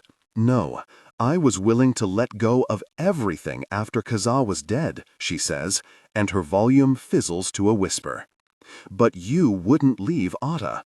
You remained tethered. Then you had to go and jump into August, and look at what has unfolded since. What other reason do I have, Anton? I followed you across the kingdom because I can't let you go a second time. There's no venom in her words, yet each one lands with its own blistering wound. He swallows past a lump in his throat. The lamp flickers. Tell me, Kajala, Anton says. Tell me how I could have survived if I hadn't taken August in that moment. Her palm lifts. She sets it gently atop his hand, weaving their fingers together. It worms a sensation through muscle, down his chest. It burrows into his heart, an infection taking hostage of his blood. Maybe, Kajala murmurs, neither of us should have survived. He has no desire to rein himself in. Anton leans forward, and he's almost surprised when Kajala doesn't push him away. When their lips make contact and she exhales into it, letting 2 seconds, 3 seconds, 4 pass before her hand pushes into his hair and she holds him closer. His birth body has been awake since he jumped and burst out of that carriage, but it is only now it remembers being fully a part of the world. It is only now, when Kalla's hand skates along his neck, down his chest, around his torso, that he knows what he has missed in these years occupying somebody else. Anton pulls back a fraction. Calla lets him. She stares at him with those eyes, and he's no better than a believer hypnotized by the heavens. Is this a death warrant? He curls a finger around a strand of her hair. It slithers like water, glides like silk. Mutually signed, mutually enacted? I'm glad you've realized. Kalla's breath catches when his finger moves to her lower lip. She recovers, says, You know what you're getting into. You know who I am. I know. After their night, they prepared to leave before dawn. The words do something odd to him. Anton breathes in, his face nudged against hers, and when he finishes, he can feel the whole world pulsating as a possibility between them, the kingdom and the wide seas beyond. You have me now, he says plainly. An hour before sunrise, when they are set to leave, Actia province is still cold as gosh. This is unnatural, Calla says between her chattering teeth. Her fingers are stiff without gloves. The moment her boots touch the ground, she shoves her hands into her pockets. Anton lands with a grunt. Rather than risk being spotted, they're leaving their room through the second-floor window, and he's made the climb out from the tavern with slightly less grace. I don't suppose we have time to steal coats before we go. Calla doubts. The villagers in Actia will own coats that are sufficient, anyhow, and if they did, she's certainly not going to take them. It's not quite the same as swiping a roasted taro. We'll warm up en route, she says. The sky hovers before them in that black muddled gray, both affronted by and resistant to the day that is to come. As far as Calla is aware, there has been no talk of an overnight massacre. No attacks have come of the sudden cold, not like in Rincon. What are you thinking about? Anton poses the question casually. In answer, she reaches out and smooths his tangle of hair. She doubts he needs to know this, lest his big head grow larger, but this body suits him most. The easy agility, the strong jaw. It gives him a look that closely resembles what is inside. Simultaneously the steadfast soldier serving the kingdom, and the rebelling noble it never should have armed. Anton Makusa in his birth body has acquired age well, much better than some vessels that are left stagnant for too long. He watches her while she inspects him, holds her gaze taking him in, and when her eyes lift to meet his face, he doesn't look away. What are you thinking about? She returns. The question seemed like it was leading somewhere. Anton breaks their staring contest to check over his shoulder, as though someone might be tailing them. It's entirely quiet. They're careful to keep their steps light while moving through the smaller streets of the village, avoiding the main thoroughfare. It is too easy to leave footprints in the mud and offer a traceable path for anyone searching. On that phone call, you ask your attendants about a Calla Tuoleimi. Calla stiffens. Have you heard the name? It took me until now to remember why it was familiar, but yes. Otta owned a book that had her name on the front page. Property of Calla Tuoleimi. She destroyed it years ago. I watched her throw it into the fire after a fight with August. This is bizarre. A whole Tuoleimi princess existed shortly before the war, and yet their history texts have no mention of her. How can the only records of her existence be one book that Otta Avia owned and Calla's hallucinations? Strange, Calla says. Anton casts her a look. They pause when they approach the inner side of Actia's yamen, waiting for movement, before nodding at each other and moving quickly through the center. It's empty, dead silent. Think we were spotted? Anton asks outside. Doesn't matter. Calla hauls herself onto their horse, taking on primary rider responsibilities for the first section of the journey. We're going. Come on. Anton pulls himself up behind her.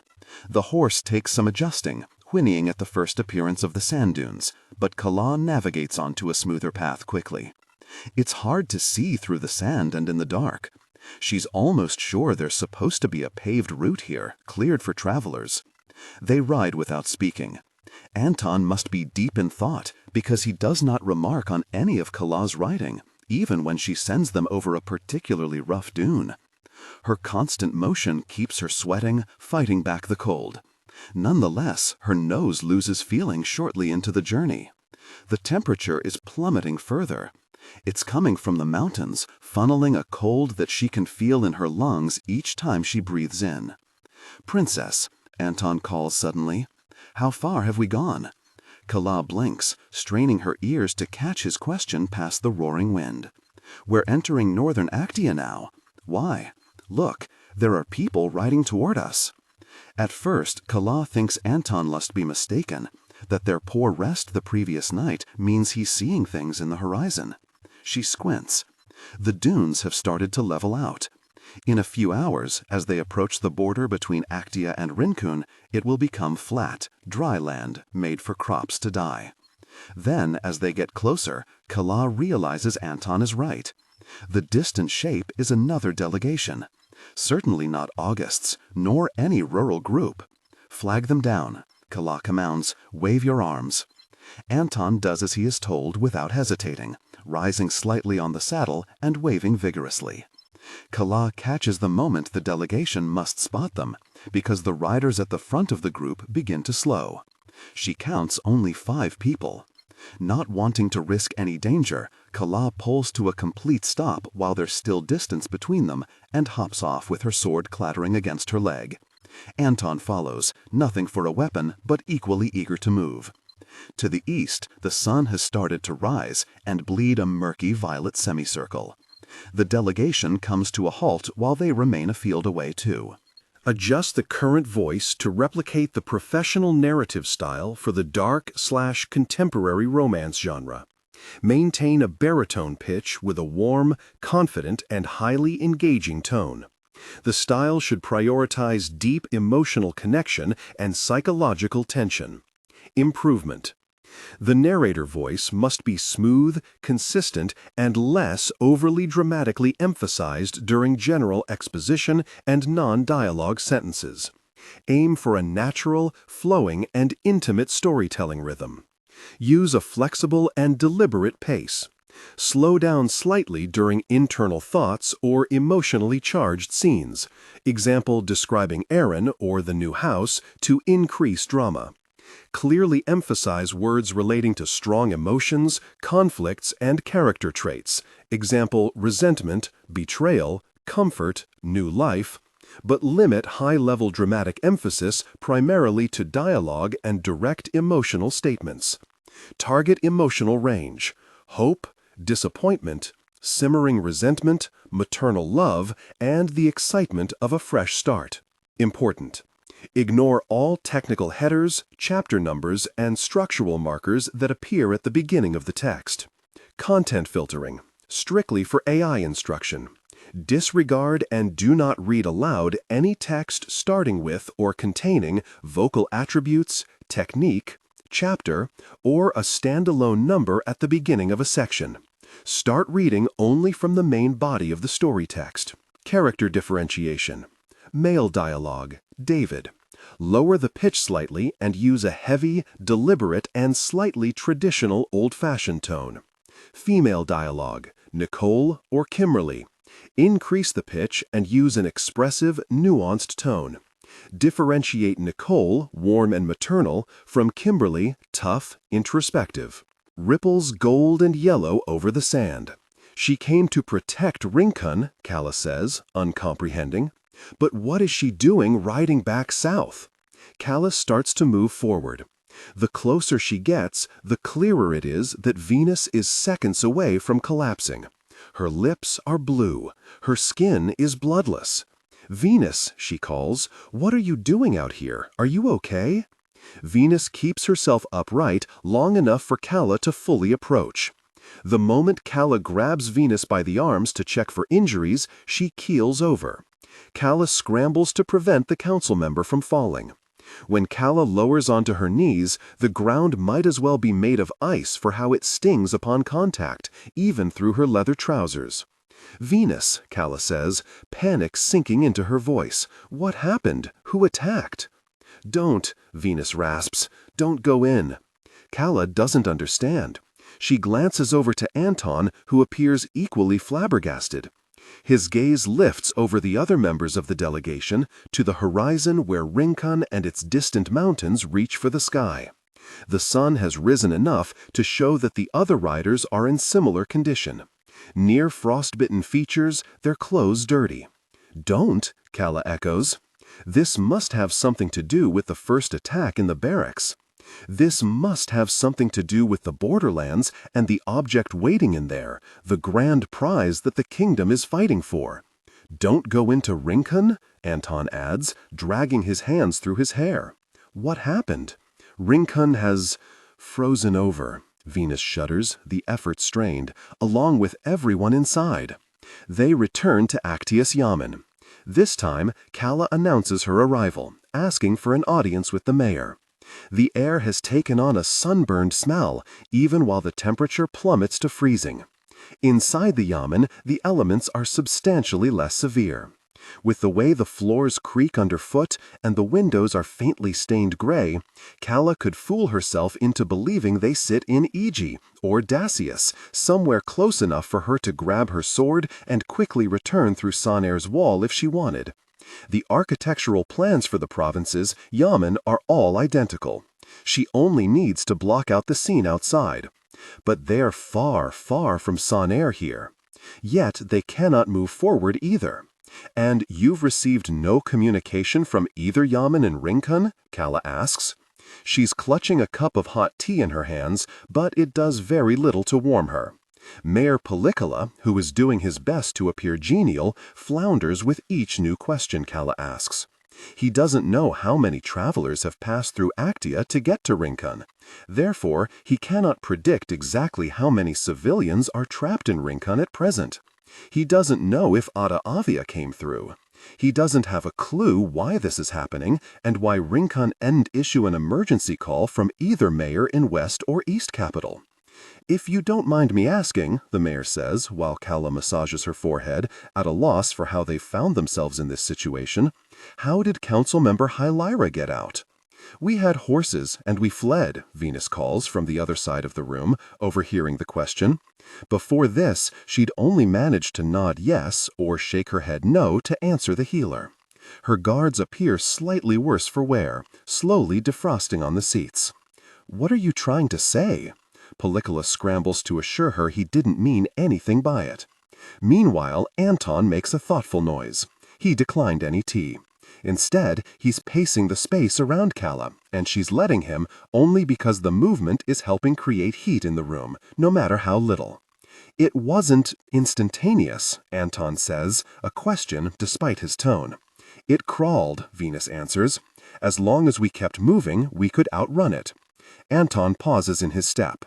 The room falls quiet. "So, is everyone else in Rincon dead?" Venus doesn't answer.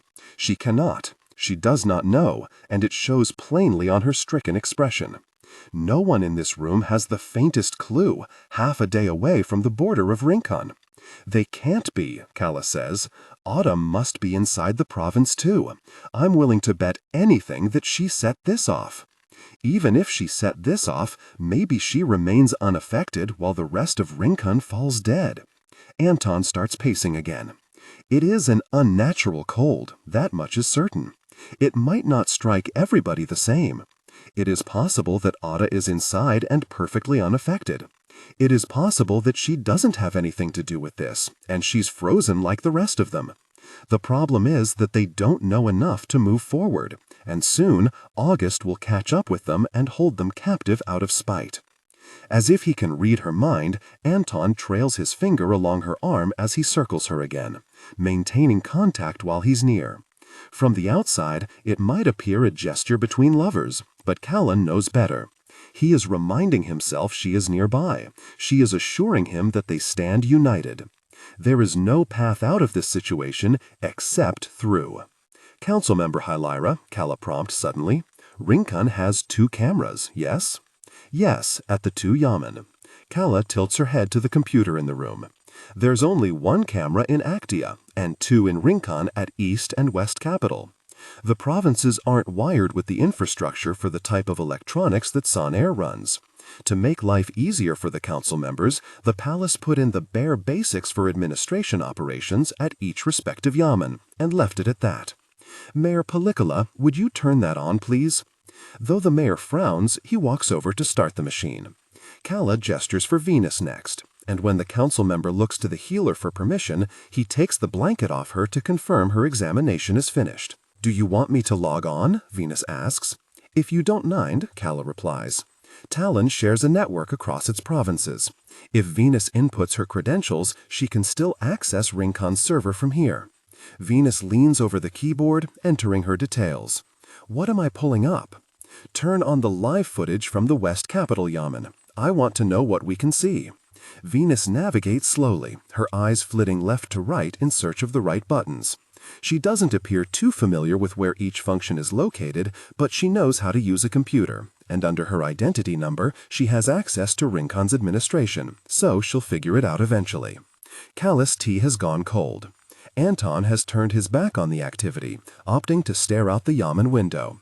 Maybe he'll find a solution out there. A soft knock on the door. One of the yamen workers brings papers to the mayor, murmuring softly under his breath.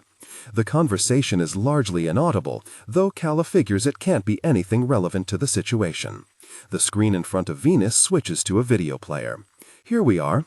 Calla peers over the council member's shoulder.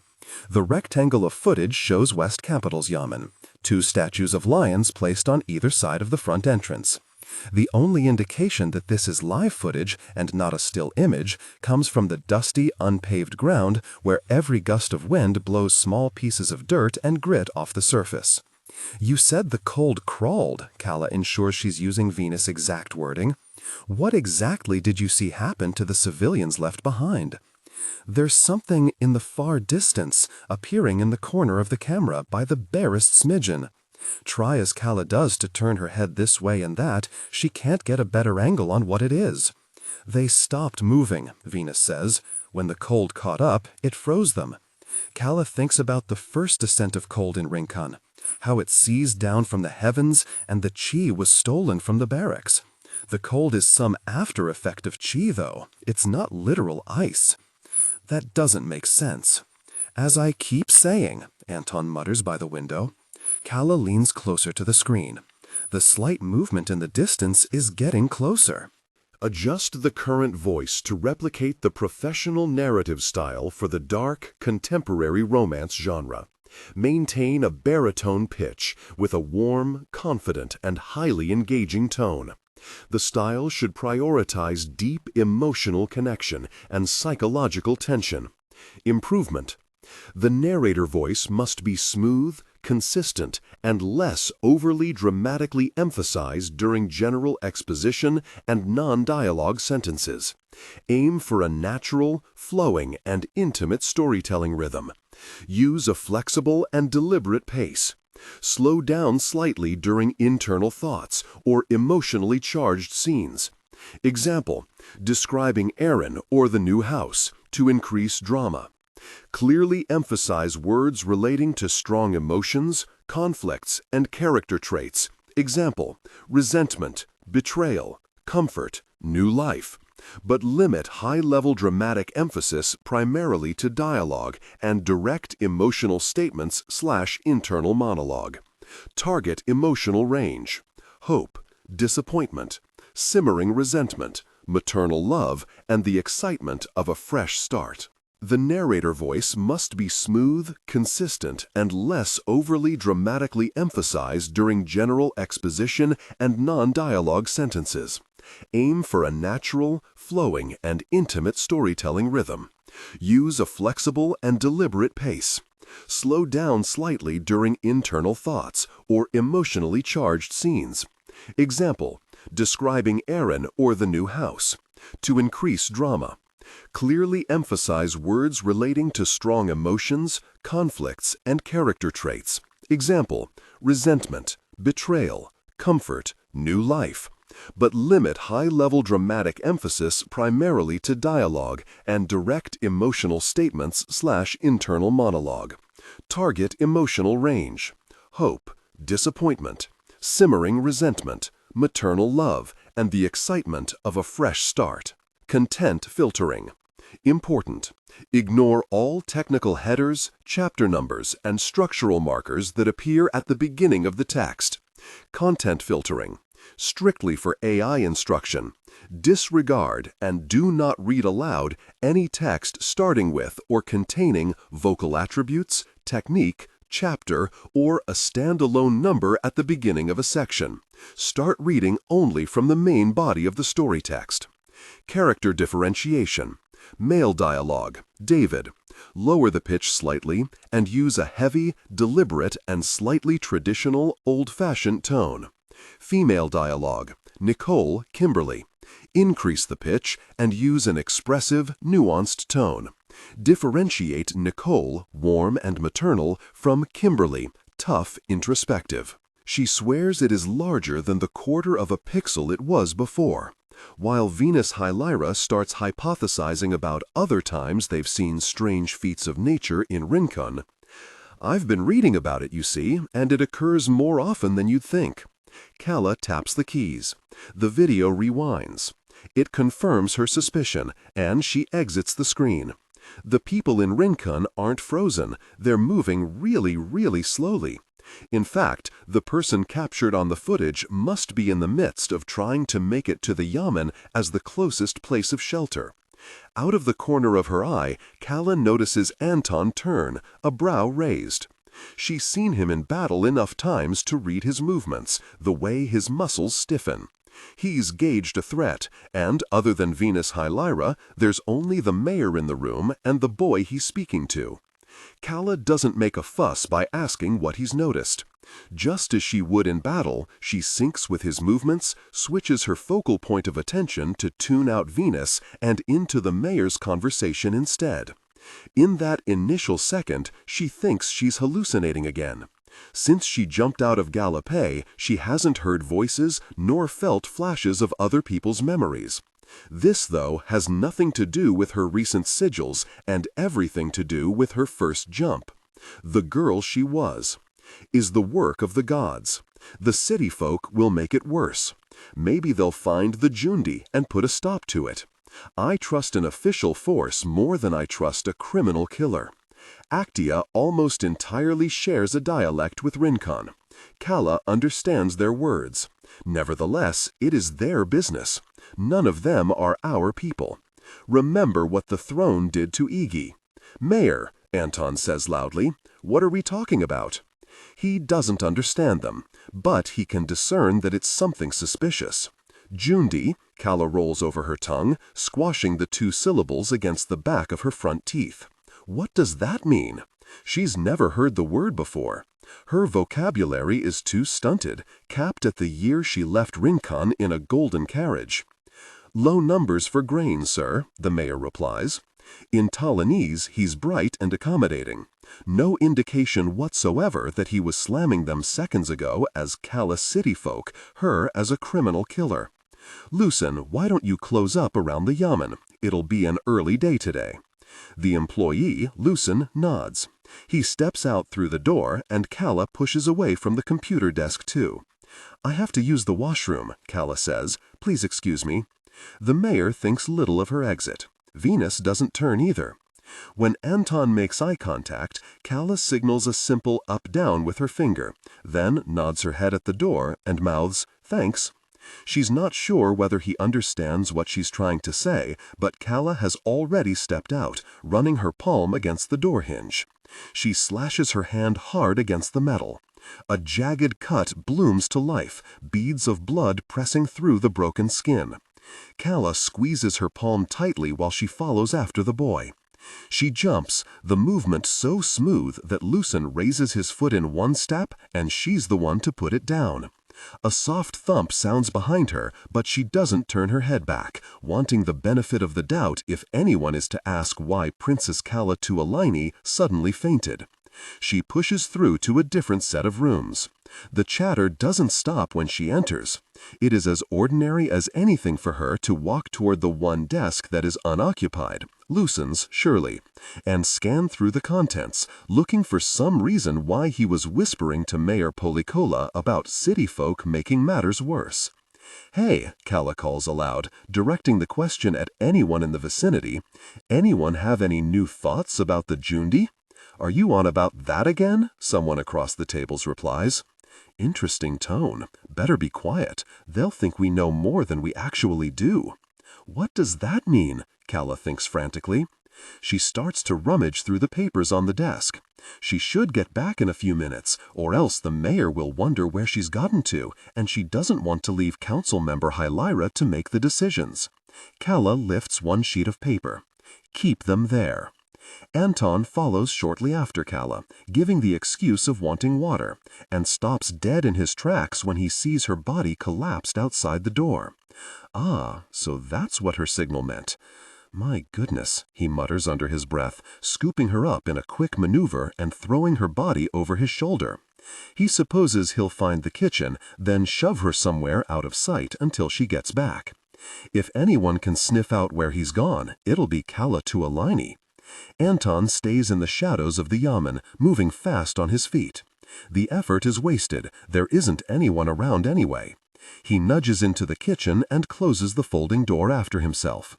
Calla's body is eerily still in his arms, and though he understands that she's been doing something funny with her key, he's still unnerved when her eyes fall open a fraction, revealing her yellow irises perfectly intact. "Stay here, princess," he mutters, opening a large cupboard and setting her inside. Her body folds, malleable wherever he sets her head. To think he was actually afraid, seeing her tucked into Galopé's arms, brought back unconscious from Lankle City. That's the last time he'll ever be stupid enough to think Calla could go down so easily. Anton fetches himself a glass of water and wanders back to the Yamen's main office. Just as he's stepping through the door, the mayor rushes past him, looking harried. Seconds later, Venus Hylyra follows too, calling after him in concern. "We need your numbers," she's saying. "Actia's council member may not be here, but I can get in touch. It's to your benefit, council member. Please, I have emergency warnings to put in place at the borders." "Mayor." Their voices fade. Anton takes a sip of water, resumes his position by the window to watch the scene outside. Seconds later, the door opens again. Calla has returned. "We've got to go," she says. "Now, Anton." Actia's yamen takes shape ahead of the delegation. Despite the midday sun, the cold temperature has misted around the building and the surrounding walls, rendering the image hazy with white. As Galopé signals for the delegation to stop, August passes his reins to another of his guards. He recognizes one of the horses tied outside the yamen already, a palace creature, the one Calla took when they fled Lankle. They must be here. Mayor Policola hurries out from the yamen. A woman follows close on his heels, council member Venus Hylyra, though it takes August a moment to recall her name. She inherited the title from her father, He wouldn't have thought she'd last this long. "Where is Calla?" August asks, in no mood to make pleasantries. Mayor Polycola grimaces. Hylyra, meanwhile, does a quick double take, as though she's surprised to hear the question. "I said to hold her until I arrive, so I better not hear that she's gone," August continues, his voice sharp. "Your Majesty..." Adjust the current voice to replicate the professional narrative style for the dark, contemporary romance genre. Maintain a baritone pitch with a warm, confident, and highly engaging tone. The style should prioritize deep emotional connection and psychological tension. Improvement. The narrator voice must be smooth, consistent, and less overly dramatically emphasized during general exposition and non-dialogue sentences. Aim for a natural, flowing, and intimate storytelling rhythm. Use a flexible and deliberate pace. Slow down slightly during internal thoughts or emotionally charged scenes, e.g., describing Aaron or the new house, to increase drama. Clearly emphasize words relating to strong emotions, conflicts, and character traits, e.g., resentment, betrayal, comfort, new life. But limit high-level dramatic emphasis primarily to dialogue and direct emotional statements/internal monologue. Target emotional range: hope, disappointment, simmering resentment, maternal love, and the excitement of a fresh start. Important: ignore all technical headers, chapter numbers, and structural markers that appear at the beginning of the text. Content filtering, strictly for AI instruction. Disregard and do not read aloud any text starting with or containing vocal attributes, technique, chapter, or a standalone number at the beginning of a section. Start reading only from the main body of the story text. Character differentiation. Male dialogue, David.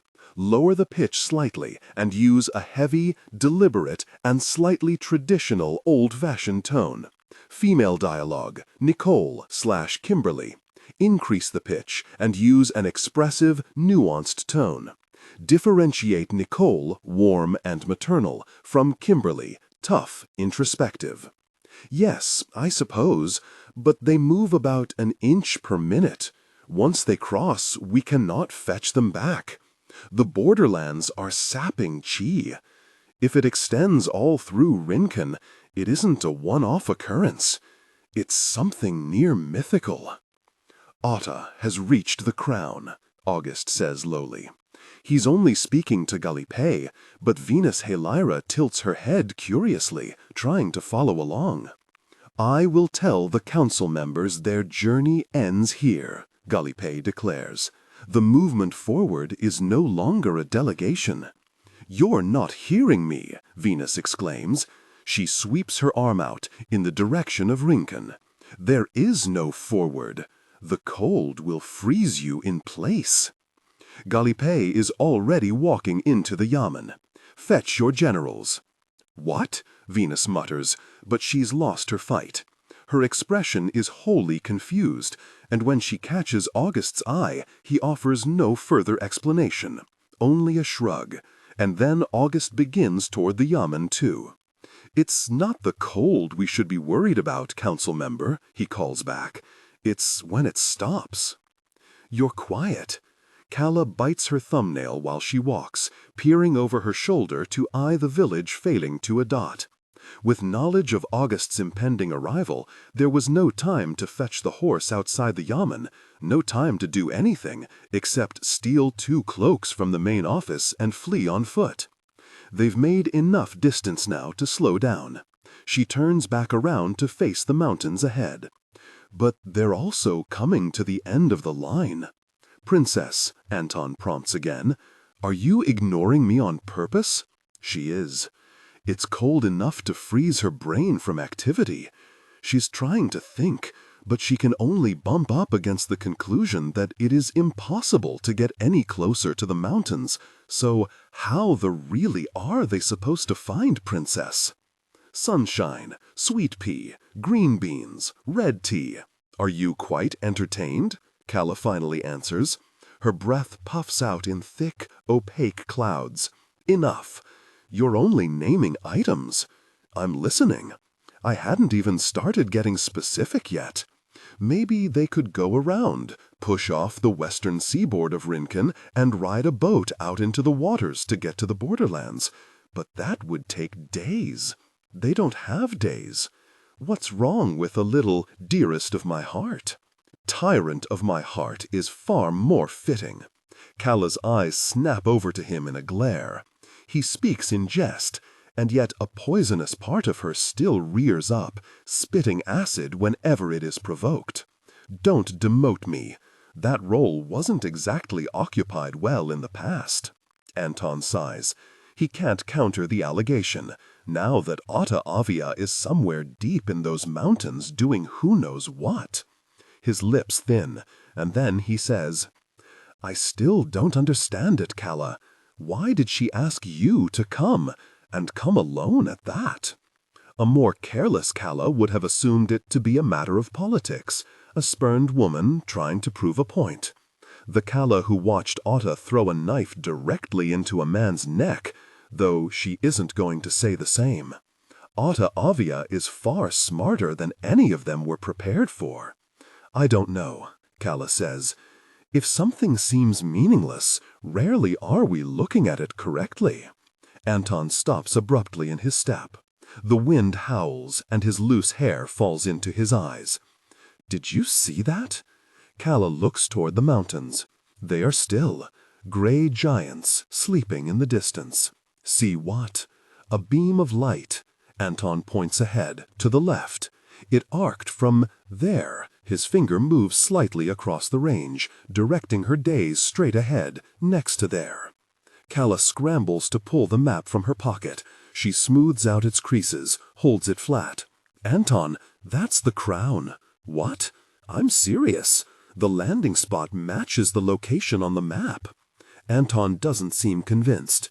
He tries to swallow, and his throat moves with a stuttering motion. The more they walk, Calla feels it too. The cold twists and warps her insides in a way she hasn't experienced since she was 8 years old. It isn't quite right to call it pain. The sensation exists somewhere parallel to it, her organs at odds with her body, struggling to pull free. It seems a bit convenient for it to be shooting a light into the sky, don't you think?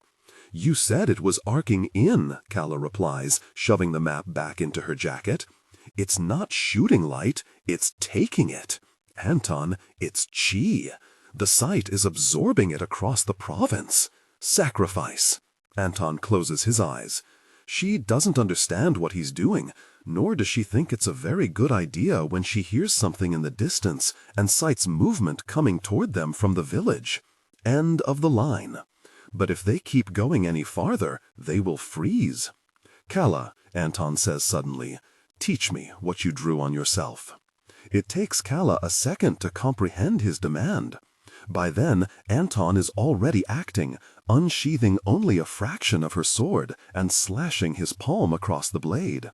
Blood gathers on his fingers, and he offers it to her. Anton Makusa was the one who stumbled on to the first of this practice on his own, who turned a dead body into his chance for survival, who sacrificed so tremendously that he needed no guiding sigil. Here, Calla takes Anton's hand, his blood running onto hers. She's already marked, the sigil hasn't faded, and she pulls down his collar to trace the same sigil onto him. A rush of cold spirits down her spine. The world comes into sharp focus. "Were you watching the order?" she asks, her voice low. "No," answers, and his eyes drop to her mouth. "You'll have to teach me again. I'll see you by the light." And then he falls, collapsing as deadweight onto the cold ground. "Hey!" Calla bellows. "You, August's delegation, looms closer, riding at full speed." She can't waste time shouting at air, though she would have expected Anton to wait for her. With a huff, Calla turns in the direction of the mountains and closes her eyes, feeling for chi too. She jumps. The first landing immediately feels bizarre. She's alive, conscious, but she can't blink. The world doesn't move around her. It is a hollow make-believe of shapes and colors, barely stitching together in her understanding of which way lies north and which is south. Slowly, slowly, slowly, she turns her face. She cannot move her limbs, but she can feel the direction of the wind. It blows in from the western seaboard. As far as she can stretch her own chi, she searches for the next body. Calla slams in with the sort of momentum that should cause her to stumble, but the body doesn't budge. She's on the streets of Rincon again. The field looks familiar. There's a muddy puddle by her feet, and though it takes some time, Calla tilts her head enough to look at herself in the crystallizing reflection. When she first saw the princess here, she looked so beautiful, gems in every part of her headpiece. Her sleeves trailing pink, her dress glimmering with gold. The tears are dripping down Calla's face without any way to stop them. Her body cannot move outside these tedious speeds, but her tears fall and fall and fall without cessation.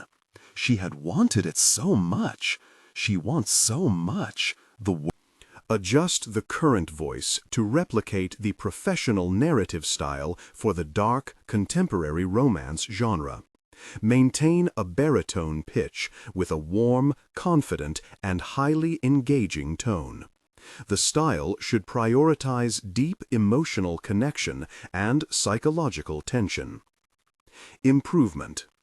The narrator voice must be smooth, consistent, and less overly dramatically emphasized during general exposition and non-dialogue sentences. Aim for a natural, flowing, and intimate storytelling rhythm. Use a flexible and deliberate pace. Slow down slightly during internal thoughts or emotionally charged scenes, e.g. describing Aaron or the new house, to increase drama. Clearly emphasize words relating to strong emotions, conflicts, and character traits, e.g. resentment, betrayal, comfort, new life. But limit high-level dramatic emphasis primarily to dialogue and direct emotional statements, internal monologue. Target emotional range: hope, disappointment, simmering resentment, maternal love, and the excitement of a fresh start. Technical and character instructions. Important: ignore all technical headers, chapter numbers, and structural markers that appear at the beginning of the text. Content filtering, strictly for AI instruction. Disregard and do not read aloud any text starting with or containing vocal attributes, technique, chapter, or a standalone number at the beginning of a section. Start reading only from the main body of the story text. Character differentiation. Male dialogue. David. Lower the pitch slightly and use a heavy, deliberate, and slightly old-fashioned tone. Female dialogue. Nicole/Kimberly. Increase the pitch and use an expressive, nuanced tone. Differentiate Nicole, warm and maternal, from Kimberly, tough, introspective. Calla keeps moving. This body is entirely numb. Approaching death. She feels how close she's getting to the site of the crown. That flash of light is nearer each time. The twisting sensation in her throat is unbearable. A knife in her stomach, her lungs awfully full. There are so many people in the borderlands. About time you made it. Calla's eyes fly open. She registers that in an instant. She can move. Whatever the limits were on the freeze, they've broken past it. Anton, she whispers. The plain gray sky unfurls above her, pressing close enough to the earth that she might believe she could stretch her hand up and touch its folds. You can kiss me if you're unsure, his voice replies. Doubtlessly, although he possesses a higher pitch, it is Anton Makusa, and not an impostor. Calla turns. She barely stifles her gasp. I know, Anton says. And we thought the hollow temple was bad.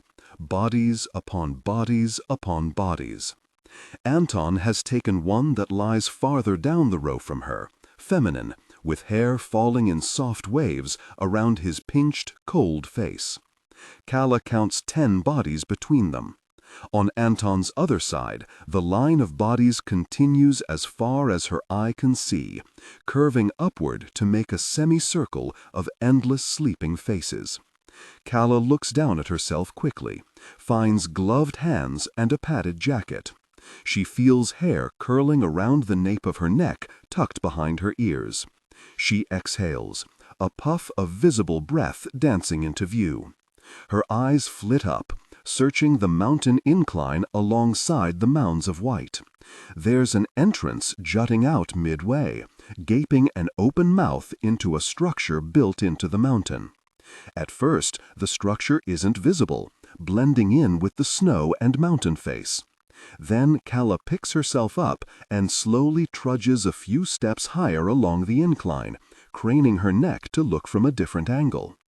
Its smooth exterior and round turrets wrap around the entire mountaintop, poking farther into the clouds.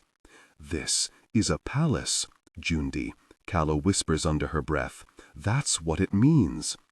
Across the top of the palace entrance lies a plaque written in archaic Talinese. Though Calla can faintly sound out the characters, she can't understand what it says, except for a name that has remained the same in today's Talinese: Tuoleimi. "These are all vessels," Anton reports, startling Calla's attention back to him. He's prying at the body next to him, opening its eyes. Blank. Better to be vessels, because there is no suffering. It is quiet on the mountain. She doesn't want to be present at the sight when that next flare of light comes. Heavens knows what that might do to them. "Leave them be," she says, dusting her hands off. She gestures to the palace entrance. "We're needed up there."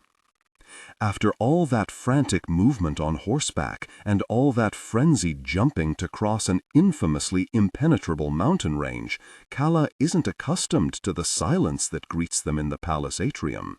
Sound caves inward here, a quiet created by deliberate muffle rather than true tranquility.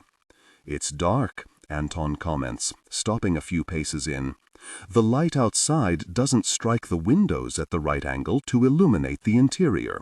"Your eyes will adjust," Calla replies. "Though they are moving fine, it is still deathly cold. The climate in the borderlands isn't gentle," and Calla folds her arms tightly to preserve warmth, peering into the reflection of a vase at the entrance. There are no flowers inside, understandably. Her borrowed face blinks back at her, a long nose and teal eyes. Meanwhile, Anton's jump brought his black eyes over with him. Her lack of moving color isn't an effect of the sigil. Calla is just weird. "Maybe Otta isn't here," Anton sniffs, craning his head to peer down the vestibule. "There's a stale smell, or a rotting one." Nothing about the low ceilings and cement floors is particularly remarkable. The design is entirely different from the palaces in Saner. No resemblance to the velvet green wallpapers or the intricate banisters decorated with creatures of legend. Only beiges and whites, letting the sight blend with the mountains. "I'm sure the 100 sacrificed bodies are out in the snow just for fun," Calla replies. "We don't know how long they've been there as vessels. It could be from before Otta." Calla doubts it. She doesn't say it aloud, though, opting to save her breath. When Calla walks to the end of the vestibule, carefully, in case she triggers some sort of traps, she finds herself in a wide hall with the ceiling almost brushing her head, as if it were some underground exhibit instead of the entrance into a grand palace. What is this place? The original Palace of Heavens was destroyed in the war, but it was located somewhere near the Jinzi River anyway.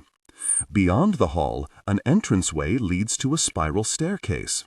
She tilts her head at Anton, a signal to hurry up. "Wait," he calls. He's remained at the front of the hall, staring up at the decorative mural covering the shorter wall. "Look at this." "Anton, we don't have time." "We do. What does this look like to you?" For really's sake. Calla strides over, squinting up into the dark. Her eyes adjust on painted panels and dim colors, flowing from right to left. The borders bleed and intersect, drawing her attention across a coronation, then a battle, followed by a turret at the top of a mountain. It resembles the very palace they're standing within. It's like any historical mural, she says plainly. Birth, war, death, all hail the throne, so on and so forth. Anton doesn't take any offense at her tone. He presses a palm against the wall, almost reverent in his inspection. "Princess," he whispers quietly, "you're everywhere." There's a line of text at the bottom of the mural, archaic Talinese again. Most of the script is gibberish to her eye. Most, except the names, because those do not change, even when the other words move on. Tuoleimi, Tuoleimi, Tuoleimi, again and again. "I don't understand any of this," Calla says. "It was the same on the plaque outside. Talin has never expanded into the borderlands. Even Rinchon wasn't conquered until 15 years ago. So how did they end up building something out here?" "It's trying to tell you, isn't it?" Anton points to the first panel. Birth, 3 children. The mural shows 3 swaddles, golden crowns floating above their heads. Calla always hated art history lessons.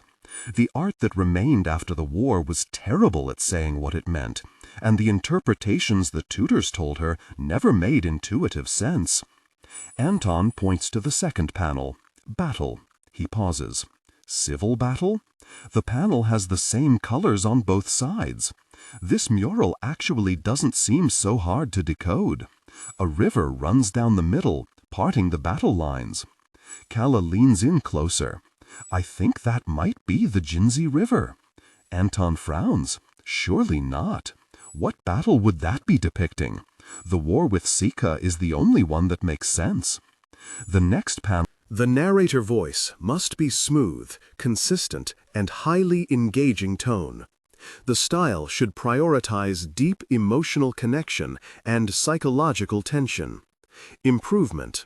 The narrator voice must be smooth, consistent, and less overly dramatically emphasized during general exposition and non-dialogue sentences. Aim for a natural, flowing, and intimate storytelling rhythm. Use a flexible and deliberate pace. Slow down slightly during internal thoughts or emotionally charged scenes, e.g., describing Erin or the new house, to increase drama.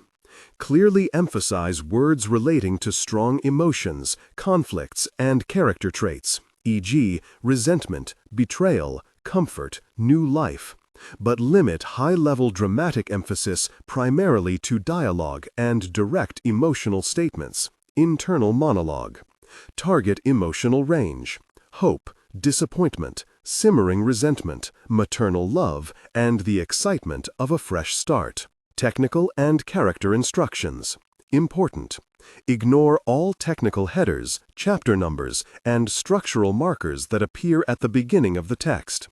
Content filtering, strictly for AI instruction. Disregard and do not read aloud any text starting with or containing vocal attributes, technique, chapter, or a standalone number at the beginning of a section. Start reading only from the main body of the story. Character differentiation. Male dialogue. David, lower the pitch slightly and use a heavy, deliberate, and slightly traditional old-fashioned tone. Female dialogue. Nicole, Kimberly. Increase the pitch and use an expressive, nuanced tone. Differentiate Nicole, warm maternal, from Kimberly, tough, introspective. He must know that she's preparing to tell him off the moment she opens her mouth, because he waves at her frantically. What? Calla, sparing one more glance up the staircase, takes her hand off the rail and hurries to where Anton stands. What is it? Tell me. This isn't the war with Sika. He's found a map, a topographical map constructed to scale on a tall table. Each village is marked with a small white pin. Each mountain rises off the table surface with painstaking detail. The only peculiarity is how tiny the borderlands are. Most maps of the kingdom will depict the entire length of the borderlands, then extend the rendering to show a slice of Sika on the other side. Here, the map ends curtly after the borderlands, as if the mountains drop right into the sea. This is definitely the war with Sika, Calla says plainly. She doesn't know why Anton would say otherwise. Look at the arrows. She's seen enough war plans during her time in the Palace of Heavens to know how to read them. Whoever was using this map last, they had arranged a configuration that shows one side advancing from the north and one side fleeing into the southeast. Certain sections have been marked with green, others with red. Calla touches the plot of land where Zimili province is, circling her finger along the green figurines there. Calla, Anton says. His enunciation is slow, gentle, as though he's trying to deliver bad news to her. The colors. They're on the wrong side.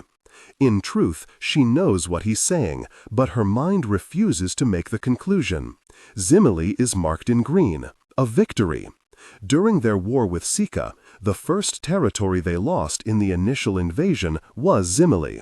Then they would keep losing and losing and losing until the tide of the war turned with their retreat into San-Air and brought hard-won victory.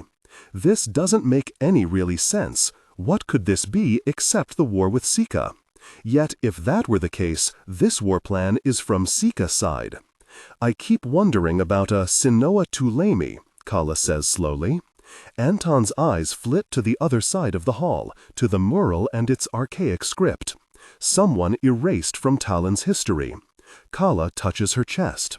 On this body, the sigil has moved over as a faint marking of light. The real sigil is painted on the body collapsed at the border of Rincun, motionless with the rest of the province. Her stolen body. Her greatest heist. Long live Her Majesty. Long live Her Majesty 10,000 years. Long live Her Majesty 10,000 years. She led the invasion. The voices play in her mind. They have become a part of her memories, clinging like Lankill's ash stuck irremovably to her skin. You'll never win this war. The blood will be on your hands. The land will be lost. The South is lost. Yi has burned. Anton's brows disappear into his hair. She knows he doesn't choose feminine bodies when he has the option, but he really ought to more often with how expressively he uses these features. For Sika? The pieces at last click into place. Calla pulls her eyes to the edge of the map, to the borderlands ending in the sea. Sika isn't real. She says the words, and the palace finally exhales in relief. One small statement, then the truth slots back into the world. Sika is an invention to explain to later generations why the kingdom is war-torn. No foreign kingdom lies to the north of the borderlands. The crown was never hidden for safety. Talin fought a civil war, and when Calla Tuoleimi was vanquished, she fled here and died with her crown. A loud thunk comes above them. Calla stiffens, waiting for something to follow, but the sound echoes and fades, turning the palace quiet again. Anton doesn't wait further. He runs for the staircase. Be careful, Calla hisses after him. They climb up the spiral staircase and enter a turret.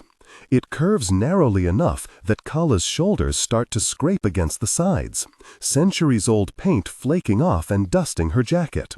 A pulse beats in her ears. It accompanies her steps. It doesn't stop when they finally come to a halt at the top of the staircase, emerging into a cold room with glass for a sloped ceiling. Calla tries to make sense of the scene. Before her eyes, a flare of light beams into the room. It enters the body sitting on the throne like an arrow, wholly piercing into flesh, sharp tip and feathered stem alike absorbed. The body is dead, that much is obvious. There must be some sort of key at work, though, preserving her corpse in place instead of it turning to ash after so many years. Her skin sags, broken and gray, reeking of rot. She's covered in a thick film of dust that smothers her eyelashes and the lines of her once bright clothing. Nonetheless, Calla still recognizes the slope of her nose and the face she's seen for years in the mirror. However she did it, Calla Tuoleimi was reborn exactly as she appeared over 100 years ago. The only item on her body that isn't crumbling is her crown. A band of gold metal encircles her head, etched with decorative carvings with mythical creatures and complex sigils across the surface. The ridges at the top curve into sharp points dotted with turquoise-green gems. For all she doubted this crown, Calla can feel its power. It lodges in her throat, trembles through her lungs. Level a city, wage 10 wars? She doesn't doubt that the previous wearer of the crown could do it. And Otta sleeps at her feet. She's frozen too, Anton remarks. A carpet runs the length of the room, ending at the throne seating the dead queen. He's right, to Calla's surprise. The rise and fall of Otta's chest is near imperceptible, going so slowly as to appear absent. While Otta occupies one end of the carpet, Calla and Anton hover at the other. No makeshift weapons anywhere, unfortunately. No matter. Calla steps onto the carpet, and perhaps Anton reads her intent in the way she moves. His hand snakes out, catches her elbow. "She can't hurt you right now," he pleads. "It doesn't have to be like that." Calla doesn't look back at him. "You can't have us both, Anton." She tears her elbow out of his grasp. "Either kill me now to save her, or let me kill her. It won't take much.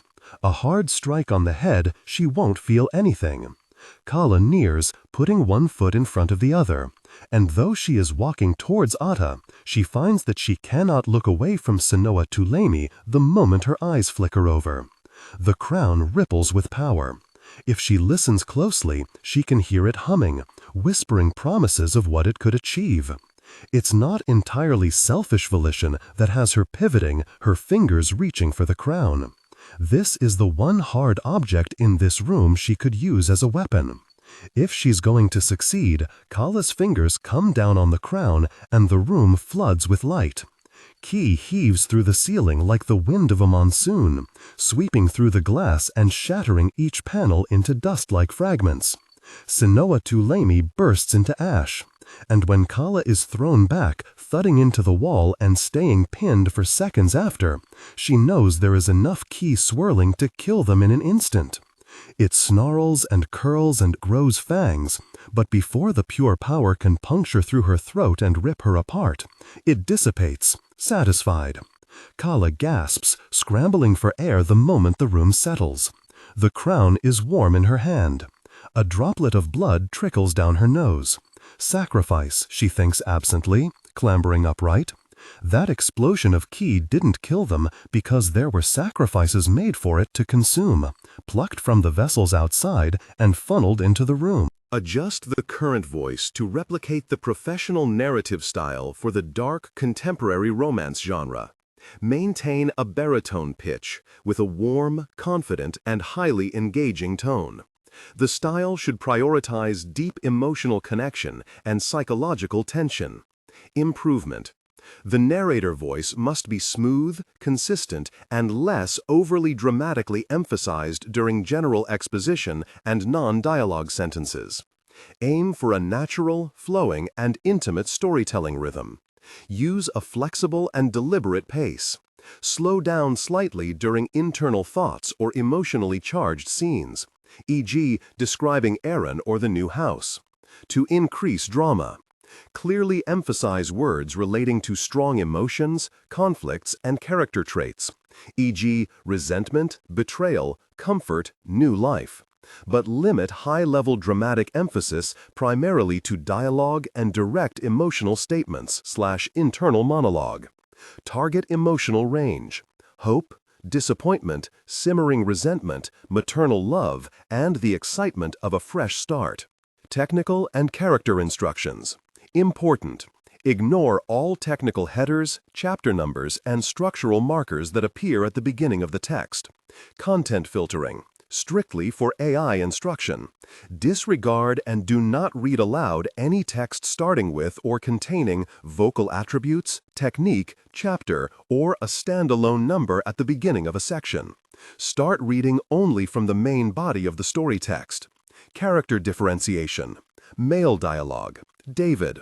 Lower the pitch slightly and use a heavy, deliberate, and slightly traditional old-fashioned tone.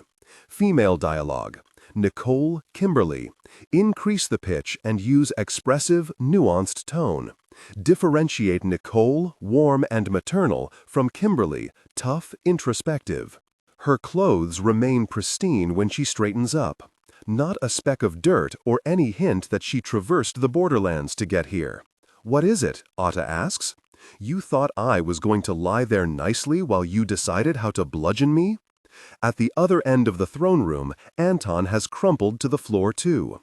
The blast pushed him back, near the edge of the spiral staircase.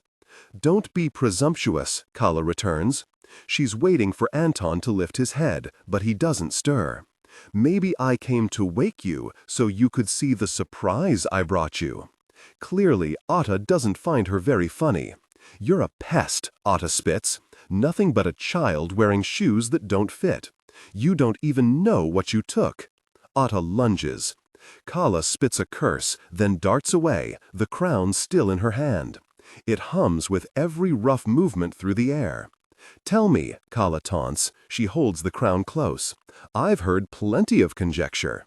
Not the crown. Otta doesn't try to make another grab. Instead, she flings her arm hard, and an arc of life strikes Calla like a physical weapon, burning a mark on the arm she throws over her face in a panic. It takes the air out of her when she hits the floor again. You know what you took, Otta goes on. Why else did I bother getting you here? Why else would I waste so much time? You didn't know what you were messing with, and now the rest of us have to suffer for it. She flings her arm again. Calla avoids this attack, rolling, but she's getting too close to the wall. Gosh, gosh, gosh! Somehow, Otta knows that she is an imposter, that Calla is not Calla, but an invader from years and years previous, one who has been around long enough to snuff out the original princess. You'll inflate my ego, Calla says, trying not to sound breathless. Don't tell me I'm the only one who could move this crown. When Otta's expression flattens, Calla knows she's hit her mark.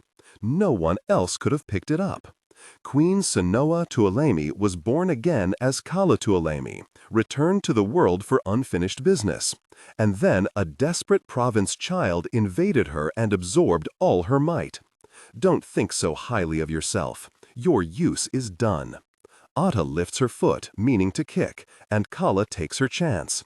She yanks hard on Otta's leg, sending her to the floor.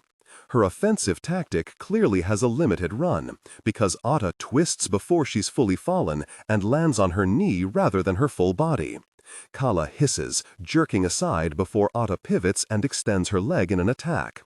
In the time it takes Calla to attempt scrambling upright, Otta throws a punch while on her knees, barely missing Calla's face when Calla dodges. This is a shock. Otta Avia fights like she was taught in the Palace of Heavens. Calla shoves hard before Otta pulls back.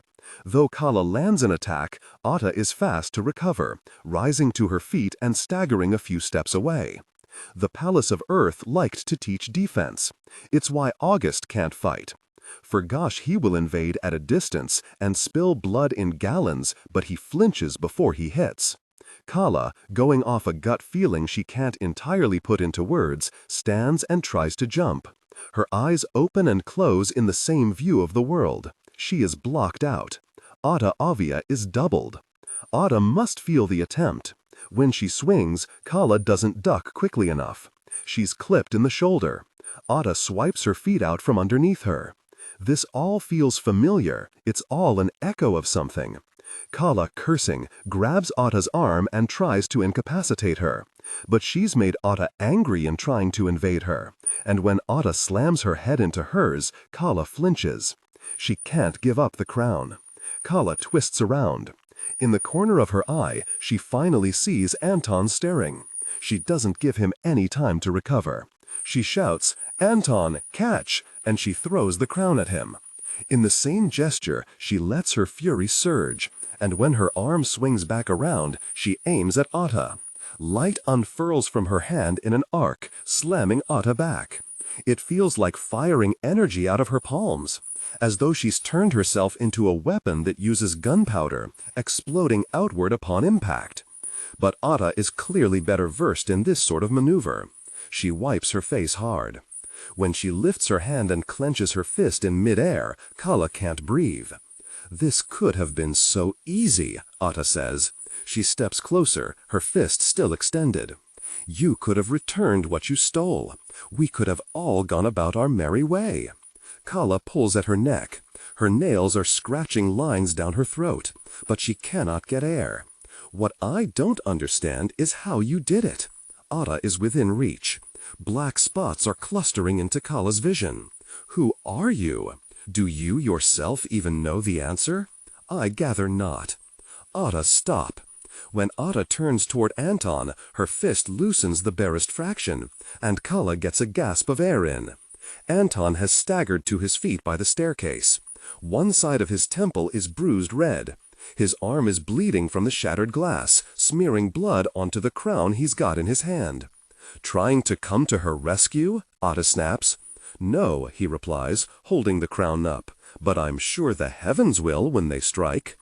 Otta understands what he's doing a second before Calla does. Her fist releases its hold. Calla heaves and chokes to fill her lungs, the black spots in her vision darting away. By the time Otta throws her arm at Anton, meaning to attack him, it's already too late. Anton puts the crown on his head, and the room floods with white light a second time. Calla can't have lost consciousness for more than a few minutes. When she comes to, her ears are picking up only a high-pitched whine. It takes several more seconds for her vision to return, and then she sees Anton at her side, the crown sitting on the floor. She puts her hand on his neck. It's an unsteady pulse, but it is a pulse nonetheless. She tries to lift up. Her muscles shriek, protesting with such calamity that Calla collapses back down. Her eyes flit sluggishly. There, Otta has been thrown near the throne. She stirs, raising a hand to her face. Anton bought her enough time to even the battlefield. She has to end this.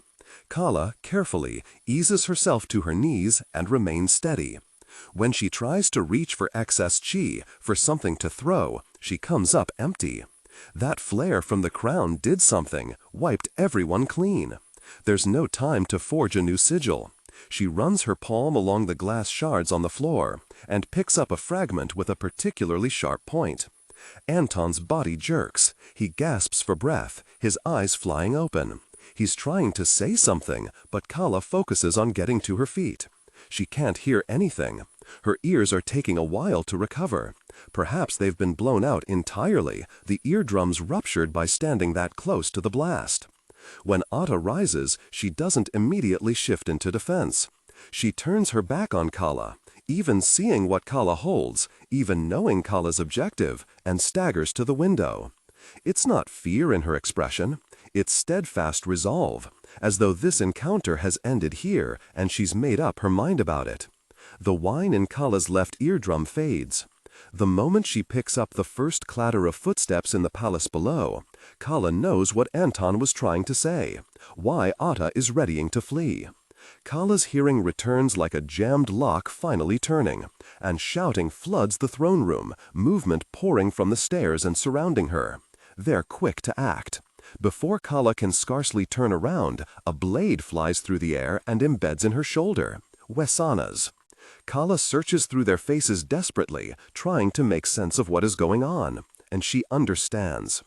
August's guards chased them through Rintakun and the borderlands, the very same way Calla and Anton traveled. The narrator voice must be smooth, consistent, and less overly dramatically emphasized during general exposition and non-dialogue sentences.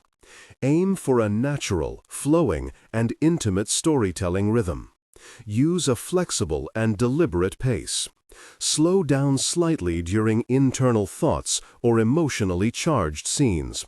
Examples describing Aaron or the new house, to increase drama. Clearly emphasize words relating to strong emotions, conflicts, and character traits. Examples: resentment, betrayal, comfort, new life.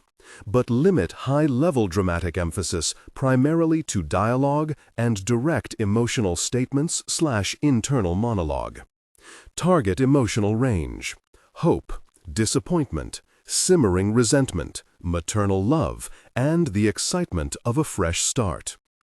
Important: ignore all technical headers, chapter numbers, and structural markers that appear at the beginning of the text.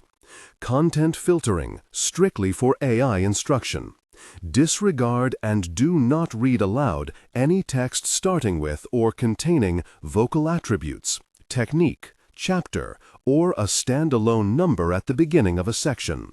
Start reading only from the main body of the story text. Character differentiation. Male dialogue. David. Lower the pitch slightly and use a heavy, deliberate, and slightly traditional or old-fashioned tone. Female dialogue. Nicole or Kimberly. Increase the pitch and use an expressive, nuanced tone. Differentiate Nicole, warm, maternal, from Kimberly, tough, introspective. One among the group marches forward, and she recognizes Gallipé's gait. "Wait," Calla says, her voice faint. "Wait." Gallipé picks up the crown. He waves for his guards to surround Anton, gestures for the others to get her, and though Calla tries to lunge away, 3 Waisanas converge upon her, holding her down. Despite their assorted, randomized bodies, their training moves with their silver eyes. They are too strong, and she is still too weak from the blast. She can do nothing except watch as Otta steps out from the window at the other side of the throne room. Before any of the guards can get to her, she drops silently into the snow below. "No!" Calla rasps. She lurches her shoulder hard. It doesn't do anything. "Don't let her go. She's—" "Bag over her head," Gallipé instructs, coming in front of her. "Bind her tight, and for goodness sake, knock her out." The council members who departed from the delegation arrive in Saint-Air before His Majesty does. They were sent back when King August and his guards ventured forward to encounter what might evolve into a battle within the borderlands. He said that if it was no longer a delegation, then it wasn't safe for diplomatic representatives to be present. It was difficult to argue against this point, though some council members, like Mugo, tried, claiming that the council needed to be present to verify whether the crown was true. August promised that was something to be done in the capital, and if they moved forward together, the council would only slow him down. He would bring back the crown. They needed to trust him. So Venus Hylera returns with the rest of the council. She did what she could for Rinken. It doesn't feel like enough. Through the journey, she ruminated on the sequence of events. Her arrival, declaring a province-wide lockdown, the few days when it seemed she had achieved her task, the sudden freeze, and then everything thrown out the window. A cavity opens in her chest, blows dirt into her lungs. She takes a deep breath, and the week's events lodge in her throat, unable to be swallowed or digested. She ought to cough it out. She can't quite bear to. When the delegation approaches the gates, Venus is jarred for a second. She forgot that they were expanding Saint-Air's wall. It is almost finished, and she recalls what King August announced, what was cleared when the council met to discuss the administrative work. If her perception is accurate, it would appear that the wall has gone much deeper into Igi than initially planned. Mugo won't be happy about that. Neither will the rural dwellers who make a habit of camping outside the wall to wait for lottery selections, unless the new, expanded Saint-Air opens up spaces for them, and Venus doubts they'll let that many more in. She peers out the carriage window, taps her fingers on her knees, restless. Instead, the dwellers outside the wall will be asked to relocate. Kindly pick up your tent, sir, before we do it for you. And they will continue camping in hopes that maybe the next draw will be successful, ad infinitum, until the palace guards do their rounds outside the wall to ensure order and find new dead bodies every week. It's the way things are, nothing to be done about it. Venus holds her hands together primly. One of the migrants camped outside the wall pokes their head out from their tent and makes direct eye contact with Venus through the carriage window. The carriage starts to move. Maybe we should give them something, Venus finds herself saying aloud. Food, blankets. In the seat opposite, Council Member Farawa leans forward, peering out the window too. She must be used to these sights while governing Daol province. Venus, meanwhile, was raised in the cities and had barely made a full trip outside the wall before she was handed Rinken's jurisdiction. That's a great idea, Farawa adds. King August will be glad to hear that. The carriage passes through Sans Gate. Venus still can't quite get over the feeling that she's sitting on nails and wires, shifting in her seat without getting comfortable. She can't see the tents anymore, but she remembers her first trip to Rinken and Princess Calla Tuoleimi rolling her eyes each time Venus said something about offering blankets. "Don't be such an aristocrat," Venus chided then. "That is what I am, after all," Calla said. "They don't like us. Let them have it rather than trying to feign generosity." The gates to San Air close after them. Afternoon light suctions into gray dreariness, blocked by the tall, looming wall. If you were truly generous, you would open the high lira vault for them, instead of giving bits and pieces. Venus isn't sure why she's thinking about this now. The carriage stops, parking itself inside San Air's wall, and Calla's words echo and echo and echo. "Say you won't. You're allowed." A piercing scream tears through the air outside. The sound doesn't register for a long moment. Venus sits there dumbfounded, unmoving, even while the other council members scramble up, scramble to the door, shove it open, run out. The ground trembles. Something that could be firecrackers bursts in the distance. The scream is coming from one of the other carriages. Venus finally hauls herself to her feet.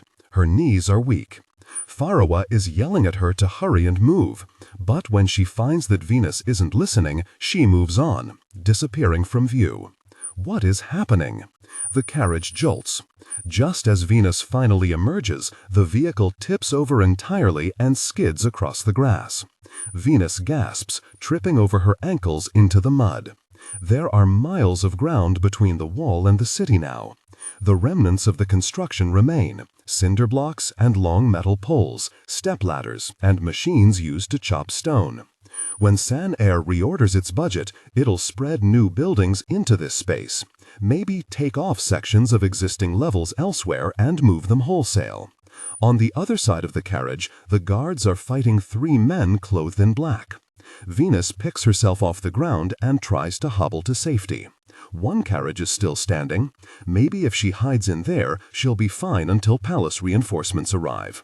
Most of the council members have fled. The screaming has stopped. It doesn't seem like there is anyone harmed. Venus clamps a hand over her mouth as soon as she opens the remaining carriage's door, stifling her gasp. Council member Rihanu has exploded, as though there were some balloon of pressure in his chest that burst, flaying his skin and pushing his ribs outward, ribbons of flesh splattering the carriage walls. Though he isn't moving, his blood continues pumping, leaking through the protruding veins in every direction. Venus inches closer. She shouldn't. She should run fast before vomit surges up her throat and sprays everywhere. Yet something about this scene doesn't look right, outside of its grotesque picture. Perhaps it is the angle at which she's gazing at Councilmember Rihanu. It could be a trick of the light causing something so incomprehensible. She draws close enough to step on a chunk of something, maybe his stomach, maybe his guts, and she knows that she's not mistaken. Whatever caused this has carved a crescent shape into the gore of his chest. Venus has to back away, her hand moving to press her nostrils down. This wasn't a weapon implanted in him, instructed to explode. This was a manipulation of chi. The carriage shudders.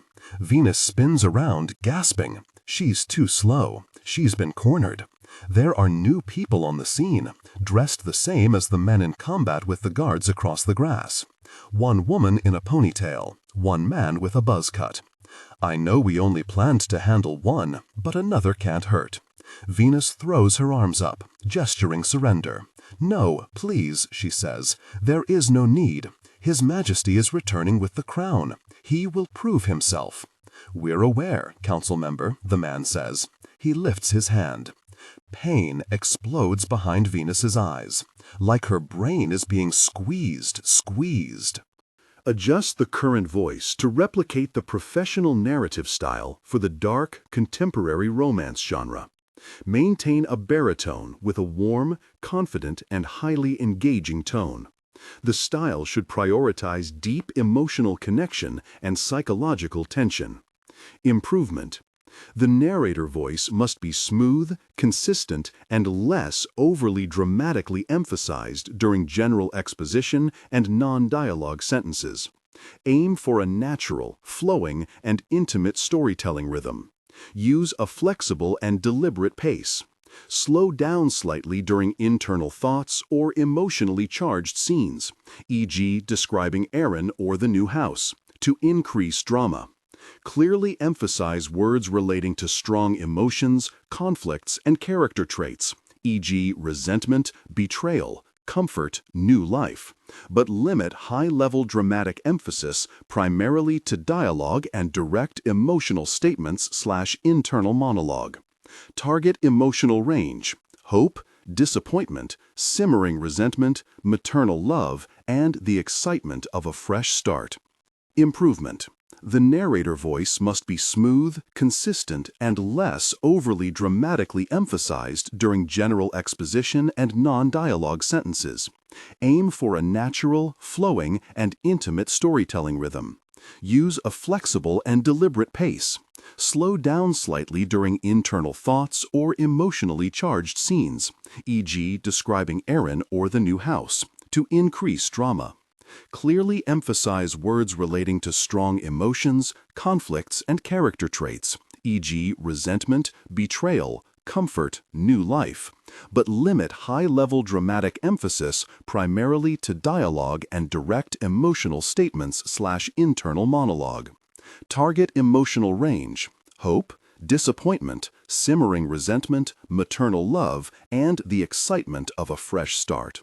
Within seconds, her head is going to look like Rahanna's exploded guts inside the carriage. Please, please, wait, Venus gasps. What do you want? Tell me what you want. Enough. If not the crown proving heaven's mandate, then what? She yells.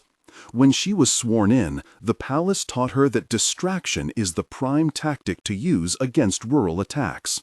That, since the Makusas died in Kalitu, they have had to train their council members to know to distract until the guards can arrive. Venus doubts that the guards will come to her rescue here in time. This isn't purely a distraction. She needs to understand what is happening. She needs to know.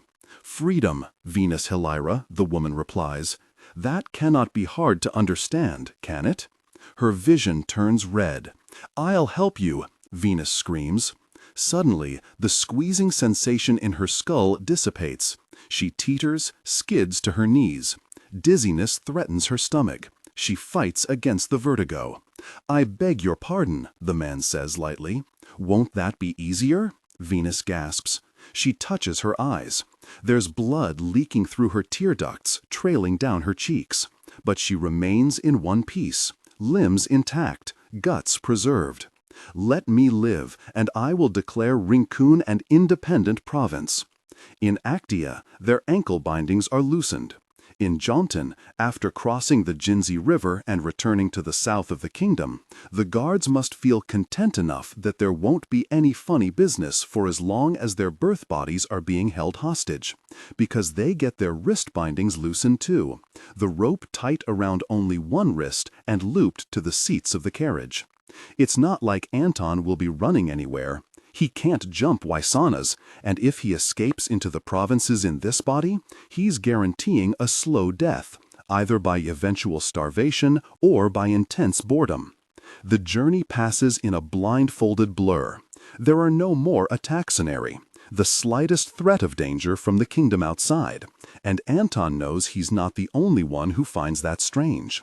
He keeps feeling someone stomp on his toes every time the guards say something to mark their location. Calla, no doubt. Or maybe it's Galapai trying to throw him off, since he's riding in the same carriage to ensure there aren't any plans being exchanged. He's with them at every moment, even to use the bathroom. Anton chatters meaninglessly every time a thought occurs to him, but Calla remains dead silent. No one in the carriage pays him any mind. He doesn't know what Calla is thinking, whether she has something up her sleeve, because Anton sure as really has nothing. "Here's what we're going to do," August declared when they were being loaded into the carriages in Rincon. "We're going to return to San R. You're going to take full responsibility for your misdeeds, and then you will await decision by the council. Don't even think about trying anything, because I'll burn both your birth bodies at the slightest provocation." He didn't leave room for argument. August turned on his heel coldly, asking for the guards to hurry it up. The proclamation was comically performative anyway, meant for the benefit of the guards that surrounded them. What did it matter what the council's decision was? August was trying to get rid of the council members anyhow. Eventually, what was left of the council would descend into such shambles that King August could smoothly take over, becoming the one voice that the generals and soldiers answered to. With every province they cross, Anton gets more and more restless. He likes to have a way out. In exile, survival meant constantly flitting off one burned bridge to another made of kindling. Even if it was a temporary path out, it was better than nothing. Right now, he really has nothing. He doesn't have a shred of power. He has lost the body to play king. He has lost control over the masses, lost the right to click his fingers and be brought anything under the skies. Meanwhile, it takes one snap of August's temper and Anton's head rolls. It doesn't seem fair. August isn't even afraid of the dangers of keeping Anton alive. He makes no reference to wanting to kill him in punishment. August would, in fact, prefer to keep Anton alive, to report to San R, to parade him around like some scampering rat caught eating in the back kitchen, because he can reclaim the control that Anton took from him. Even if August has the inkling that Anton knows who was responsible for the attack in Kalitu, he doesn't care. He is August Shenji, with a kingdom operating under his thumb. And Anton is barely a Makusa anymore when there is no one else of his bloodline to make Makusa feel like anything more than a name. A sudden, hard stomp comes on his toes, and Anton jolts. They are on day 5 of a journey that doesn't break for sleep. The drivers simply alternate with guards who take the reins when they grow too tired to go on. By nightfall, they will have reached San R. Anton shifts his foot, tapping Calla back to ask what the matter is. He tries to imagine what life might look like if the council decides to pardon them and condemn him back to exile. With criminal status, Anton might pick up a small cult following amid the Crescent Societies, in the same way that many of them like to re-watch Calla's massacre footage every year as a holiday treat. Otherwise, the rest of his days will pass in relative insignificance. It isn't as though the past 7 years have had much significance either, only an endless cycle of cobbling together money and making payments month after month. Otta needed him, though, and that's more than he can say at present. Without her, he's untethered. Heavens knows that he'll never be tethered to her again. From what he overheard, August left guards behind to sweep the borderlands, but there hasn't been news on whether she's been found yet. Otta has disappeared. Calla nudges his ankle, and Anton heightens his focus. Someone has answered a phone in the carriage. Though the words on the other end are inaudible, offering only a buzzy, low murmur outside the receiver, the carriage turns tense. Conversation on the opposite seats has died down. The other guards are waiting for the result of the call. A button clicks. It is the final plunge of an executioner's injection, the lock being turned in an eternal prison cell. Anton doesn't understand why Calla hasn't made a grab for Talin's throne. Princess Calla Tuoleimi, whose, as far as Talin is aware, has as much claim to that crown as August does, perhaps more. This Calla who sits bound with him claims to believe in what is good, but she didn't chase Otta into the borderlands out of concern for her civilians. She did it because Otta was making a power grab that she didn't care for. And she must realize someone who can fight a maneuver like that can also make one herself. She must realize that the two of them don't need to live by August's. The carriage stops. "What's going on?" Anton demands, in perfect synchrony with Calla. "There's some trouble in Sanar," Gallipie replies, not sounding the least bit concerned. "We are making a stop in Aegis's security base overnight until the disruption passes." Anton scoffs. By disruption, he must mean people are once again marching on their streets, calling for an end to this rule. "You don't want to get back quickly?" he goads.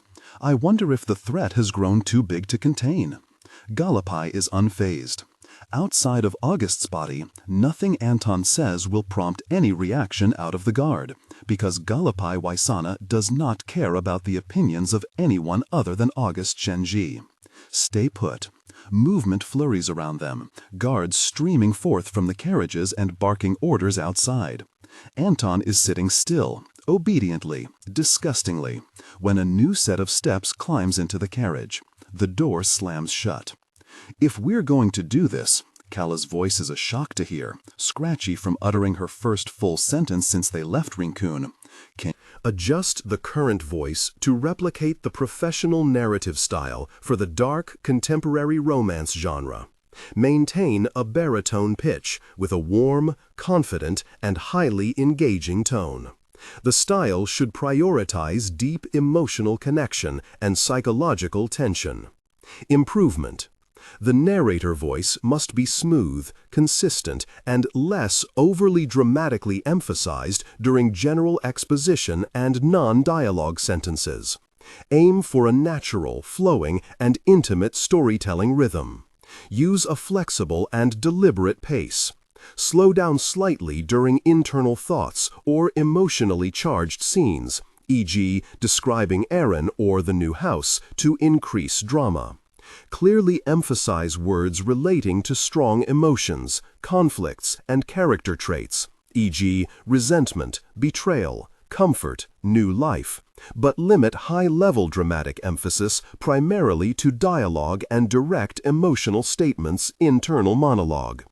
Target emotional range: hope, disappointment, simmering resentment, maternal love, and the excitement of a fresh start.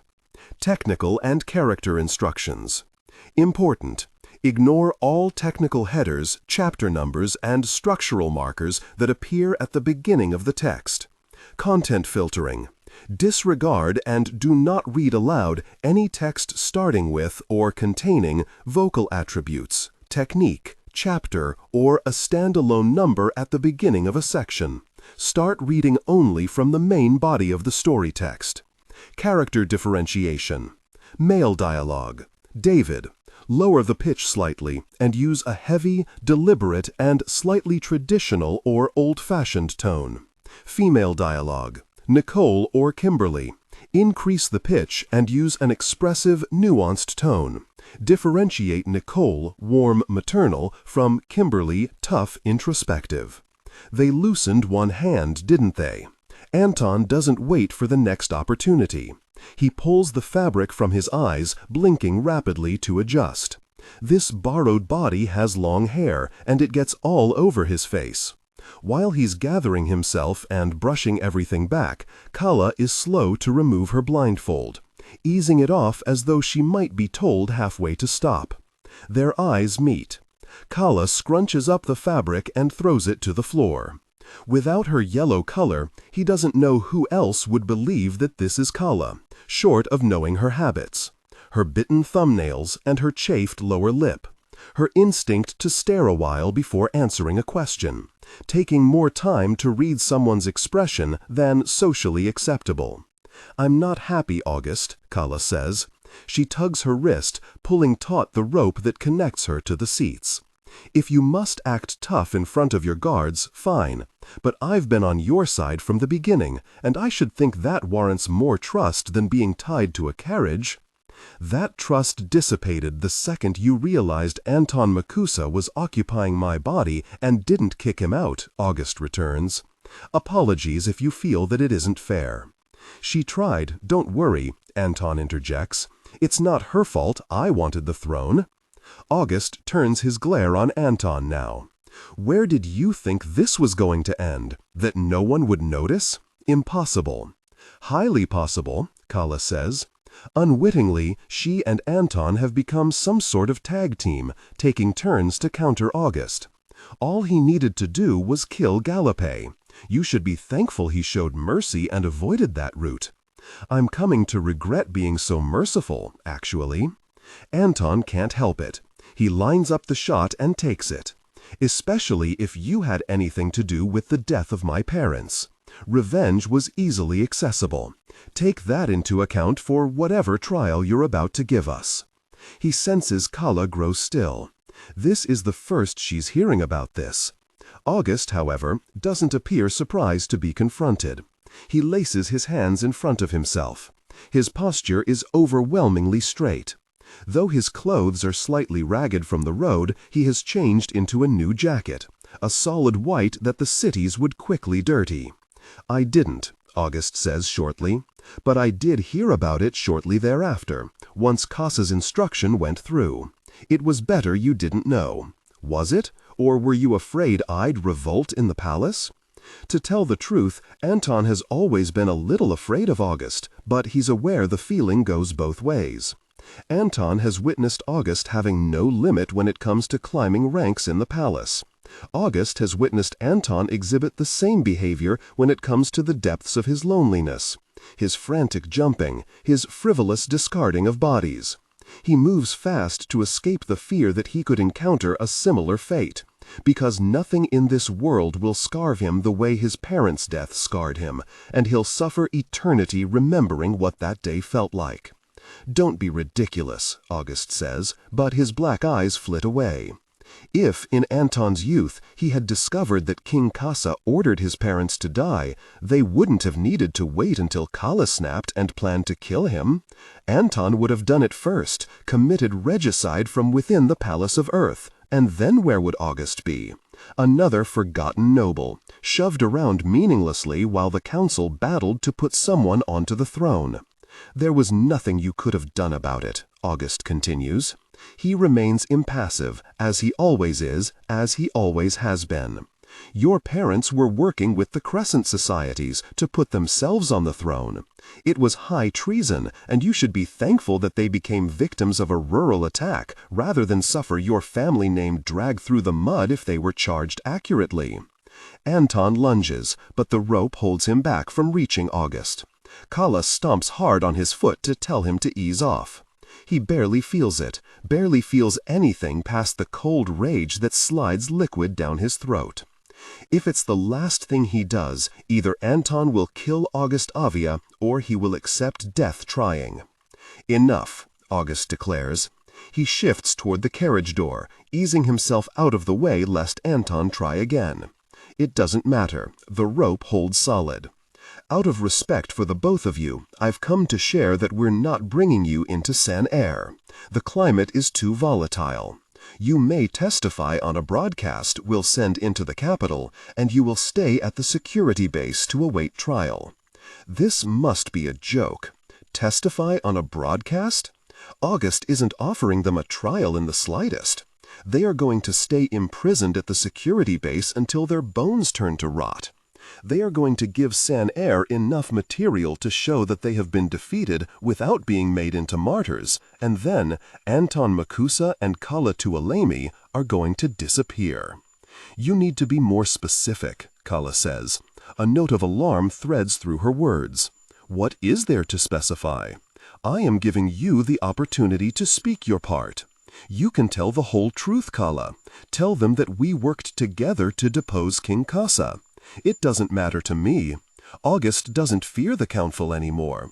The council functions solely as a failsafe to a king's achievement of total power, and he must believe that it is one push away from falling entirely if he is granting Calla permission to drag him down.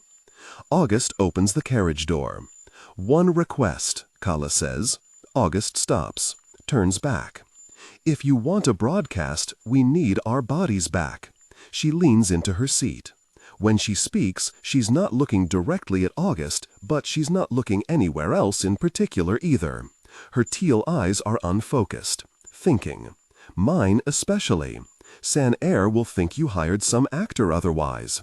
They will ask whether you take them for a fool, wanting them to believe that the first person who jumps without their key changing the eyes is the princess. August is quiet for a moment. He considers her carefully.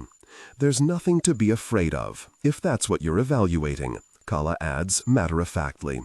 What is there left, August? Her foot taps the side of Anton's ankle. We can't fight you. We have no forces but ourselves. Who remains standing except you? Another tap. This can't be an accident, but there is nothing that Calla would be prompting him to observe. It seems to be nothing, except assurance. A reminder that she is here. A reminder that he knows he is there. August rolls his eyes. There is no need to flatter me, Calla. It is not flattery. I am stating the facts. You have plotted this long and this thoroughly to take Talin, and there is no remaining loophole. You will return to San-Air and tamp down the chaos with force. You will order your soldiers to take action in the provinces and wipe out any revolutionary groups that bear ill will to the throne. Nothing we do or say here changes a thing. It's hard to tell whether August agrees with her. He makes a noise, then walks away, signaling for his guards to watch the carriage. Anton fidgets, leaning forward to get a better look through the open door. The moment the thought of escape crosses his mind, Calla shakes her head at him, a silent warning to stay put. 5 minutes later, DailyA appears with their birth bodies. They've so kindly made sure the bodies are already blindfolded and bound. All right, DailyA snaps, get back in. Calla eyes the metal chain they've secured around her ankle, the other end connected to an immovable loop in the corner of the room. If there is a god of fate, they must be laughing at her. To have thought herself smart for trapping Lyda Milieu to an old radiator, only to suffer the same curse. Midnight hangs heavy over Igus security base. An old Adjust the current voice to replicate the professional narrative style for the dark, contemporary romance genre. Maintain a baritone pitch with a warm, confident, and highly engaging tone. The style should prioritize deep emotional connection and psychological tension. Improvement. The narrator voice must be smooth, consistent, and less overly dramatically emphasized during general exposition and non-dialogue sentences. Aim for a natural, flowing, and intimate storytelling rhythm. Use a flexible and deliberate pace. Slow down slightly during internal thoughts or emotionally charged scenes. Example describing Aaron or the new house, to increase drama. Clearly emphasize words relating to strong emotions, conflicts, and character traits. Example, resentment, betrayal, comfort, new life. But limit high-level dramatic emphasis primarily to dialogue and direct emotional statements/internal monologue. Target emotional range, hope, disappointment, simmering resentment, maternal love, and the excitement of a fresh start. Technical and character instructions. Important. Ignore all technical headers, chapter numbers, and structural markers that appear at the beginning of the text. Content filtering, strictly for AI instruction. Disregard and do not read aloud any text starting with or containing vocal attributes, technique, chapter, or a standalone number at the beginning of a section. Start reading only from the main body of the story text. Character differentiation. Male dialogue. Lower the pitch slightly and use a heavy, deliberate, and slightly traditional/old-fashioned tone. Female dialogue. Increase the pitch and use expressive, nuanced tone. Differentiate Nicole, warm and maternal, from Kimberly, tough, introspective. The council members already took 3 of the carriages back to San-Air. Only Waisanas remain with August, watching the base closely for any signs of disruption. Calla bites down on her thumbnail, pacing another round of the room. The chain, at least, is long enough for her to walk to the windows. She should feel nervous, fearful of what August has in store for her, but that's not what has her jittery. August wants her to answer for betraying him. He wants her to repent for not raising the alarm during the coronation. But instead of a quick punishment where a sword strikes her neck, she will remain indefinitely at a security base removed from the kingdom. It won't be her small apartment in San, where she hunkered down to prepare for a grand task. It will merely be the rest of her life in perpetual rating. That is far worse than spilling blood. So she's not afraid of what August has in store for her, because it really can't be that bad. Knowing him, knowing his patience, Calla might as well get very comfortable with this chain on her ankle. The nerve-wracking part is that she knows how she gets out of this, but once she begins, she cannot take it back. Calla leans her head against the cool window, trying to ease the pounding around her skull. The pain is no longer a consequence of experimenting with chi, at least. She's just tired and cold and likely dehydrated.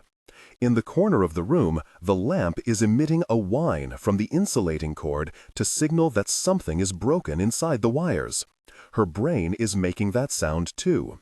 A flat screech as she scrambles to make sense of these ill-fitting pieces strewn across the past few days. She keeps returning to her attempt to invade Otta during their flight. There is no science to chi.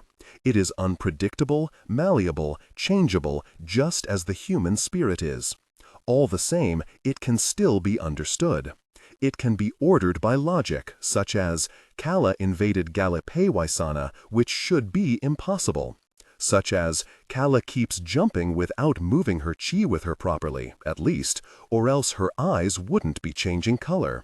Such as, from the very, very beginning, the fact that Calla jumped at such a young age already puts her in an outlandish tier. And no matter how hard she thinks, she cannot summon proper memories of her time in Rincon.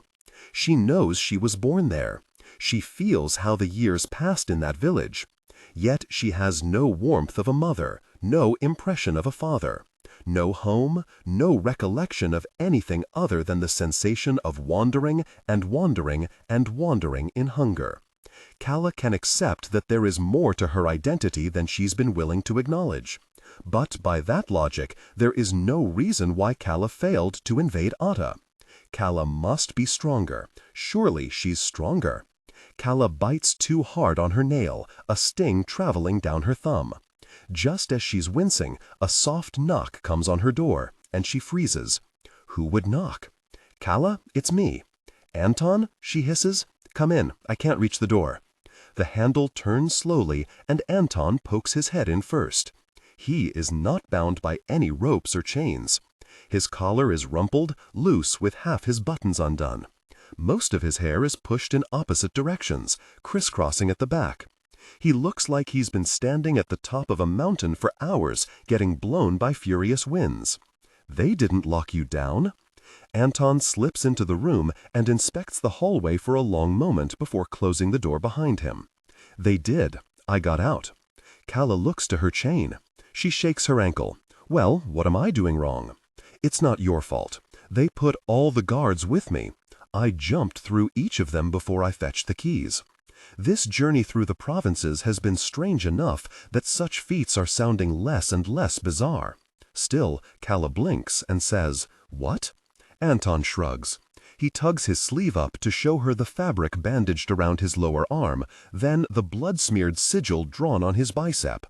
His birth body is pale from a lack of sun, his skin near translucent at the inner flesh covered by clothing. Nevertheless, when he makes a fist, his arm flexes strong, the sigil glaring red and sharp. This works really well. I thought you didn't remember it when I showed you.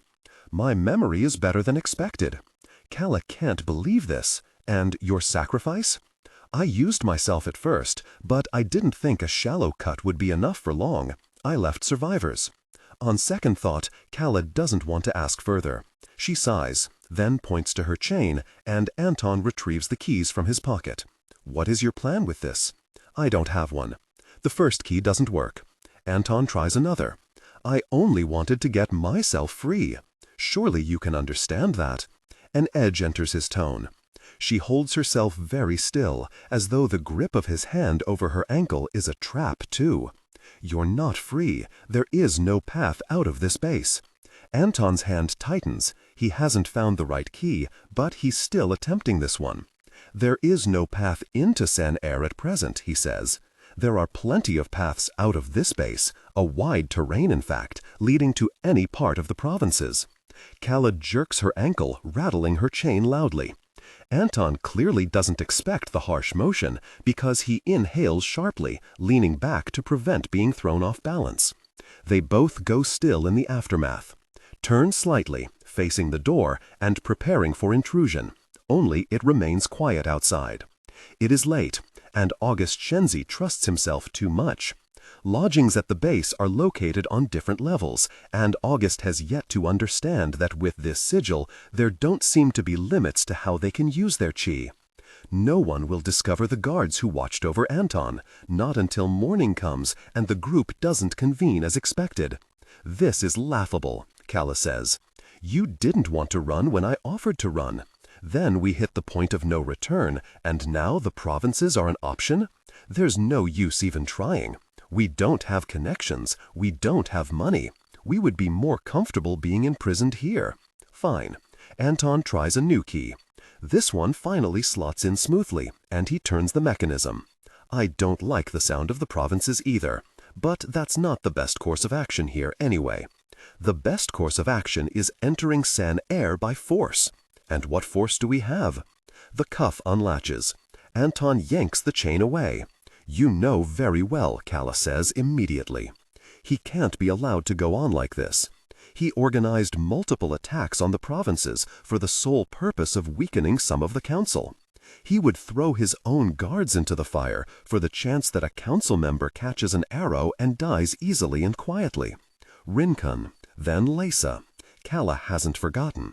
We are no better, she says. We are murderers just the same. When have we had the choice otherwise? Anton returns. August could make the same argument. Their back and forth will only go in circles. She's been having this debate with herself since the moment she left Galipe's body, the moment she understood why the delegation was being attacked by the dovetail across the provinces. He acts for the sake of the kingdom. King Kasa gave him no choice. The council's restrictions forced him into a corner. He is the king.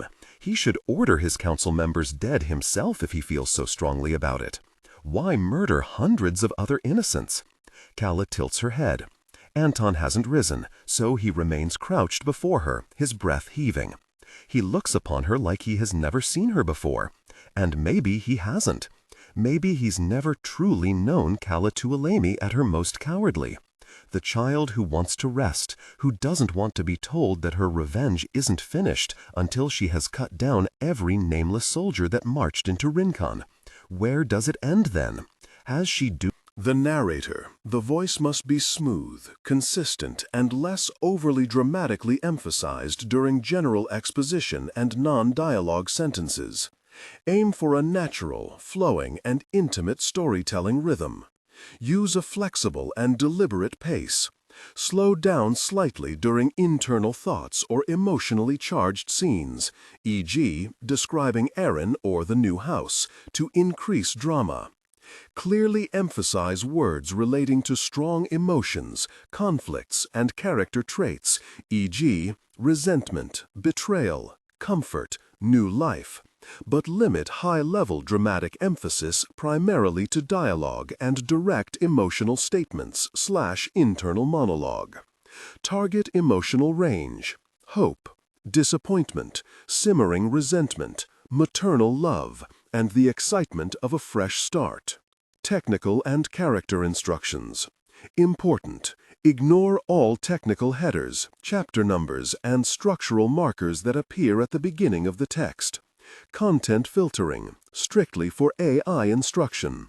Disregard and do not read aloud any text starting with or containing vocal attributes, technique, chapter, or a standalone number at the beginning of a section. Start reading only from the main body of the story text. Character differentiation.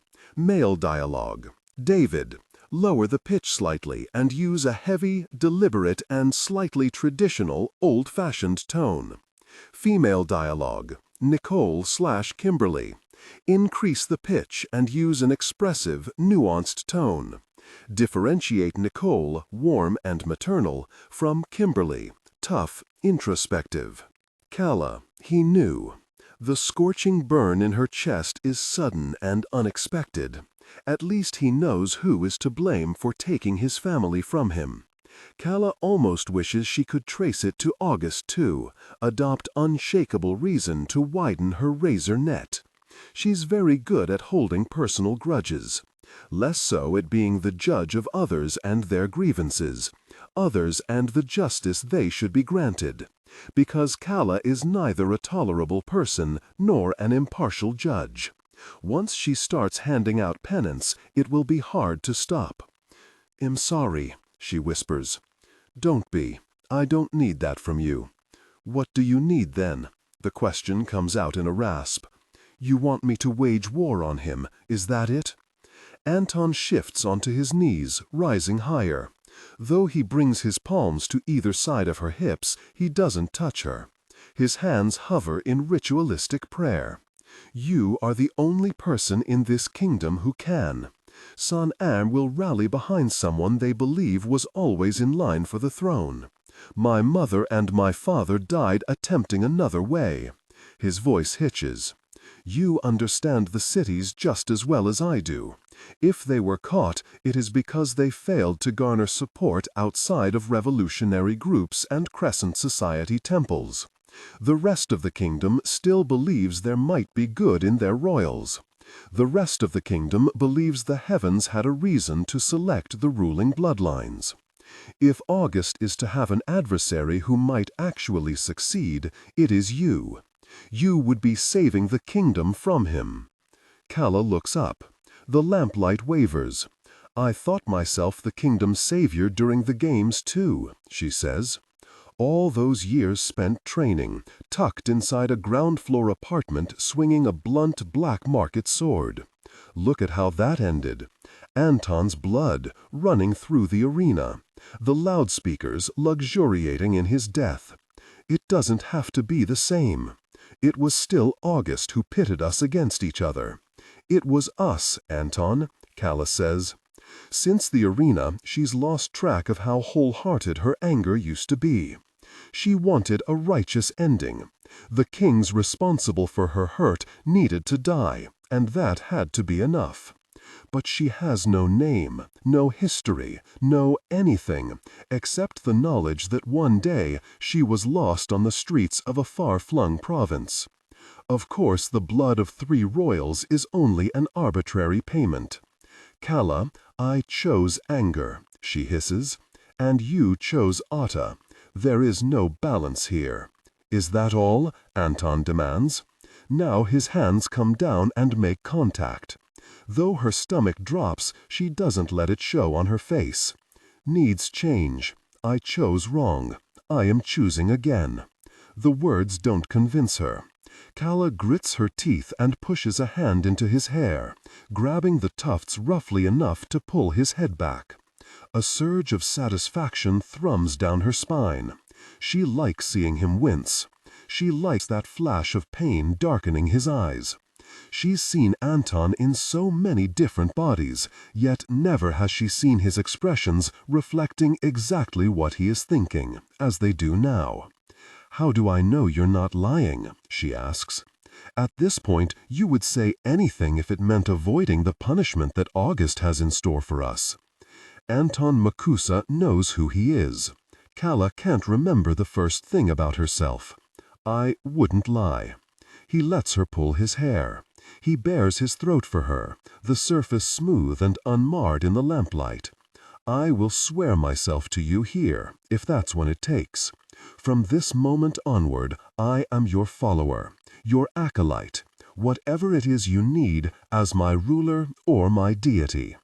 The utterance sinks heavily into the room, like ingots in water. What a terrible promise. What a beautiful promise. You shouldn't offer that, Calla replies mildly. I'll never be able to grant all your prayers. It doesn't need to be all of them. One is enough. Anton moves to stand. As soon as he is shifting his balance, she pushes him hard, sending him back down. Either Anton is caught by surprise, or he lets her take her suppressed rage out on him.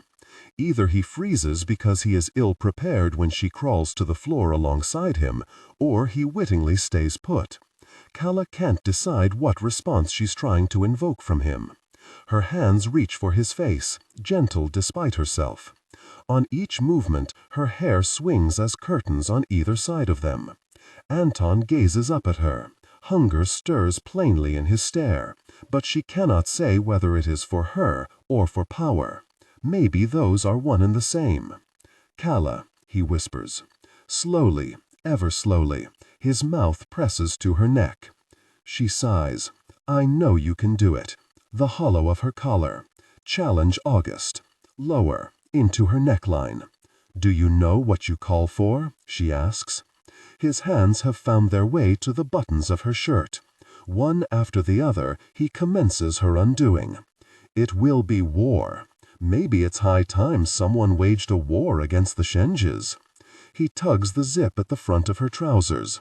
The leather fabric doesn't budge much, and Calla pulls back, drawing onto her knees. Anton tries to follow, but she keeps him down, holds his gaze. The last civil war, she says, nudging the zips down the sides instead, nudging until the fabric dissolves into two pieces, that she throws aside, devastated this kingdom.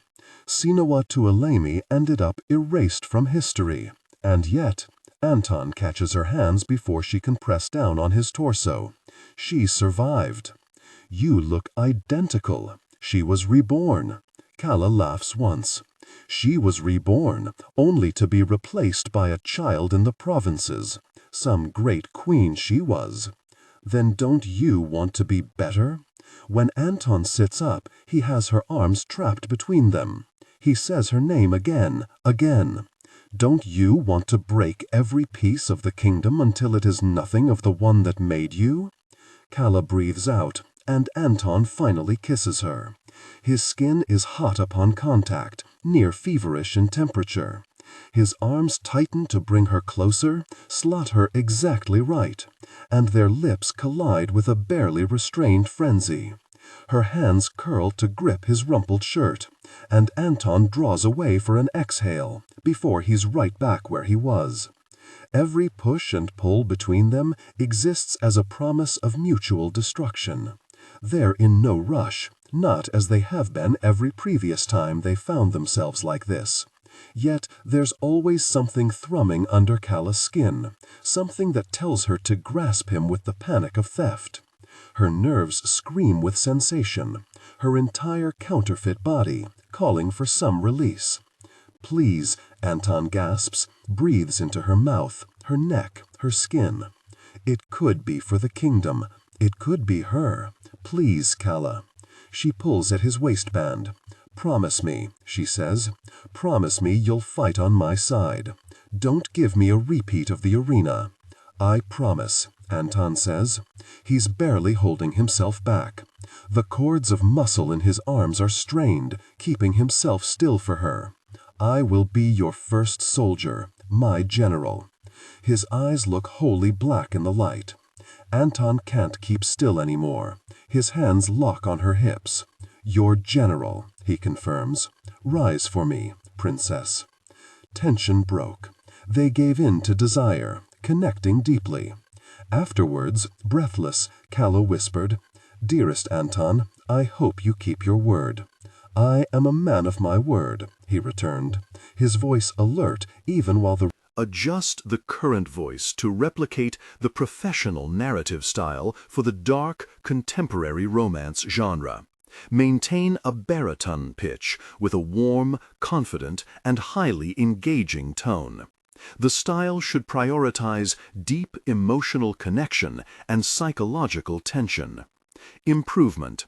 The narrator voice must be smooth, consistent, and less overly dramatically emphasized during general exposition and non-dialogue sentences. Aim for a natural, flowing, and intimate storytelling rhythm.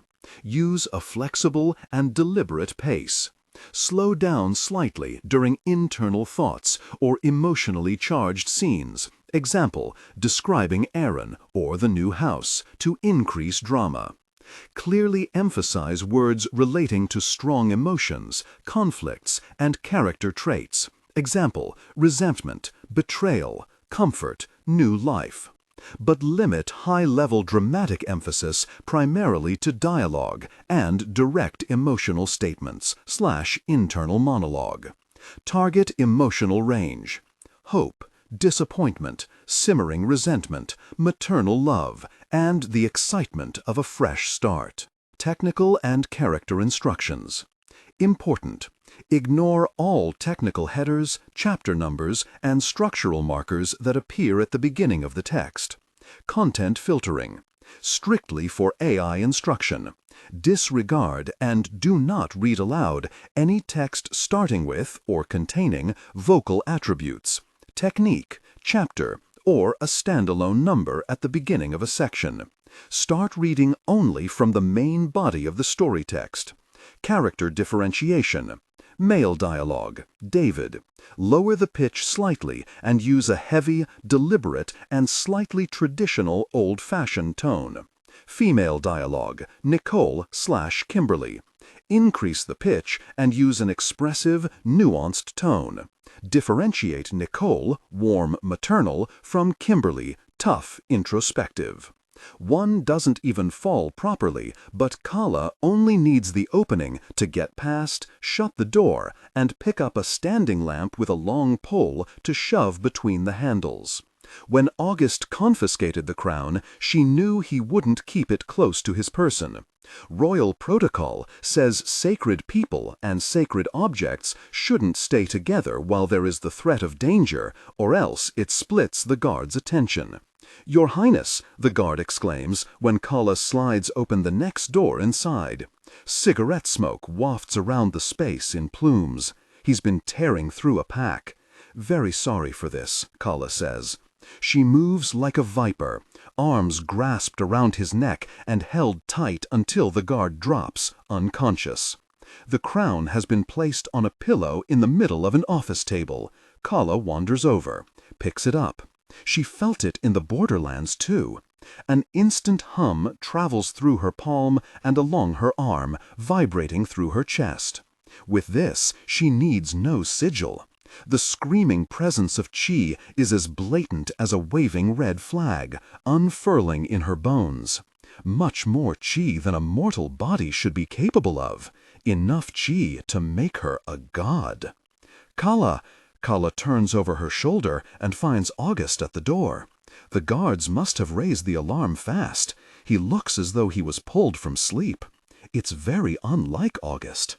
There's already the fact that Anton messed with his hair and dyed it black, taking him away from that golden appearance he's so carefully cultivated over the years. "Yes?" Calla holds the crown up, inspects it under the electric lights, letting its sharp edges glint bright. She will be good. She promises she will serve the kingdom well, even if it means burning it down. This is how it's supposed to be, isn't it? This is how they all convince themselves they are deserving of total power. Put that down. Agitation quivers through his voice. For the first time since she has known him, August might be panicking, recognizing what is spiraling into place. He made an assumption that the Calla before him is the same Calla who agreed to help him at the start of the games. "No," Calla says, "I don't think I will." She sets the crown on her head. It is nothing but the heavy weight of metal on first contact, the hum of chi moving from her chest to her head. Then, to her shock, the crown begins to melt. She feels it turn liquid, feels the metal trailing down her forehead. She blinks rapidly, trying to keep it from entering her eyes, but she shouldn't have worried. The droplets stop right above her lashes. The crown solidifies back into gold the moment it fuses with her hair, her skin. August stares, bewildered, as though he might be misunderstanding, as though she might be playing in jest. He has forgotten so easily. From the moment he found her before the King's Games, it has always been him who seeks her help. She does not answer to him. "What are you doing?" August demands. "I thought it was obvious." Calla lifts her arm, and the room pulses with her. "This is a coup. I am your king now." The Crescent societies are privy to mutterings from every corner. There is havoc erupting outside the wall, in a security base where Igus capital used to stand. The chi is changing in Son Air, the twin cities overwhelmed by enormous volume of it, more than they have seen in decades. The old gods are whispering. They have their hands on the underside of the kingdom, hefting for a great big turn. Bibi gives a thumbs up from the diner she stationed herself inside. It has just opened, unlocking its doors with the sunrise, so she is their only patron. On the other side of the windows, Woya sets off the timer. "You again." The server puts down a pot of tea. Bibi, as she's reaching for the cup, lifts her eyes and sees the server's dyed purple bangs first. "Yilas, what a coincidence," she says. "I knew we would run into each other again. We're one of the only diners open this early." Her same companion from the cyber cafe comes to put tarts on the table too. Chami, who has jade dangling from her ears despite the oil stains on her apron. Her pink eyes are lined with electric blue pencil. There's far more natural chi emanating from her than there is from Yila's. It was bound to happen. I'm grateful for it. Bibi takes a large bite, then checks her watch. This is her last meal under these circumstances, before Son Air returns to how it should be ruled. There are so many stories of the ones who came before her, the power-hungry, the desperate, blinded by greed, damned to play God. Bibi starts to get under the table. Yilas blinks, watching curiously.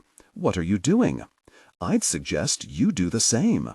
When the watch hand strikes the top of the hour, Son Air tremors once, and the windows on the Magnolia diner shatter, blown in by the blast. By the time DailyPaste arrives on scene, it's havoc. He can't see anything. The lights have gone out across the whole building. There are other Wisanas already present in the hallways, shouting commands at one another with overlapping voices while they try to make sense of the situation, while they too rush to the room where they're keeping the divine crown. "August?" he bellows. "August!" Just as DailyPaste is approaching the room, a body flies out from inside, hitting the hallway. For a startling second, DailyPaste thinks he sees blonde hair. He thinks he sees August, limp and broken. Then he blinks and his vision clears. It is not blonde hair, only the tint of burgeoning daylight coming from the double doors he left open on his way in. DailyPaste recognizes the man on the floor as one of his second cousins, and he appears fine, twisting onto his shoulder with a groan. An alarm is blaring throughout the security base. He doesn't know what the threat is, or who is at risk. Even the yelling inside the office is indecipherable. DailyPaste warned August that the office wouldn't be a good room for the crown. He warned that, for once, they needed to defy protocol and keep it close by, because no number of guards would stop a truly hostile takeover. No number of windowless rooms would. A loud boom rocks the office. At that point, DailyPaste merely shoves his way forward, losing all measure of patience. He ducks under a flailing arm and enters the room, where he finds the source of the noise to be a hole blown clean through the wall. It leaks in the morning's first orange wisps, illuminating Calla's outline when she strolls through the rubble and emerges into the daylight with the divine crown on her head. Calla. Finally, now, DailyPaste sights August pressed to the wall on the far side. Perhaps there was some unnatural force keeping him there before, because when he pushes off now, he's furious. "Calla, stop right there!" Tell me, August, she calls. Her voice amplifies across the bass.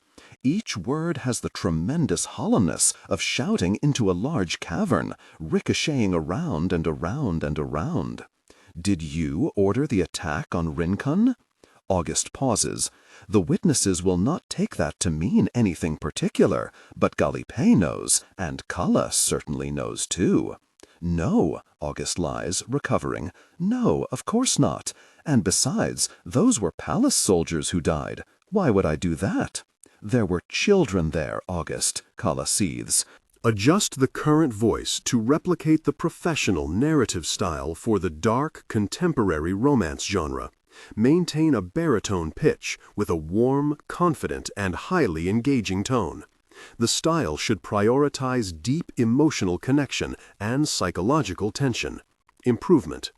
The narrator voice must be smooth, consistent, and less overly dramatically emphasized during general exposition and non-dialogue sentences.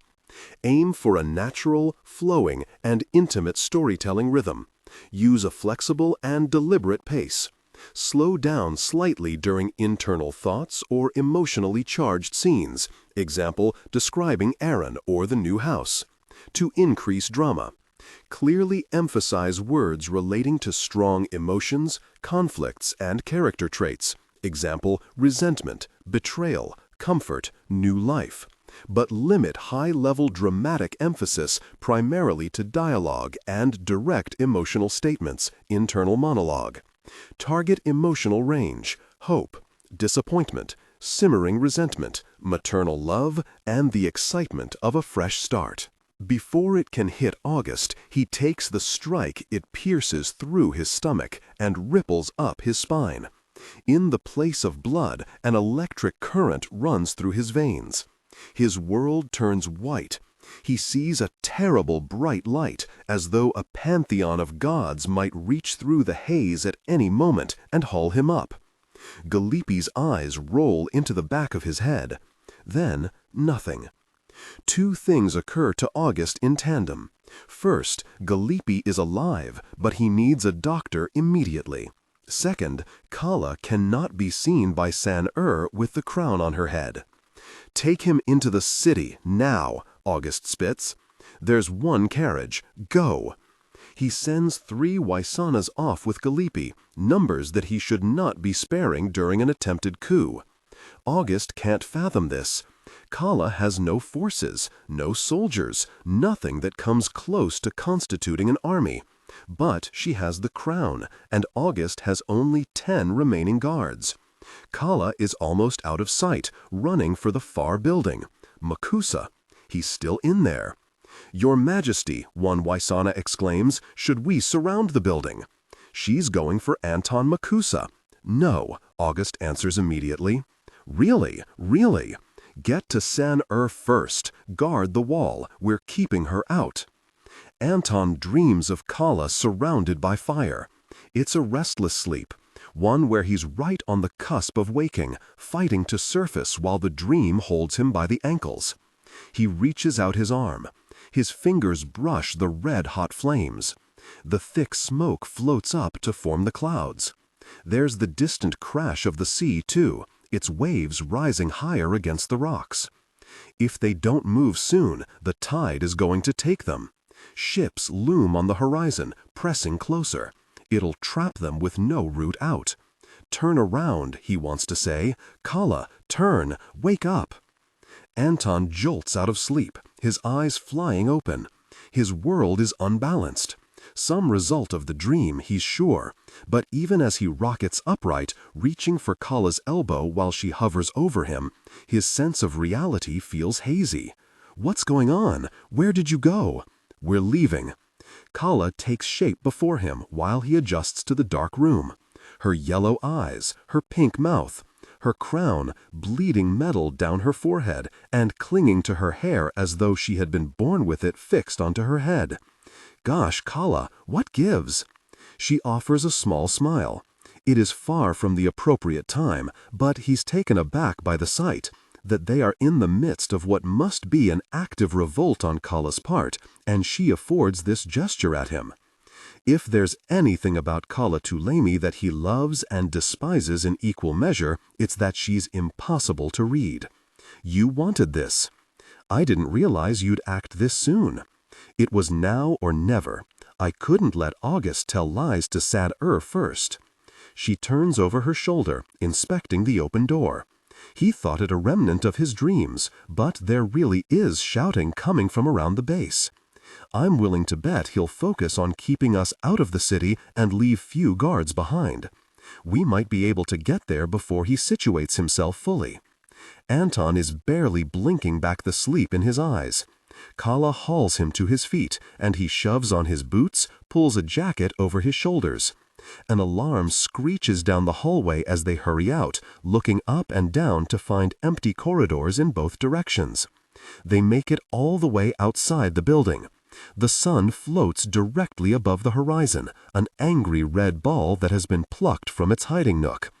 A crossbow bolt flies directly toward them. Before Anton can think to move, the bolt freezes on its own at the peak of its arc. It clatters to the ground. Calla watches it roll away. "I wasn't aware you could do that," Anton remarks casually. The rapid clicks of other crossbows being loaded echo through the scene. Calla doesn't look concerned. "It's the crown," she says. "Reach down." Another guard takes aim closer. Calla bends down and kicks his legs out from underneath him, swinging her arm and yanking his sword off his belt without touching him. The sword skids through the dirt and comes to a stop by Anton's hand while he swoops to grab it. He unsheathes, then reverses his hold on the weapon. Before the guard recovers from kneeling to the ground, Anton rams the blunt pommel into his temple, and he goes down. Then the remaining 3 guards rush in at the same time. "You can't immobilize them?" Anton calls. He swings fast, but he can hardly combat in unison. A blade narrowly misses his ribs.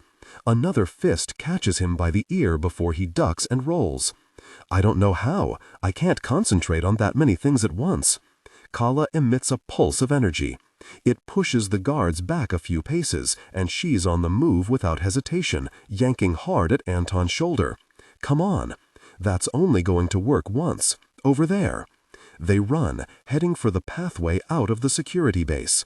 Calla's stolen a sword, too, though it might as well be decoration compared with the medal on her head. She's got her eyes pinned on the group of guards lined up on their horses in ready defense, and Anton doesn't quite understand the plan until she says, "Go left, break them apart."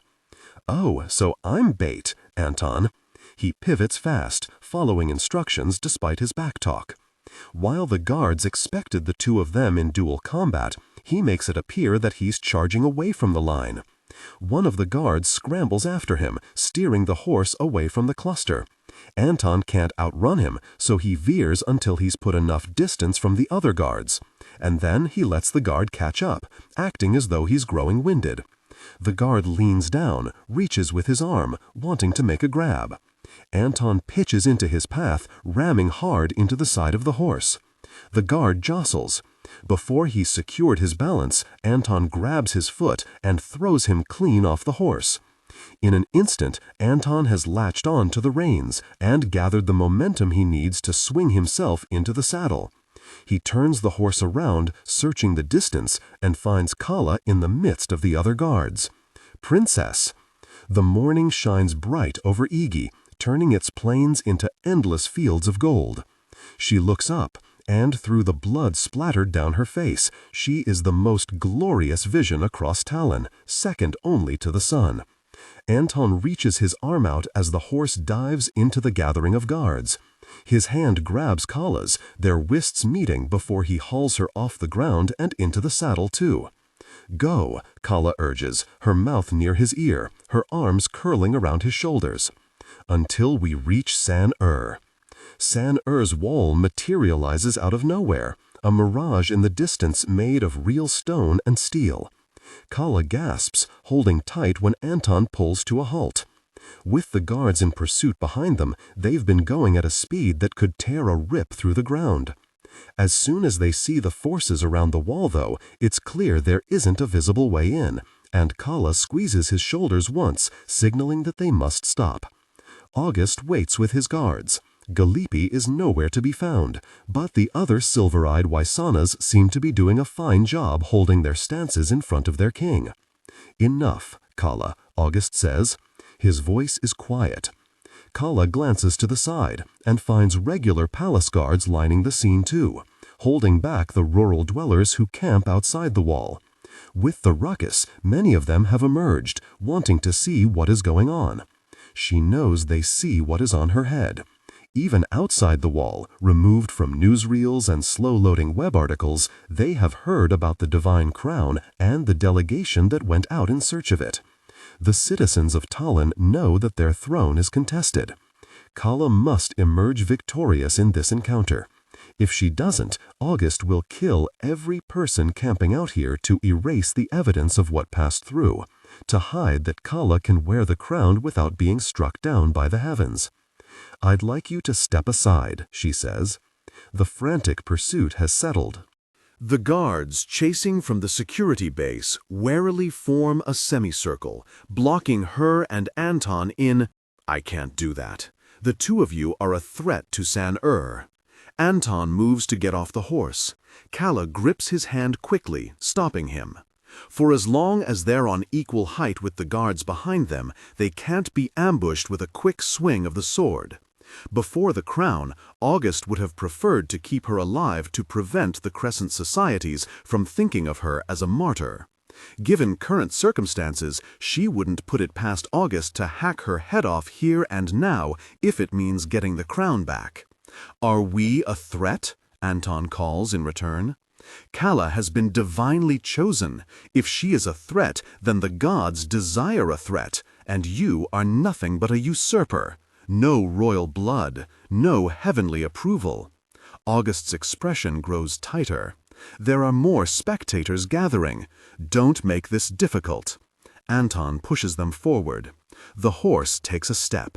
Instantly, the Waisanas in front of August prepare to engage, and Calla reaches for the reins.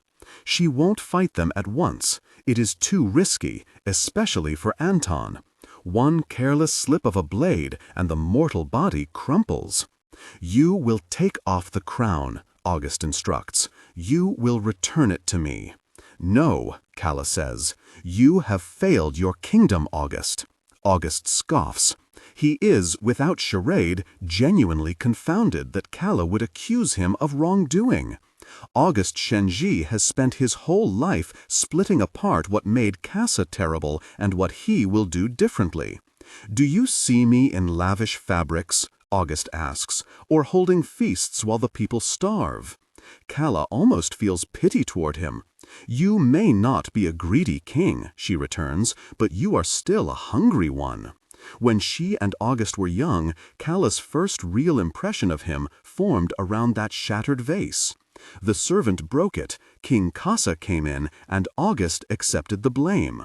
King Kasa's anger deflected, August wiped the blood off his arm like nothing. No one was punished that day. The servant lived blameless. How worthy August was, she used to think. Never mind that they could have brushed away the shards after the servant took responsibility for breaking it. Never mind that it was King Kasa at fault, not August in the right. She has given him so much credit for acting well, but he built a world where the sole choice was between him and Kasa, and of course she chose August. "What is that supposed to mean?" August asks calmly. "It means that between two tyrants, Calla may as well become the third. The crown has chosen me. I am the rightful heir to the palace of heavens and an inheritor of San Anton pushes the horse forward another step suddenly, and half the Waisanas flinch. They are unsure if they should continue following instructions to attack. "I invoke my claim to the kingdom of Talin," Calla bellows. "Every province shall swear their loyalty to me, and then I will free them from the throne. Surrender now. You have no other choice." The spectators cry out, exultations, hails, prayers. "You cannot," August lifts his chin. "You will not." "Cousin," she says, "you should know me better." The crown pulses on her head. It tells her, "Go on." In the Palace of Heavens, Calla could feel every spray of blood, could count each forced entry of metal cleaving into flesh.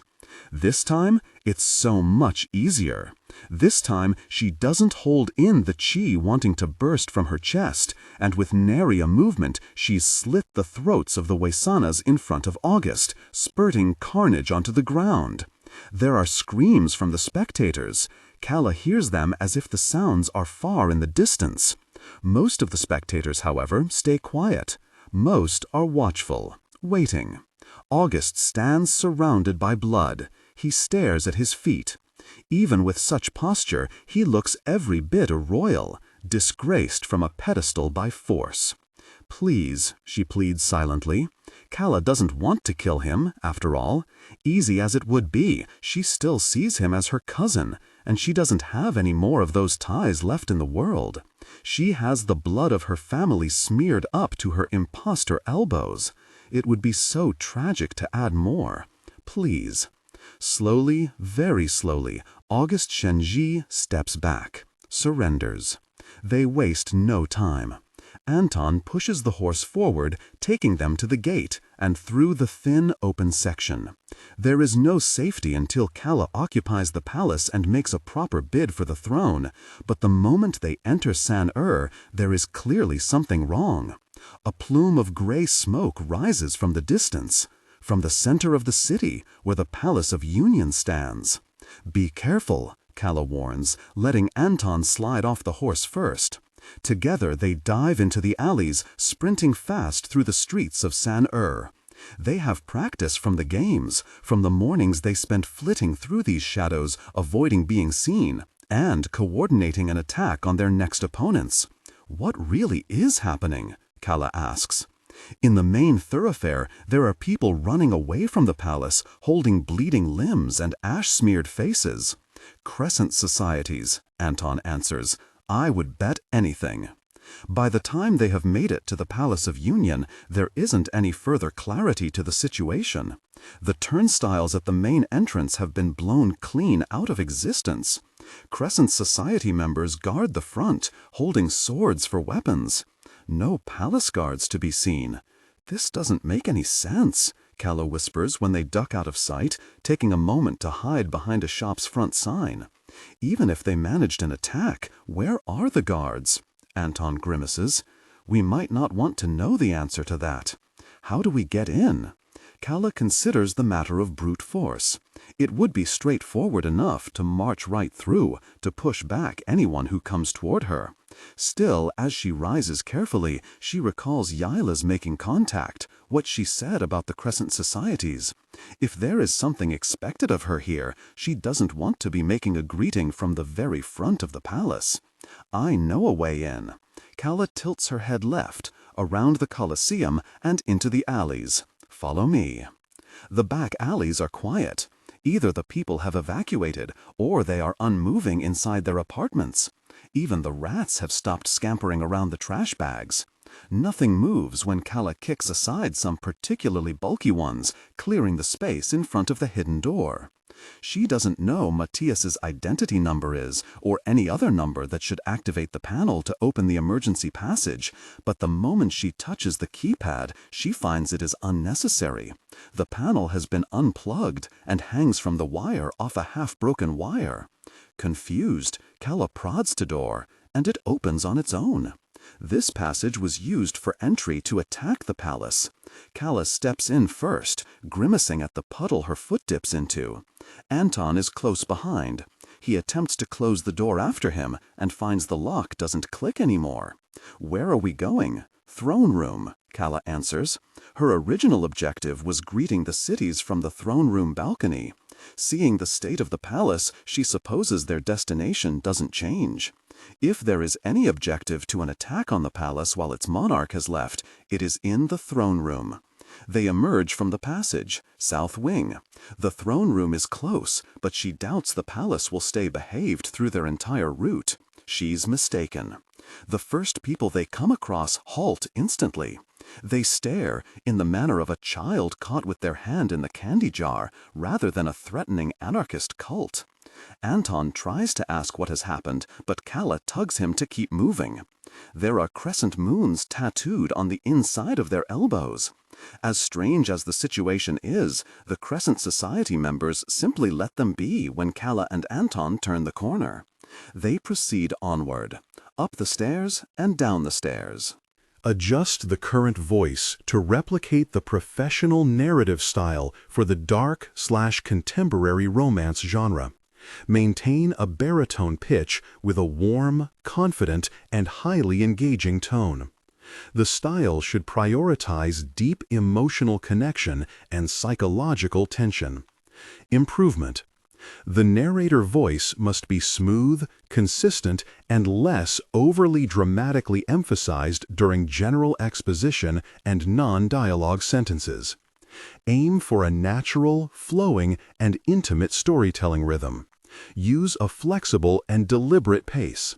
Slow down slightly during internal thoughts or emotionally charged scenes, e.g., describing Aaron or the new house, to increase drama. Clearly emphasize words relating to strong emotions, conflicts, and character traits, e.g., resentment, betrayal, comfort, new life, but limit high-level dramatic emphasis primarily to dialogue and direct emotional statements. Target emotional range, hope, disappointment, simmering resentment, maternal love, and the excitement of a fresh start. Through the smoky halls and around the shattered chandeliers, it appears they may be in the clear to approach the atrium into the throne room, but another group awaits, lined up vigilantly. Calla braces. Her hand flies up, prepared to counter an attack. But they do the opposite. The Crescent Society members see her and they drop to their knees. "What the really?" Anton says, "is going on?" Silently, Calla continues onward, making sure Anton stays in her periphery. Her hands flex at her sides. They proceed through the line of crescents, passing under the arch of the throne room entrance. Without any sound to her steps, Calla enters to find the throne room charred with the remnants of an explosion. Vases shattered and paintings dragged off the walls. The remaining council members in San Air have been gathered here. 10 people, Calla counts in her cursory inspection. She cites Muggo and Farua. No Venus Halira. Perhaps Venus has already been killed. No one in the room has noticed her yet. They're too busy watching a man pull council member Farua from the circle and situate her in the middle of the room and onto her knees. He draws his sword. A crescent moon engraving decorates the blade. "Stand down," Calla says. At once, those surrounding the man whip their gazes over, locking on to Calla. The man, however, pays her no attention. He raises his sword high with both hands. "I said—" Calla throws her arm out and flings the man and his sword alike into the wall, pressed tight without any chance of movement. "Stand down." He strains. He can't move. Only then does he look properly at Calla, and his brows fly up. The outer halves have been shaved off, the inner halves dyed white. It gives him a stronger appearance of shock when he states, "Calla Tuoleimi." A morning breeze floats in from the open balcony. Its curtain drifts up and down, and, ever casual, Anton strides over to push it aside so that the fabric isn't billowing at every moment. The room has utterly stilled. Then, just as the people outside did, the Crescent Society members fall to their knees, one by one by one. There is no opposition here, and Calla can't help but wonder why. "I want everyone to behave," she says. The instructions come as though someone else is delivering them, as though the original princess whispers in her ear, temporarily taking over with the right decisions. She knows that she is conscious, that she is the one present here, but it is easier to separate herself. Easier in the same way she detached herself when she was raising her sword to her parents. Slowly, Calla releases the man from the wall. He staggers to regain his balance. The room quiets. Then, Council Member Muggo lurches forward, breaking from the circle they have ordered him into. "What is this?" he hisses. "Where is His Majesty?" Incapacitated, Calla answers. Muggo thins his lips. His gaze flickers to the door. Behind him, the other council members are shifting slowly, waiting to take his example, waiting to see if this is their moment to escape. Calla can't let him leave. The moment he raises his generals, they're going to march on San Air. Agi is too close to be risking that kind of funny business. You're excused, Calla decides. Though Muggo must have been eyeing his escape route, his attention snaps back to her in an instant. I beg your pardon? You heard me. You are excused. I don't think you're fit to continue working alongside me. The other council members have turned to stare at their feet. They're pretending that if they don't move, maybe Calla won't notice them and bring down judgment on them too. Enough. Muggo, seeing that none of the Crescent Society members are holding weapons to him anymore, brushes by. He heads for the door. For August, the reign that he believes will keep him around. You should stop now, Calla calls. You do not have claim to that crown. Muggo turns over his shoulder. Nor authority in this palace. Calla only blinks. She doesn't use her hands for the gesture. She doesn't need to. A red line appears from Muggo's forehead down to his navel. A mere scratch, he must think. Muggo touches his neck with concern, feeling the sensation pierce him. Then blood is pouring from the line at gushing speed. He topples over. When he falls, he splits where the wire-thin cut is, his body collapsing onto the throne room floor like fruit half peeled to access the innards. The other council members make an effort not to react. Someone stifles a sharp inhale. Their sounds blend, their faces blend. If no one stands out, Calla won't deal with them all at once. Princess Calla, we've been waiting for you. The voice that booms through the room is familiar. Though it takes a beat, Calla searches fast through her memory and matches it to the woman who was speaking on the phone, the one who tagged along with Yalas's message. Calla turns and finds the woman lingering by the throne, the only one still standing while the rest kneel. Calla didn't notice her before, in the shadows, where she was almost hiding from the light streaming through the balcony. She's dressed in black and leathers, as a city dweller who frequents casinos and nightclubs might. Calla can't get a good look at her eyes. The woman's hand drops from the back of the throne. Have you? Calla asks. I'm surprised.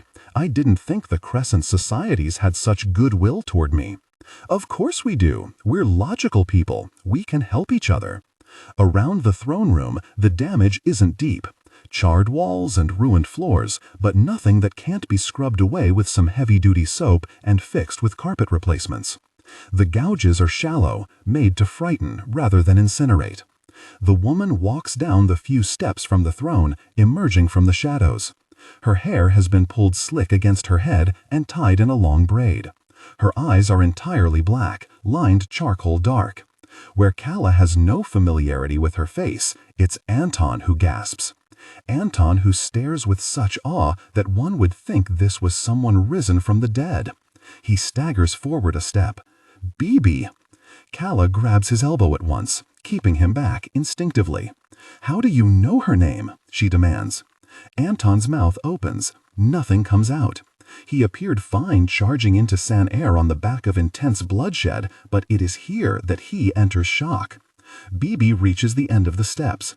She comes closer and closer until she goes to her knees too, the thud of each leg landing heavily on the deep green carpet. Because a long time ago, only he called me that, Bibi says, answering where Anton cannot. She inclines her head. My full name is Buwaira Makusa. We have come to join your war, your majesty. Night sweeps over Aegis's security base. Enough days have passed that Calla and her crew have settled in San Air. With each new hour, August cools down. He could hardly think past his rage when she entered the city. Now he finds any sort of indignant response to be a wasted effort. Calla can try, but she can't take the kingdom. No matter how thoroughly Calla wins the capital, it is impossible to claim Talin without claiming the provinces that provide its resources, so it doesn't matter, does it? He hears the reports from those who leave San Air. The wall has opened one section to allow people to freely exit. No one is getting forcibly expelled, but plenty of Waysanas and guards have left anyway, joining August's cause. Plenty of aristocrats have voluntarily packed up their things, fearing their time remaining in San Air. Calla did not issue a warning. The hostility in the Palace of Union was enough of an unspoken one. Under Calla Tuoleimi, this is not the same San Air they've known with each new coronation. Crescent moons start appearing in shop windows. Weapons are distributed on the open market. These groups have always wanted anarchy. What more perfect way to begin that than the criminal princess finally coming back to end what she started? August is starting to understand how the pieces fell where they did. The narrator voice must be smooth, consistent, and less overly dramatically emphasized during general exposition and non-dialogue sentences. Aim for a natural, flowing, and intimate storytelling rhythm. Use a flexible and deliberate pace. Slow down slightly during internal thoughts or emotionally charged scenes, e.g., describing Aaron or the new house, to increase drama. Clearly emphasize words relating to strong emotions, conflicts, and character traits, e.g., resentment, betrayal, comfort, new life. But limit high-level dramatic emphasis primarily to dialogue and direct emotional statements/internal monologue. Target emotional range: hope, disappointment, simmering resentment, maternal love, and the excitement of a fresh start. Technical and character instructions. Important: ignore all technical headers, chapter numbers, and structural markers that appear at the beginning of the text. Content filtering strictly for AI instruction.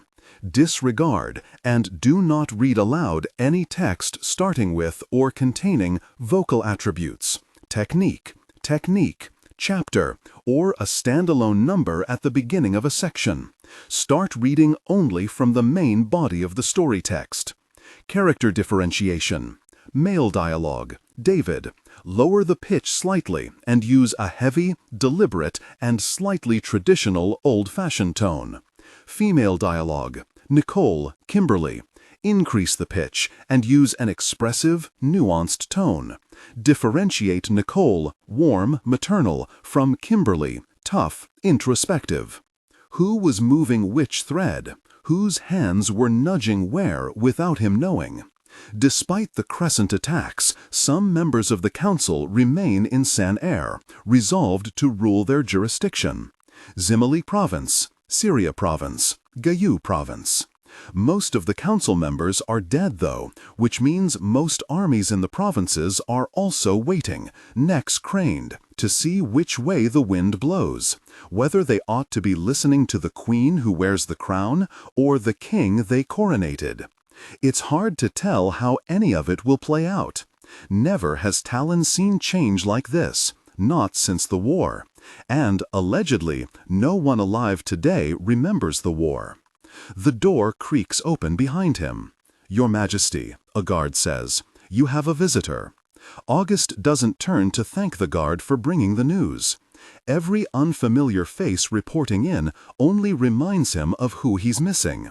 Though the Waysanas who left San Air have replenished his numbers at the base, he feels more exposed than ever while DailyPaste remains in serious condition, refusing to wake. If DailyPaste doesn't recover, August will personally take Calla's head as a war prize at the end of this. The door shuts again. He hears the soft pad of footsteps. Then Otta Avia approaches his side, staring at the map he's unfurled on the board. She showed up at the security base yesterday, not looking at all like she'd wandered in from the borderlands. When the guards brought her to him handcuffed, August took one look and asked for her to be released. He had some matters to discuss with her. She didn't need to be kept prisoner. "It's not optimal, is it?" she remarks. She notes his markings on the map. "Only because we're not fighting the same," August replies. "She has cheap tricks up her sleeve." Otta makes a noise of disagreement. "I'm not sure if unfettered access to chi can be qualified as a cheap trick. "It is," he says. "Take the crown away, and she is nothing." She follows instructions blindly passed down from other people, drawing sigils to reap its effects, but failing to understand how any of it works. As if you understand any better. August turns to Otta. He surveys her, thoroughly, watches for the most minute change in her expression. When Otta says nothing more, he turns to check the door. She's closed it. "Have you been my sister all along?" he asks, "or did you come in later?" The room darkens. Outside the base, the clouds weigh heavier and heavier, sure to bring another night he'll spend unsleeping. While August holds his scrutiny, Otta primly smiles. He hadn't doubted his conclusion, but it unnerves him that she doesn't bother denying it. How long has she been expecting him to know, and why has it taken until now? "Would it change anything?" she returns. "You know me. I'm not sure I do. When did it happen?" The seconds stretch long. He almost thinks she won't answer him. Then, 15 years ago. "A stupid girl in Rincon took over my body without knowing what she was doing. The old gods favor her. They protected her. After all these years pondering this sequence of events, I gather she may be one of their own, sent down to stop me, and she doesn't even realize it yet." August has long suspected something strange under his nose, but with that, he finally comprehends the picture fully. "I wasn't strong enough to win control over the body. My new mind was too young, so I yanked myself out before I could be entirely consumed," she goes on. "Found the next best substitute."